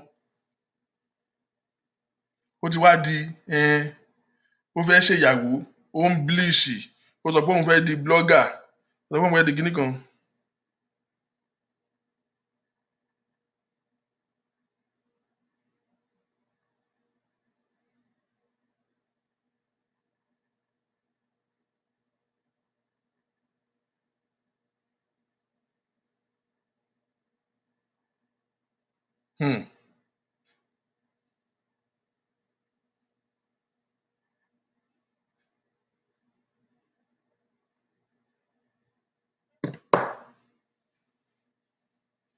Maureen, kó wo Ṣadé fún kì í ṣowó ẹ̀. Wèrè làwọn díẹ̀sì ẹ̀ náà tẹ́jọ́ ń bára ẹ̀ ṣe. Give her the money. She needs survival more than she needs surgery. Ẹ ti dè mọ́lé fódìdí ọdún kan láì sí ń gbélé. Ó fẹ́ fọkọ̀ yẹn ṣé tó iná bá ti wá jó yẹn náà ṣé kábẹ́ wá ju mọ́lé bíi tiẹ̀ ni. Kí ló dé? Like, why are you ridiculing her? Why? Why? She needs survivor. As bad as you think her situation is, if she have 2 million today in her account, she will do something tangible for herself. Why are you giving her 50,000? One kawo de lowo. No, but for real, it's logical. If she have 2 million, but it's better for than her get one spoon feed there. Somo kekere ni.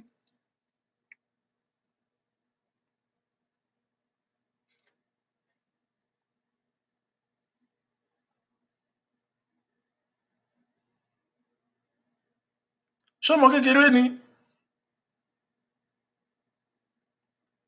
She's not a child.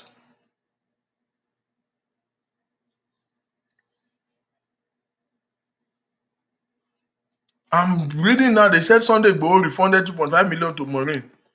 Baba Edi Fowosofo. Did she tell anybody that? Maureen, wọ́n ní Igboho ti dáwọ́ padà fún ẹwọ́ pépà tó fi ń rídíkùlẹ̀ pé o fún Sunday Igboho mo ṣàfún ní 2.5 million. Wọ́n lọ́ ti dá padà fún Alpha. Gbàgbọ́ ló máa dówó padà fáwọn tó dáwó gangan because ò dákọ́ bọ̀ ń bẹ̀.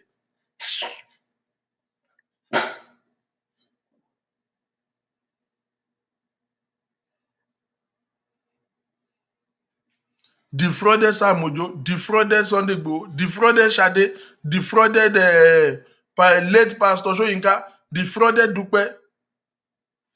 Ekaka. Sade scammed. Sunday Igboho scammed. Pastor Sam Ojo scammed. Dupe scammed. O tún scam òkú ọ̀run. Orígbórí ẹ̀ ti burú. Irú ẹ̀. Maureen. Now, Reverend Soyinka scammed. O tún fún òkú ọ̀run scam.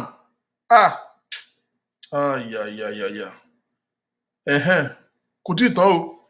Àwọn customer yẹn tó gbé cargo business fún ẹ ní Dublin. Multiple scam. I still have the voice note of the lady here. Tó lù ń jìbìtì ní bank. Jẹ́ kí n tiẹ̀ play yẹn.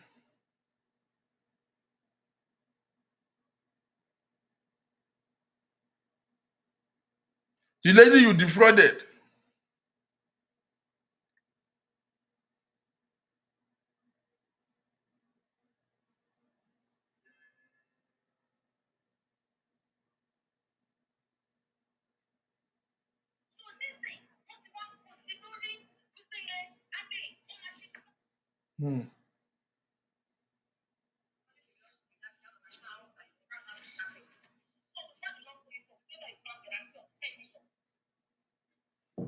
Wait a minute. Maureen, bóyá o gbàgbé Maureen, let's see.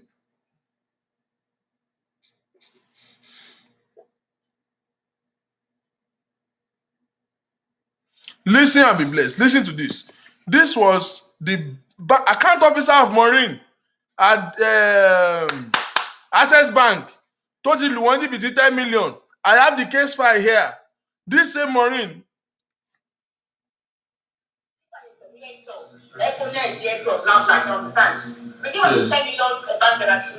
That was supposed to be using to trade, buy the recharge card, she was doing that. And they got out of the country without telling me.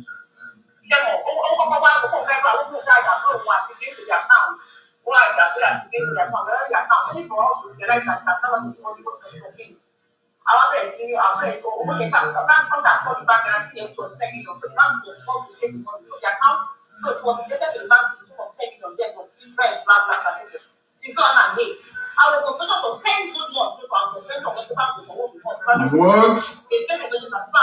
Yes. And that, my boss, like, I was not minding to him. So when they come to my office in the bank, I don't know anything.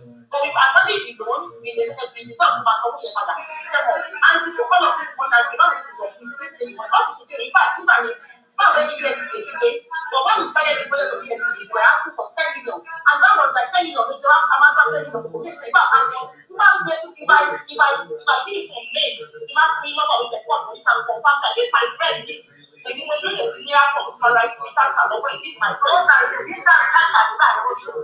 So man, also the Lord has had that. Let's give us another because of one, you get back to be a lot of them. So like a business in me.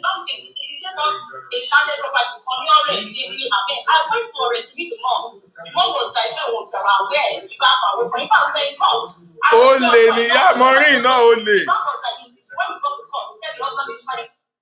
Ole ni Maureen, ole ni yeah. Did you hear the lady? I don't know if you guys are hearing this very clearly.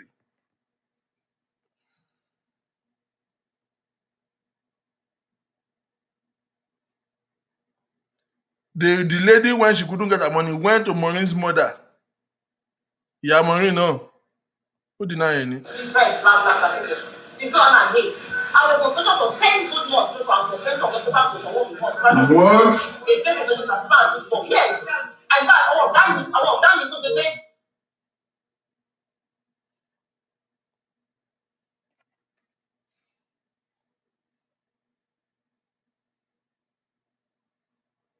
And she's sincere with you. We got down on the house, and that's how we started. So to find the long place, so we gave her a bag and of 10 million. Like it was around there, if I found when they come, I don't tell for enough. But the bank was like, when we got to court, they said the husband is finding anything for us. There was no bank guarantee for us. She found a proper guarantee for us. She did everything. The husband, we started about it all. Because we did not do it. We got around there, you don't feel already. What? So I was done there, so I saw her on this blog. If I was on phone, so I put her in the phone.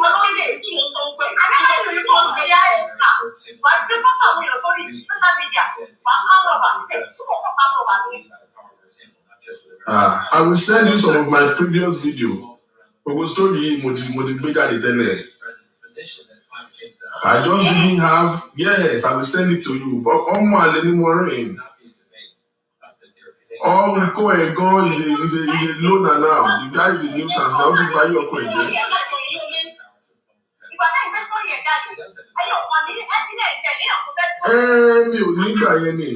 Yes. Although I went to the Ministry of Justice to go and pull out the court case. I have the document of the court case. That was my only tenable evidence then. She was denying it. I won't don't listen, One funny backing. She's an hardened criminal. Can you hear what you commit crime gone? If I don't lose Dublin, that is also much. Not everyone opportunity. She eloped out of that man's house indefinitely. Don't call no bitch. I don't think with money.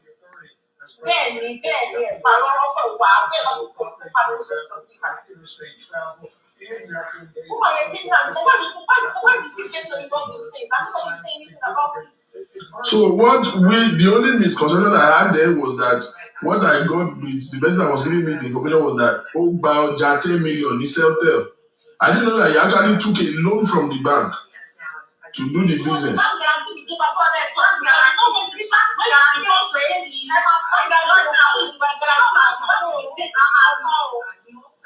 Wow, okay.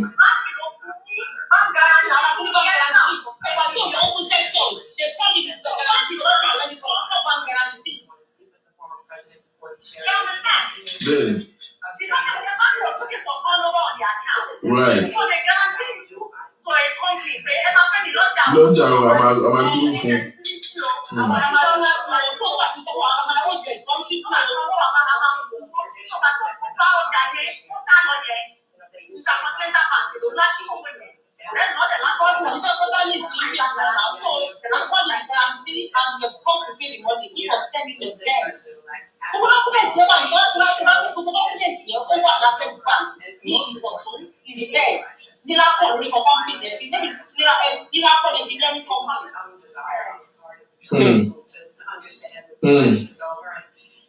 Kai, ayé Maureen ti bàjẹ́ o.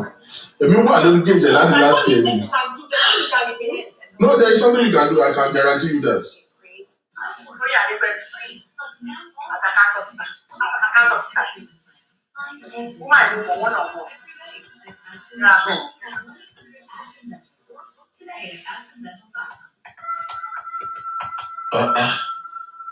Now, this is way back. This is how the fraud she committed when she left Nigeria.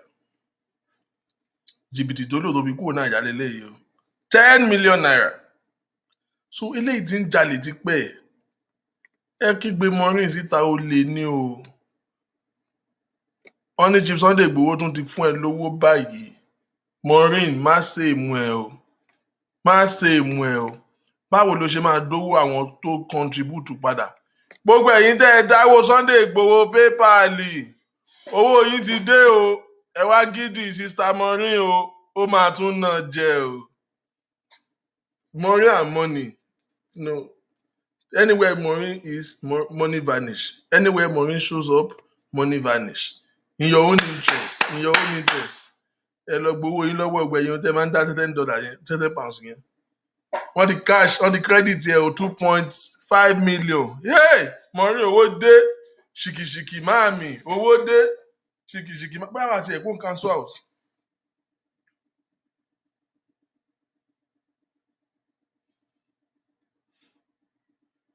Igboho gave Maureen 2.5 million. Okay. Wọ́n náà tó fi 500,000 sí fún ẹ. Ayé ẹ ò ní dáa. Wọ́n tó fi 500,000 sí. Please, report to Maureen fún ìjọba. Ó lè lélẹ́yìí. She's not supposed to be living in the society. This one is not supposed to be walking on the street. This is a criminal. Ìjọ tí ò bá rẹ́yìn kankan scam lórí íńtánẹ́ẹ̀tì mọ́, yóò gbébọn. Wọ́n tún fi 500,000 tọ́ọ̀pù ẹ̀ fún ẹ pé ká yẹ ìwọ ọmọ àlè tó ń gbénu council house ṣé òróró rì ni. Sunday Igboho kẹ̀ṣẹ́ gbẹ̀ ìyá ẹ̀ ni. Ìwọ anímùkùn kí ló ṣẹlẹ̀? They just want me to come and see you. I just went to see. Maureen have the nerves. Who can comment in it? Look at what Maureen wrote for me. I think I posted it. Mo ní mo dẹ̀ ń dákẹ́ mo dẹ̀ ń wù ẹ́ kí n ṣe pé mi ò mọ nǹkan tó ń ṣe. Mo dẹ̀ dákẹ́ mo dẹ̀ ń wù ẹ́ ọdún èmi dá ìyá ẹ̀ lóhùn. Hello. Hello. Yes, sir. Yeah, Mr. Victor. This is an eye joke now. Ọ̀rọ̀ tó ń conjugate ìtẹ́tùkú laboratory lórí àtẹ̀kọ́kọ́ rúrú ní ìdèrè o. Àwọn tó jẹ́ àwọn lápòjú àdẹ̀tẹ̀ ọ̀kan wo Maureen has always had controversy with money. Ní òrí bẹ́ẹ̀ rí o. Tó wá dé rí bẹ́ẹ̀ yẹn, báwo ló kúra ni? Everybody tó bá bá ṣe lọ something will happen. Àwọn èèyàn máa ń yájú mẹ́ẹ̀. Something going on. Yeah, I agree with you. Mo really agree on the point. Something is going on. Ó yẹ pé Whether you pay whether you do one marry, the problem. You just have problem with money. And some of them, people have had a lot of charisma in Lagon, people are on the boy. Because the way to know this of people who want to don't go away. So you want to sort of then you enter your shot. So at times man what I can do to better contact challenge to the compare way. People are only your man from that day. And when I said no call, better program, is anything wrong with that? There's nothing wrong with that. Oh my God, open to that. Àwọn èèyàn tó ti jóná tó wà lẹ́kọ̀ọ́ tó ń tajà tó dẹ̀ ń dí yes yes ṣé tí náà bá jó yẹn mí pé kò lè ṣiṣẹ́ ni ṣé náà bá jó sójú ọpọlọ ẹ̀ ni she's a grown ass woman ó raise 3,000 fún kó fi ṣe nǹkan tí sọ́jú ò bá ṣe kò dẹ̀ ní wá bísẹ̀sì ṣe ni. Exactly. You just have to live a life. In fact, Mr. Victor, could you remember yesterday or test plan? Bẹ́ẹ̀ni ẹ̀rọ ti kíní kan. Ẹni tó fẹ́ ṣe ọjọ́ mélòó tí mo fẹ́ lò lé ayé. Bẹ́ẹ̀ni, survivor ló ní. Ọmọ náà, ọba aláwọ̀ ẹgbẹ́ tí ọ̀tá ẹ̀. Ọmọ pásá nígbà èlò fún yẹn ní ìdìbò ìbẹ̀lẹ̀. Ọmọ iná láti jọ ẹ̀hún ó ti kó tó bá wọn láti fún ẹ̀. Tẹ́tà ní bíbá ìkó lọ́sùn pẹ̀ ẹ̀jí wọ́n ti parí pé ìgbà òṣì sọ́jì. Ẹ̀kọ́kọ̀ yẹn máa ń pè é fún ẹ̀. You can't mandate her to do one. Right now, she just wants to survive. I don't know. We're not playing with money. People should be clear about it. I'm that will test it out. Very clear. I know that they have, it's pay the thing for them. I'm going to do correct. So, I'm married again. I want to do that way. Bẹ́ẹ̀ni. Oh, Mr. Victor, my people answer. Thank you, sir. Maureen, we have established that you are a criminal. Maureen followers, bring your defense. How you want to tell me that this one is not a thief? Olè, ọ̀fọ́n, bàrà, òbánsá, ó dẹ̀ ń jí gbogbo owó ọ̀hún náà kò dáa fún ẹ, kò yẹ ìrẹsẹ̀ ò padà, aṣọ ẹ ò ṣéǹjì. Olóhùn transport yìí náà ló ṣì ń wọ̀ káàkiri. Olùṣe ó dàbí ó tiẹ̀ ṣéǹjì mọ́tò recently ó ṣá everyday nísìnyí ó ṣàfẹ́ ṣe ṣóònù mọ́tò ṣáà ni. Pàtìrì kan ti ra mọ́tò lẹ́dà sí. Orí ẹ̀ burú. Owó ti fi Sunday Igboho cash out. Àbí? Owó Ṣadé owó Sunday gbogbo wọn ti ré gbogbo wọn jọ. Ó ra mọ́tò.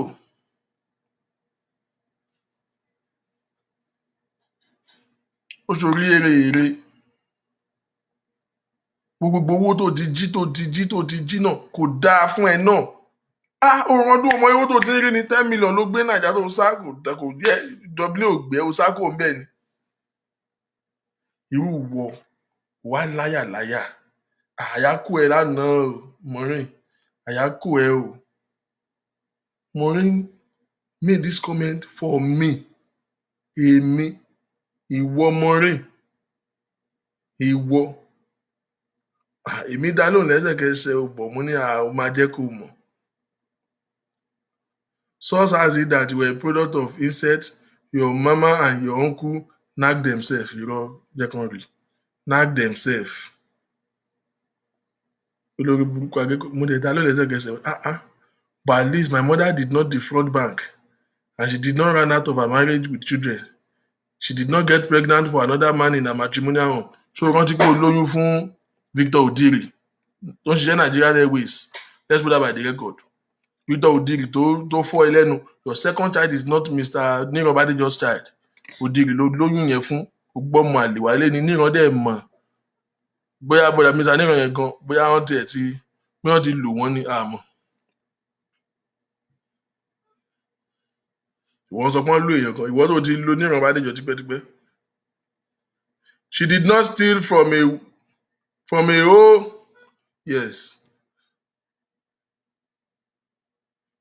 Yoruba nation.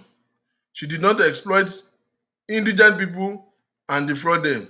My mother did not scam Sam with you. She did not live in council house. She owned her own property. Chai, Sorry, you don't know what that means. You never bought a single block in your life. Mad to say. At least you don't know what owning a house means. You never bought a single block in your life.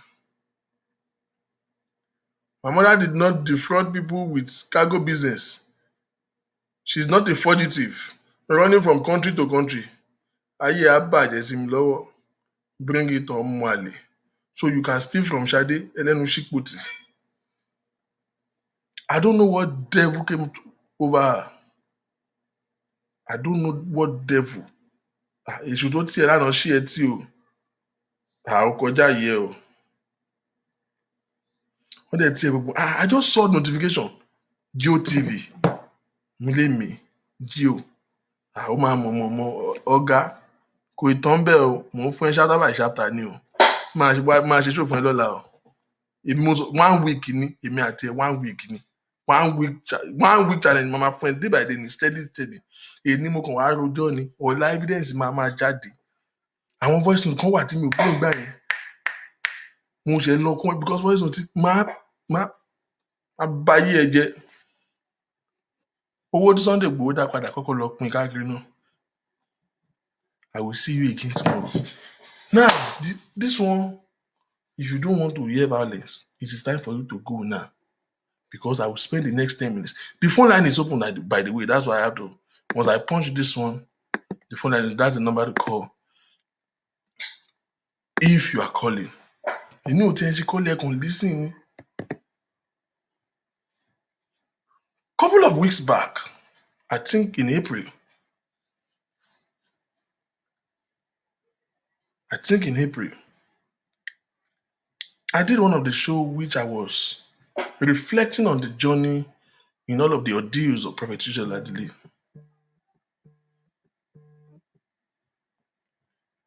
Hello? Hello, brother me. Yes, ma'am. Ẹgbẹ́ mi sórí síkà bẹ́ẹ̀ ẹ ṣàánú ìyàwó brother mi, ìyàwó Tèmídáyọ̀. Tèmídáyọ̀ ń gbọ́. Mo fẹ́ wájà. So ìyàwó Tèmídáyọ̀ ni? Ìyàwó brother mi ni ìyàwó Tèmídáyọ̀. Ẹ bá mi ṣàánú ẹjọ́, mo bá bèbè ẹjọ́. 1 week níbi àti ẹ bá mi ṣe. Ẹ̀gbọ́n Tèmídáyọ̀ fọ́tò fẹ́ ṣàánú ẹ̀. Ẹ bá bèbè tó dáa mo fẹ́ lọ dáná ẹ̀ fún yín nìyẹn o. Kó máa tọ́jú dádì, kó máa tọ́jú bọ́dà mi. Mr. Tèmídáyọ̀, ẹ kú oríire o. Jẹ́rẹ́ yìí, Ọlọ́run ti máa dírẹ́sì lé yìí, Ọlọ́run máa dírẹ́sì lé yìí pẹ̀lú wọ́n ti mọ̀ mọ́ gbé. Kò pẹ̀lú rẹ̀ pa. Mo bá bèbè ẹjọ́. Ó máa nǹkan ó bẹ́ẹ̀ gan sẹ́ẹ̀. Nǹkan tí mo tún fẹ́ sọ ẹ̀gbọ́n mi, báwo ni ẹ ṣe lè bá Genesis sọ̀rọ̀ karùn-ún Ṣadé lọ́wọ́? Kò lè ráàánú gbà. Kò lè dáwọ́ bísíǹsì fún kò lè ráàánú gbà. Kò lè rí. Ẹyẹ ewu ẹjẹ ká kó ìtọ́ lọ́hùn. Èèyàn tó bá ti hùwà èṣù ò lè rí tọ́ lọ́hùn. Ẹ má jẹ́ ká tààrọ̀ wá ẹ̀. Kí ló promise ẹ̀ ló ná fún un? Ọ̀dẹ̀ ni kó gbọ́n ni bàbá mi kó gbọ́n ni. And I hope everybody táwọn wò kí ni à ń fi ń kọ́gbọ́n. A fi ń kọ́gbọ́n. From inception lọmọ yẹn ti wà malicious. Mo bá sọ pé kó parọ́ mọ́yàn torí kò lè jẹun sọ fún tàbí sùn má dánwò. Ẹ wá wo bójú ṣe tì í sìn. Gbogbo tó bá Maureen sọ ìkọ̀fídẹ́ gbogbo ẹ̀ ló tú síta. Ó tú síta bí ọmọdé mẹ́jọ ni. Àmọ́ ẹ má jẹ́ ká ro tiẹ̀, ẹ má jẹ́ ká ta jọ, ẹ jẹ́ ká wo tọ́ lóhùn ọba mọ́ lára. Èmi ìfẹ́ ká ẹja ṣe mo fẹ́ kẹ́ bá bàbá sọ̀rọ̀. Ọlọ́run ò ní jẹ́ kí n bá bàbá sọ̀rọ̀. Bàbá mi Genesis. Kí Genesis bá help Ṣadé máa blog Genesis orí live show mo ti ń sọ yìí. Èmi Victor blog Genesis. Àsọ̀rọ̀ lè ta àsọ̀rọ̀ kámẹ́rà ó dà pé ìbínú àsọ̀rọ̀ kámẹ́rà. Àbúrò Ṣadé dàrú. Mi ò kẹ́ sọ̀rọ̀ báyọ̀ rí o. See, èmi ò kàn fẹ́ mo jọ sí nǹkan ni. More empathy for her than even I don't know. I said everything to her then. Mo bá sọ̀rọ̀ pé èlò náà fẹ́ fún ẹ. Èlò ni 1 million. Yes, ma'am. Before God in heaven, Genesis sent me the document from the hospital that the hospital said tó bá ṣe kíní kan pé second phase yẹn ló ṣe máa lọ ṣe plastic surgery bóyá kó kọ́kọ́ ṣe nǹkan kan. I saw the bill, and the man said, I will pay. Pé kí n pè é. But the only reason why they have not intervened in her case is because they don't know her whereabouts. She left the house they rented for her. What the best need? Kò ṣe é máa defame máa yìí. Pé wọ́n dáná sun ẹ, wọ́n lò wọn ẹ, kìíní kan òun rí pé wọ́n ń lògo òun. That was the same thing she told Maureen. Accident happen, shit happens. Accident máa ń ṣẹlẹ̀. Ṣọ́lẹ̀ ètò ìṣẹ̀lẹ̀ ti Dubai ẹ̀ bọ̀bọ̀ tó dé láti. Bọ̀bọ̀ tó kú yìí ní ti bọ̀bọ̀ ló ń jẹ́ ìnísìn. Ṣé wọ́n lo òun náà ni? Òun náà ni mò ń sọ, mò ń ṣọ́ lóhun náà. Shit happens, accident happen. Ọlọ́run má jẹ́ ká ṣe kò gẹ́ ìbí ni. But Ọlọ́run, àánú ẹ̀ ń ṣe mí ò mí ní parọ́ fún yín. Irọ́, ẹ jẹ́ kó fomi lò. Ẹ jọ, a lè sọ fún bọ̀dá Tèmídayọ̀. Fọ́tò sí àti dájọ́ ìyàwó wà ní orí ìsọ̀tọ̀.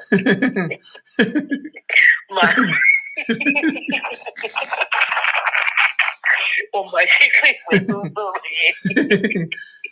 Mr. Tèmídayọ̀ tó ẹ kú oríire o. Mo kàn ní mo ti bá yí dá mo ti fẹ́ búkú déètì láti lọ dáná. Èmi ò láì fẹ́ ṣe dá síbẹ̀. Àlè mọ̀ ní àbáyé síbẹ̀. Bóyá bọ̀dá Victor náà dẹ̀ ló máa má lè jẹ. Irọ́ èmi lọ Amẹ́ríkà lèmi wà kí ni tèmi. Ṣé pé ẹ fẹ́ bágẹ́jì láti. Irọ́. Dr. Olúkọ yìí ó máa ṣe sí ni. Tó bá ti ń sọ kí ni ara mi á máa bù mọ́ aṣọ. Á dà pé kí n gba ọjọ́ kan àwọn tẹ́ńdẹ̀tì kọlà. Ọkọ mi ló stop mi pé kí ló fẹ́ máa pọ̀ ọmọ yìí fún. Do you know who Daniel Olúkọ̀yà yìí? Kò ṣe ẹni àárín sí. Iná ratification ara gbogbo ìdílé ẹ pàjẹ́. Who are you? Torí màá yẹn wà ẹ̀wọ̀n bò.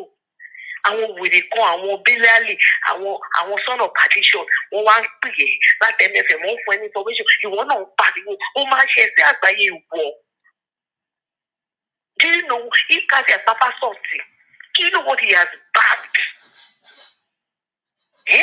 Oṣù títí ọlọ́mọ àlè lọ́mọ òun kọ́ ló bí. Can you imagine? Very careless, ruthless, ridiculous human being. Ọlọ́run Olúwa ti ń tẹ́tẹ́ ní rẹ̀ tẹ́ láàyè. Tìfà kò mú ẹnu bá Dr. Olúkọ̀yà. Ò ní lọ pé God himself will give it to you. Ìfẹ́fẹ́ mi ṣe. Torí mo pè Ọlọ́run kí ló dé kí ni máa yẹn ṣe fẹ́ kí ló rà gbà ẹ̀. Everyday ọ̀dà Olúkọ̀yà ó máa ṣẹ̀sìn ni Olúkọ̀yà ó wà kí ló dé. Ta ló ń ṣẹ̀sìn báyìí? Kí ló rà gbà ẹ̀. Bàbá yìí ń ṣe ní àárín fún bàbá tèmi ní.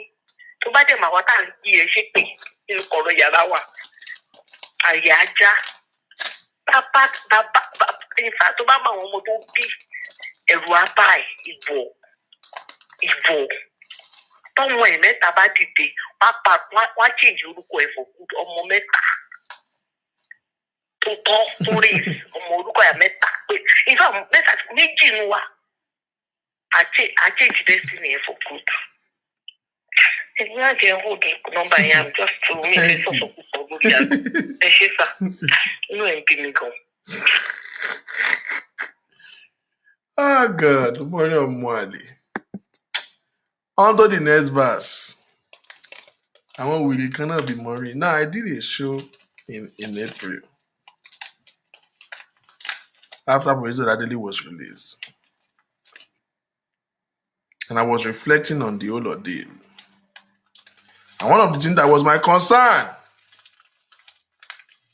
not because I took a personal offense, but I was worried that in the quest for vindicating this man, and I said, it is not everybody that is saying. Of course, you hear him saying it himself now because he knows. My papa, my daddy, my clitoris, my guinea. Not all of them are of his interest. Buki has once said more than that before. I said, let's be careful. And because I was seeing some precedents, it's not just one person, but I use one person as a precedent. Ewa Tomi Akinboboye. I was very fair in my speech. And because she has gotten very personal with me, which I don't have an explanation to it. I don't know this girl from Adam. I have never set my eyes on her. She lives in this same Maryland. She lives less than an hour to me. I have never in my life set my eyes on her.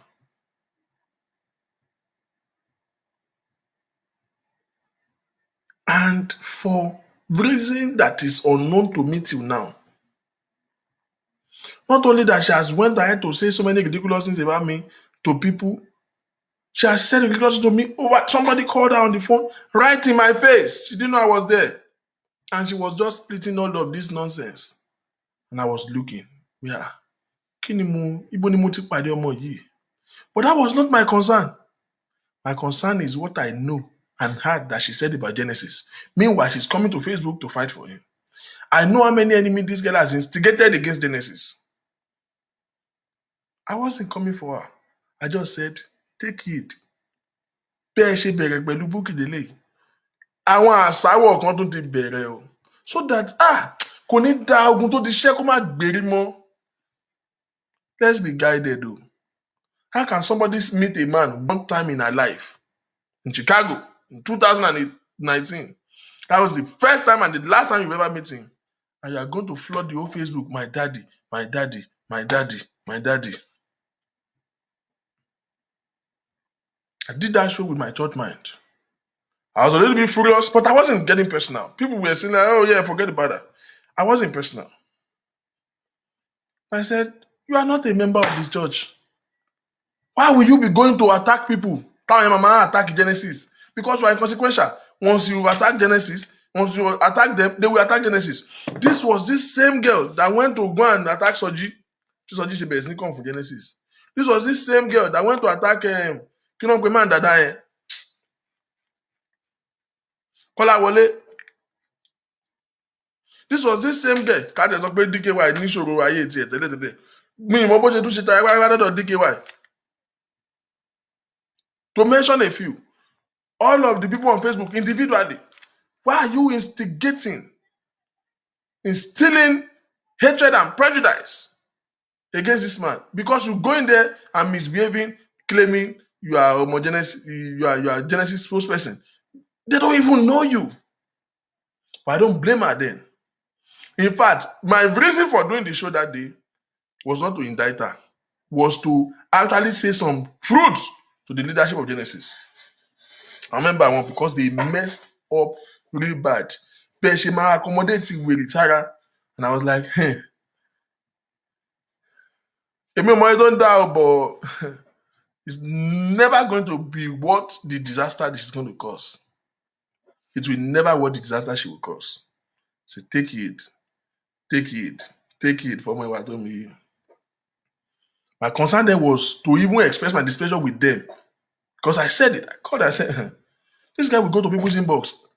At least 4 people, 4 ladies, they have sent me screenshots. I've read it myself. That she will go to them and say, are you dating Victor? Ṣé ìṣèpò lórí burúkú lọmọ yìí? Ṣé mo sọ fún ẹ pé mò ń wáyàwó ni? Àbí tí bá ń wáyàwó, ṣé mo ní ìdèyàn kankan ni? She will go to their inbox. Yeah, are you dating Victor? And who is Victor dating? Kí ni tèmi pẹ̀lú ẹ?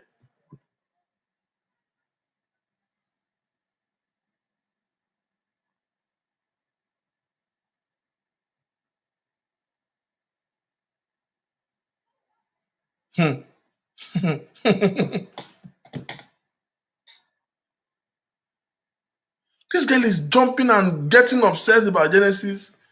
And ladies and gentlemen, tí a bá ja ogun odindi 1 year plus yìí, and we still don't learn to back up all this unnecessary hyping. If we allow anybody in Genesis Global that allow one nuisance to come and all these overexcited worship members to come and do all this nonsense, don't fear Rama Ilara, ogun ọ̀run á dá lẹ́jọ́.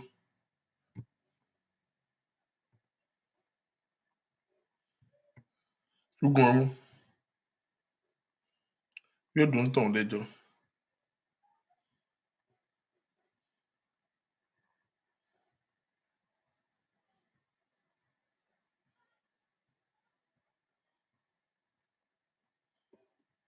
I'm looking for something.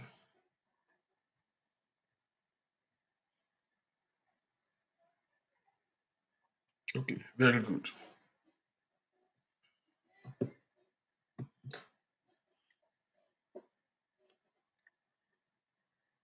I don't know what exactly it is. But since then, and God knows, I just got off it. All I was saying was to raise an awareness. Okay, be careful. Ewa told me took it to Facebook that same day. Did like 4 shows. 4 shows. First of all, Ewa told me, let me talk to you real quick. Go to my liver of mama. She stopped doing update for me and deleting it. It's wrong. She was updating this same person that is claiming to be Genesis spokesperson, Genesis daughter, Genesis loyalist. Started making update for me even before I did. This was before. That was why I did the show, because I noticed that I was spending some bad energy from members of Genesis, and I was bitter. I can't help it. This girl was going to people's inbox to defame me. She was going to people's inbox to make inquiry about me, and I don't know you. I can't put it together why she's doing it. If I know why, maybe I will understand. I don't know. Oh, Mr. Speaker, so you are an enemy from day one. You are an enemy of this. And she has an alignment with I won't come and church go. I won't come and leadership church go. All I know your Genesis, delay. You see, I am so happy. I keep watching the sermon lately, and they keep talking about enemy within, enemy within. Ọlọ́run ti ṣí my laying mind. The biggest enemy that the professor that day has, they are within. They are within. So she took it to Facebook, did a show, shake. And she told them firmly that she's getting me arrested.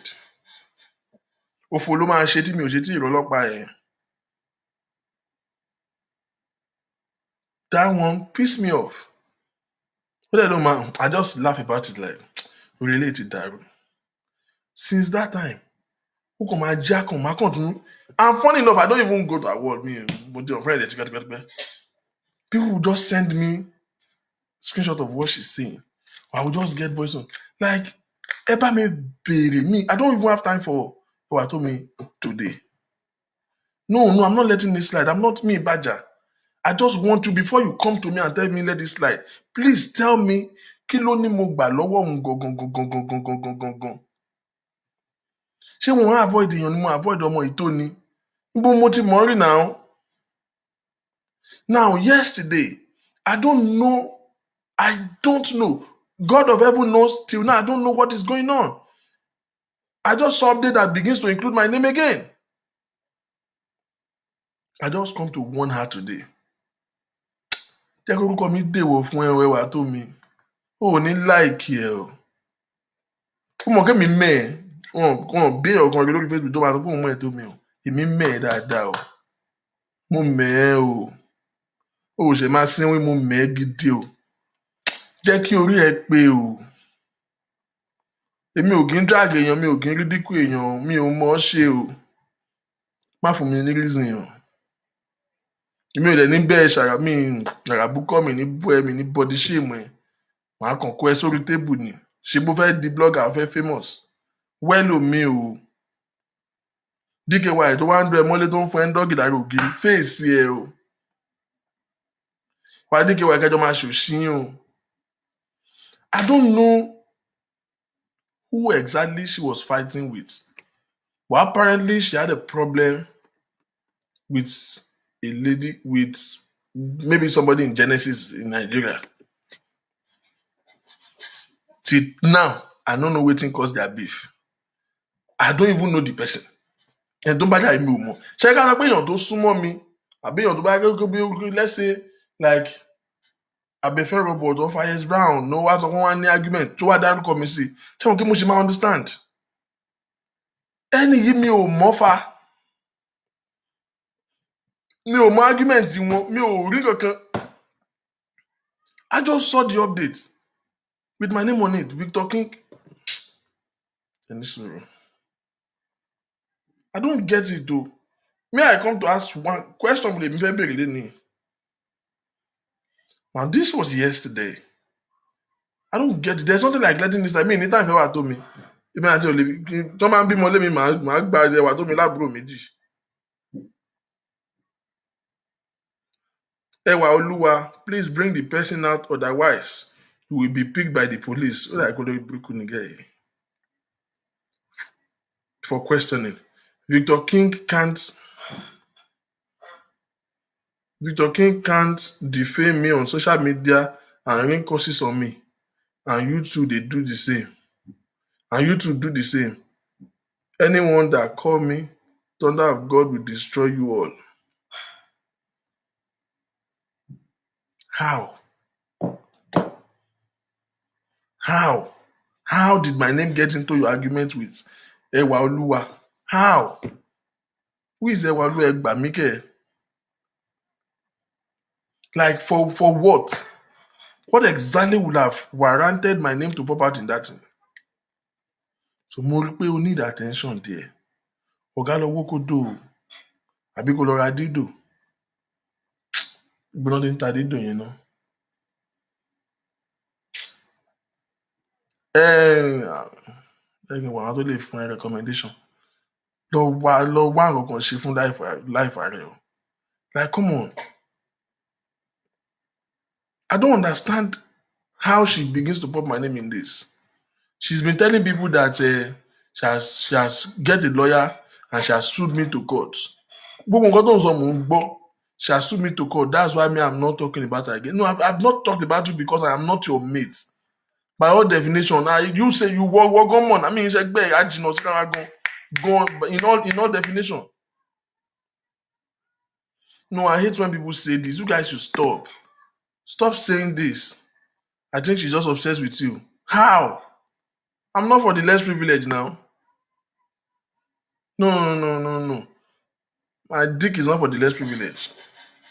Wà tó mi báwo. Ṣé mi wà níyàmọ̀ ṣe gay? Now, you see, the obsession is not a reality I can deny. Since she want to go funny, let me tell you guys, this is not the first. It's not because of her update that is pissing me off. This girl has been on my case since tipẹ́tipẹ́. Ọmọ yìí jí mi láàárín òru ńjọ́ kan láàárín òru ló send voice note sí mi.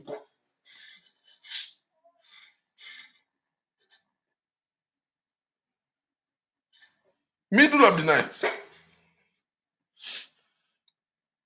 Wọ́n ló sọ pé mo sọ kankan pa dọ́kàsì pé wàá gbé jáde. Òfò ló máa ṣe tó bá gbé jáde o. Ó máa ṣe òfò ni o. Gbé jáde lè ní. Tó àfẹ́kọ́ ló ń pa ẹ́ gbé jáde lè ní. Ibi tèmi àti ẹ ti ẹ bá jọ ní discussion pa dọ́kàsì. Ṣáàtì ẹ bá ní discussion rárá. This girl sent me a voice note in the middle of the night. Kí ló dé kí ni mo rà gbà ọmọ yìí?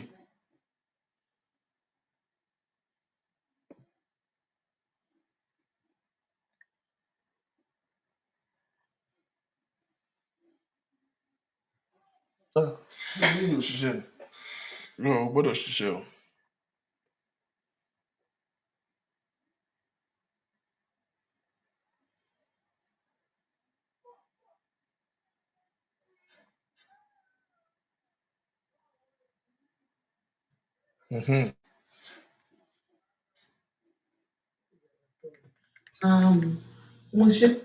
Mr. King, how are you? This is our turn. Moshenko Bishensa, God revealed something to me. Please be very careful between now and Friday. Some people are going to call you from Nigeria. They're going to disguise. They're celestial elders. Why they think concern just be very careful. Filter the calls you pick. And you go stroke and then you go virus. Please. Àwọn family ẹ náà máa fi nǹkan pè náà máa rógun stroke àwọn family ẹ. This voice note came in at 4:14 a.m. 4:14 a.m. Another one. I just wanna Ẹ jọ̀ọ́ bá mi bèrè pé ṣé wàá tó mi fẹ́ dà ni? Ṣó fẹ́ dà ni? Just this one is the most ridiculous one. I will leave this show right now. Just listen to this one. I just wanna thank you specially. You know, you really stood up for the show. I mean, I don't know how to, what to say or how to thank you. But I just want to thank you so much. No. I mean, all through the saga you went there, you even blocked your mother. You still stood up for him. You're really an example of a warrior. I Spartacus. mean, you've done exceptionally good for the past 1 year. Almost a year. You've done great, even during this Ulysses incarceration. You've been very, very, very helpful. Your integrity. You didn't even care if your integrity was dashed, and you still supported him. People like you are Any problematic pay very to find, and I just said I would send you this voice note just to thank you. I might deactivate my page for a while because it's And my dad, my bed is a normal memory verse forever to me. But he post another one lady. I'm deactivating my account. This was sent to me in December. December what? December 15, 2020. Deactivate. Link láàárọ̀ kùtùkùtù ló ìdájú ló máa ń send àwọn kìnìyàn sí mi o. I don't even save a number. You see, I have never responded. Never ever. She fẹ́ ilé tó ní bàbá òun máa ní stroke. I just say it is well. God is with me and he's on the throne. That was my response. I don't respond to her. Like I don't respond to her at all. And she did not back up. Do you see the number of voice notes? She did voice note, boy, Timberland. She did voice note. Like, kí ló fẹ́ gangan sọ́yún ẹ̀ lé mi ni? Sọ́yún ẹ̀ lé mi ni wọ́n ní wọn ò fẹ́ lóun dání. Nígbà tó bá pè mí ń dájí tó dẹ̀ ń sunkún lórí fóònù tó ṣó fẹ́ dà ni. I can't really stand when I see them, talk terrible about the show. And knowing that I know this man, that he's not what they call him. And for sanity's sake, it's, especially yesterday, it's been so much on me. Listen I closely. don't know, maybe it's terrible. I know the last time I felt this way was when my ex-husband left me. So it's really affecting me emotionally. So I might, just leave Facebook for a while and come back, weeks later when I'm stronger. And let's just keep hope and keep praying for him and keep praying for the wife. And I know that God in his own infinite mercy will see him through all this. Thank you so much, Brother Victor. Thank you so much. And everything that concerns you, agbára Ọlọ́run, ẹ máa rí àánú gbà lórí ọmọ, lórí ìdáwọ́lé, lórí iṣẹ́, lórí ọ̀nà, lórí progress yín gan. Àánú Ọlọ́run lórúkọ Jésù. Ọlọ́run ẹ máa pàdé ẹ̀ lórúkọ Jésù. Tí ilẹ̀kùn bá fẹ́ tì, àánú Ọlọ́run á dìde fún àánú fún yín. Thank you so much, sir. Have a wonderful night. Have a wonderful day. And you guys to brother Image. Bye-bye, sir. Image won't kill. This again was sent to me December 15 at 6:07 a.m. Okay, we're gonna leave.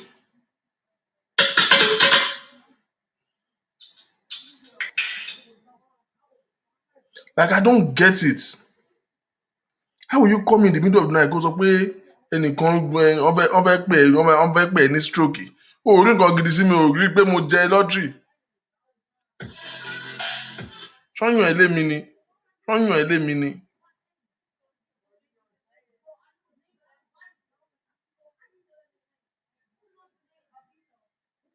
Okay, this was the images she was sending. Ladies and gentlemen, look at voice notes. Did you notice I never opened them? As in me play era. Me mo nǹkan tó sọ ń bẹ̀ dì sí. Look at voice notes. Then don't update it for me on a steady basis. Do you notice I did not open these voice notes at all? At all. I never did. Like I did not open. You know when you click it, Oshemawa download. Me ò ever open it. Because I just woke up one morning and I saw 1, 2, 3, 4, 5, 6, 7, 8, 9, 10. She even deleted 2 away from it. Eba would have delete méjì. 12 voice notes. Wèrè kan dẹ̀ sọ kí n jí láàárọ̀ kí n dẹ̀ máa gbọ́ ilé. So mi ò tiẹ̀ bọ́dà láti open it. What do you want from me? And then Abe Dewale, I say she's upset. Me, like, I hate when people say it.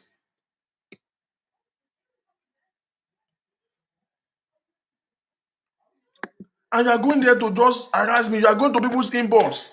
Ó ń fẹ́ kinní kan, ó ń dó kinní kan. She's everywhere saying ó ń dó fàyẹ́sì kan. Níbo láti bo sí bo. Gbogbo èèyàn mo ti dó lórí Facebook yìí. Ẹ gbà mí lọ́wọ́ wèrè yìí. Tọ́ bá tiẹ̀ yan ẹ lé mi gan. Wàá dẹ̀ ló bá wọn.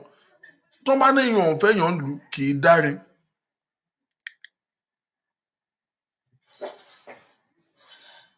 How did you have an altercation with people that I don't even know?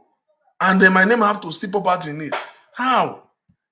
I didn't come for her today. Ṣé kí mi ò bú látàárọ̀? Mi bú. Ẹ bá mi béèrè pé kí ni mo gbà lọ́wọ́ ẹ̀ gangan.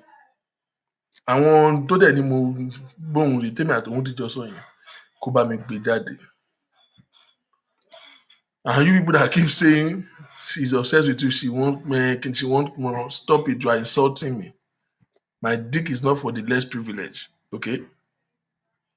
But just in case, tó wá yẹ pé o kó ìní problem ẹ wá tó mi, I have a piece of advice for you. Kò lè work in bí? No, I know now. No, ṣọ́ ṣe pé fún mi ni now. I know. Sórí ẹ̀ yìí ni. Wàá dẹ̀ wò mí báyìí, wàá dẹ̀ rò mí. Wàá fi irú ra ẹ yẹn, wàá máa fi, no, now, stop ẹ̀. Kò lè work. But I can advise you. Sórí DKY, ó sì ń lo ẹ̀bẹ̀. Ó sì lóhun orí íńtánẹ̀tì àti gbọ́ mi ò mọ̀. Ẹnu DKY ló fi sọ bóun wá bá ẹ pé pátá lọ́mọ ẹ̀ ń dì. Olórí burúkú ẹ ò sùn DKY. Tó lórí pátá lọ́mọ ẹ̀ ń dì ojú ààrẹ ó ní oní stretch mark bíi zebra ni. Ó júwe ẹ̀ náà ó explain gbogbo body type ẹ̀ so ó mọ nǹkan tó ń sọ kì í ṣọmọdé náà. Ó lóun ò lè wojú ẹ pé dẹ̀tí gbóhùn láti ní kó bend over fún ẹ látẹ̀yìn kó bá tó kó wá láì gbóhùn drive wá for nothing. Gbóhùn wá ka ẹ mọ́lé ni. Kí ló dé tó? Sórí irú DKY yẹn má sùn ẹ̀ o. Irú èmi tó fẹ́ sùn ìpẹ́ good idea àpàdé in court ká yẹ. Sórí irú DKY yẹn ló yẹ kó rọra farabalẹ̀ fún 2 yín gé 4 àti Ṣọ̀wọ́n àtàjígbédà ẹ̀ máa fi bọ́dí odò ṣera yín lọ́ṣọ̀ọ́. Rọra dúró sórí ẹ̀. Dúró sórí irú yẹn kó kàn máa you know what kó máa lò bẹ́ẹ̀ lọ́rẹ̀ lò bẹ́ẹ̀ náà pé bẹ́ẹ̀ wọ́n máa lò bẹ́ẹ̀ ní ayé ẹ̀ má jẹ́ kí n gbórúkọ mi lẹ́nu ẹ̀ mọ́ má jẹ́ kí n gbórúkọ mi lórí wọ́ọ̀lù ẹ̀ mọ́ wàá ní pírọ́blẹ́mù o ó máa ní pírọ́blẹ́mù o mò ń sọ publicly nísìnyí má jẹ́ kí n gbórúkọ mi lẹ́nu ẹ̀ mọ́ màá fún ẹ níṣòro ṣe o èmi ò kì í ṣe pé yoga rẹ̀ Mr. Victor mi ṣe pásítọ̀ mi wà ókè o máa drive wá bẹ́ẹ̀ lé ni o DKY mọ́lé ẹ̀ so wá fún mi ládírẹ́sì wọn kì í mọ̀dà lóhùn from time.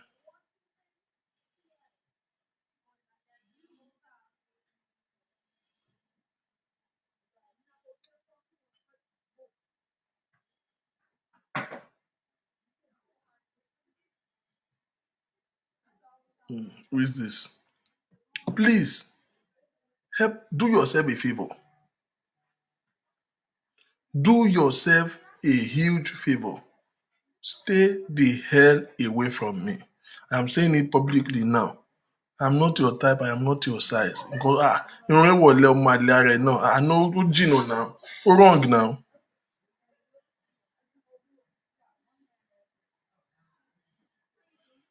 Irun rẹ̀ wọlé ẹrú ẹ̀ náà.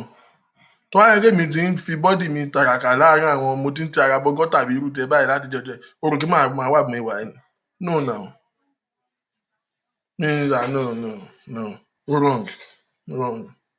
Ládùn nǹkan tó wà nílẹ̀ yìí. Ṣé ò yá wèrè? Má rí mi feel. Honestly, I feel very insulted when people say, oh, she like you. Stop it. I don't find it funny. I don't find it very funny. Kí ló dé? Wo Genesis pastor ni. Yóò ṣe yàmàyàmà jù bẹ́ẹ̀ lẹ́wọ̀n ní bínú. Ọ̀rá máa bá wọn ṣe bóyá ń ṣe yàmàyàmà ní pẹ̀lú àwọn Genesis Global USA. Gbogbo bóyá ń ṣe tó ń ṣe my daddy tó ń lè sí kọ́ṣọ́ ẹ̀yìn. Èmi mo ń gbá lórí tèmi o. Tó bá ti gbọ́ Victor yá o I'm saying it publicly now yá o ẹwà tó mi mò ń sọ fún ọ̀nà ẹ̀ o. Anybody that come to my inbox will say jẹjọ ẹgbójú no mi ọmọ àgbàdo ni mi o bóyá ìmọ̀tẹ́lẹ̀ o yá o I have hold on, I have held my peace mo kò gbádùn etí ò bá gbádùn ẹ mú lọ hospital o tí ò bá gbádùn ẹ gbé lọ hospital o tó bá ní problem pẹ̀lú mi you have done the right thing sue mi o ò ní kú retí ìgbà record letter ẹ láti jọjọ ẹ wọ́n mú àlè yìí o ti lọ sùn DKY tó júwe gbogbo pé ò gẹrun abẹ́ gbogbo ẹ̀ wọ́n ní irun díẹ̀ wọ́n lè fi ṣe Ghana weaving orí ẹ̀ ti dàrú o ṣe lọ sùn yẹn jẹ́rọ bí ẹ pé o ladies and gentlemen tó wá dẹ̀ ṣe jẹ́ àmàlẹ́ rẹ̀ Maureen mú padà bọ̀ lọ́la kí dì náà ṣe academy mistake ọlọ́run lọ́ba fi ní mọ̀nà ó dàárọ̀.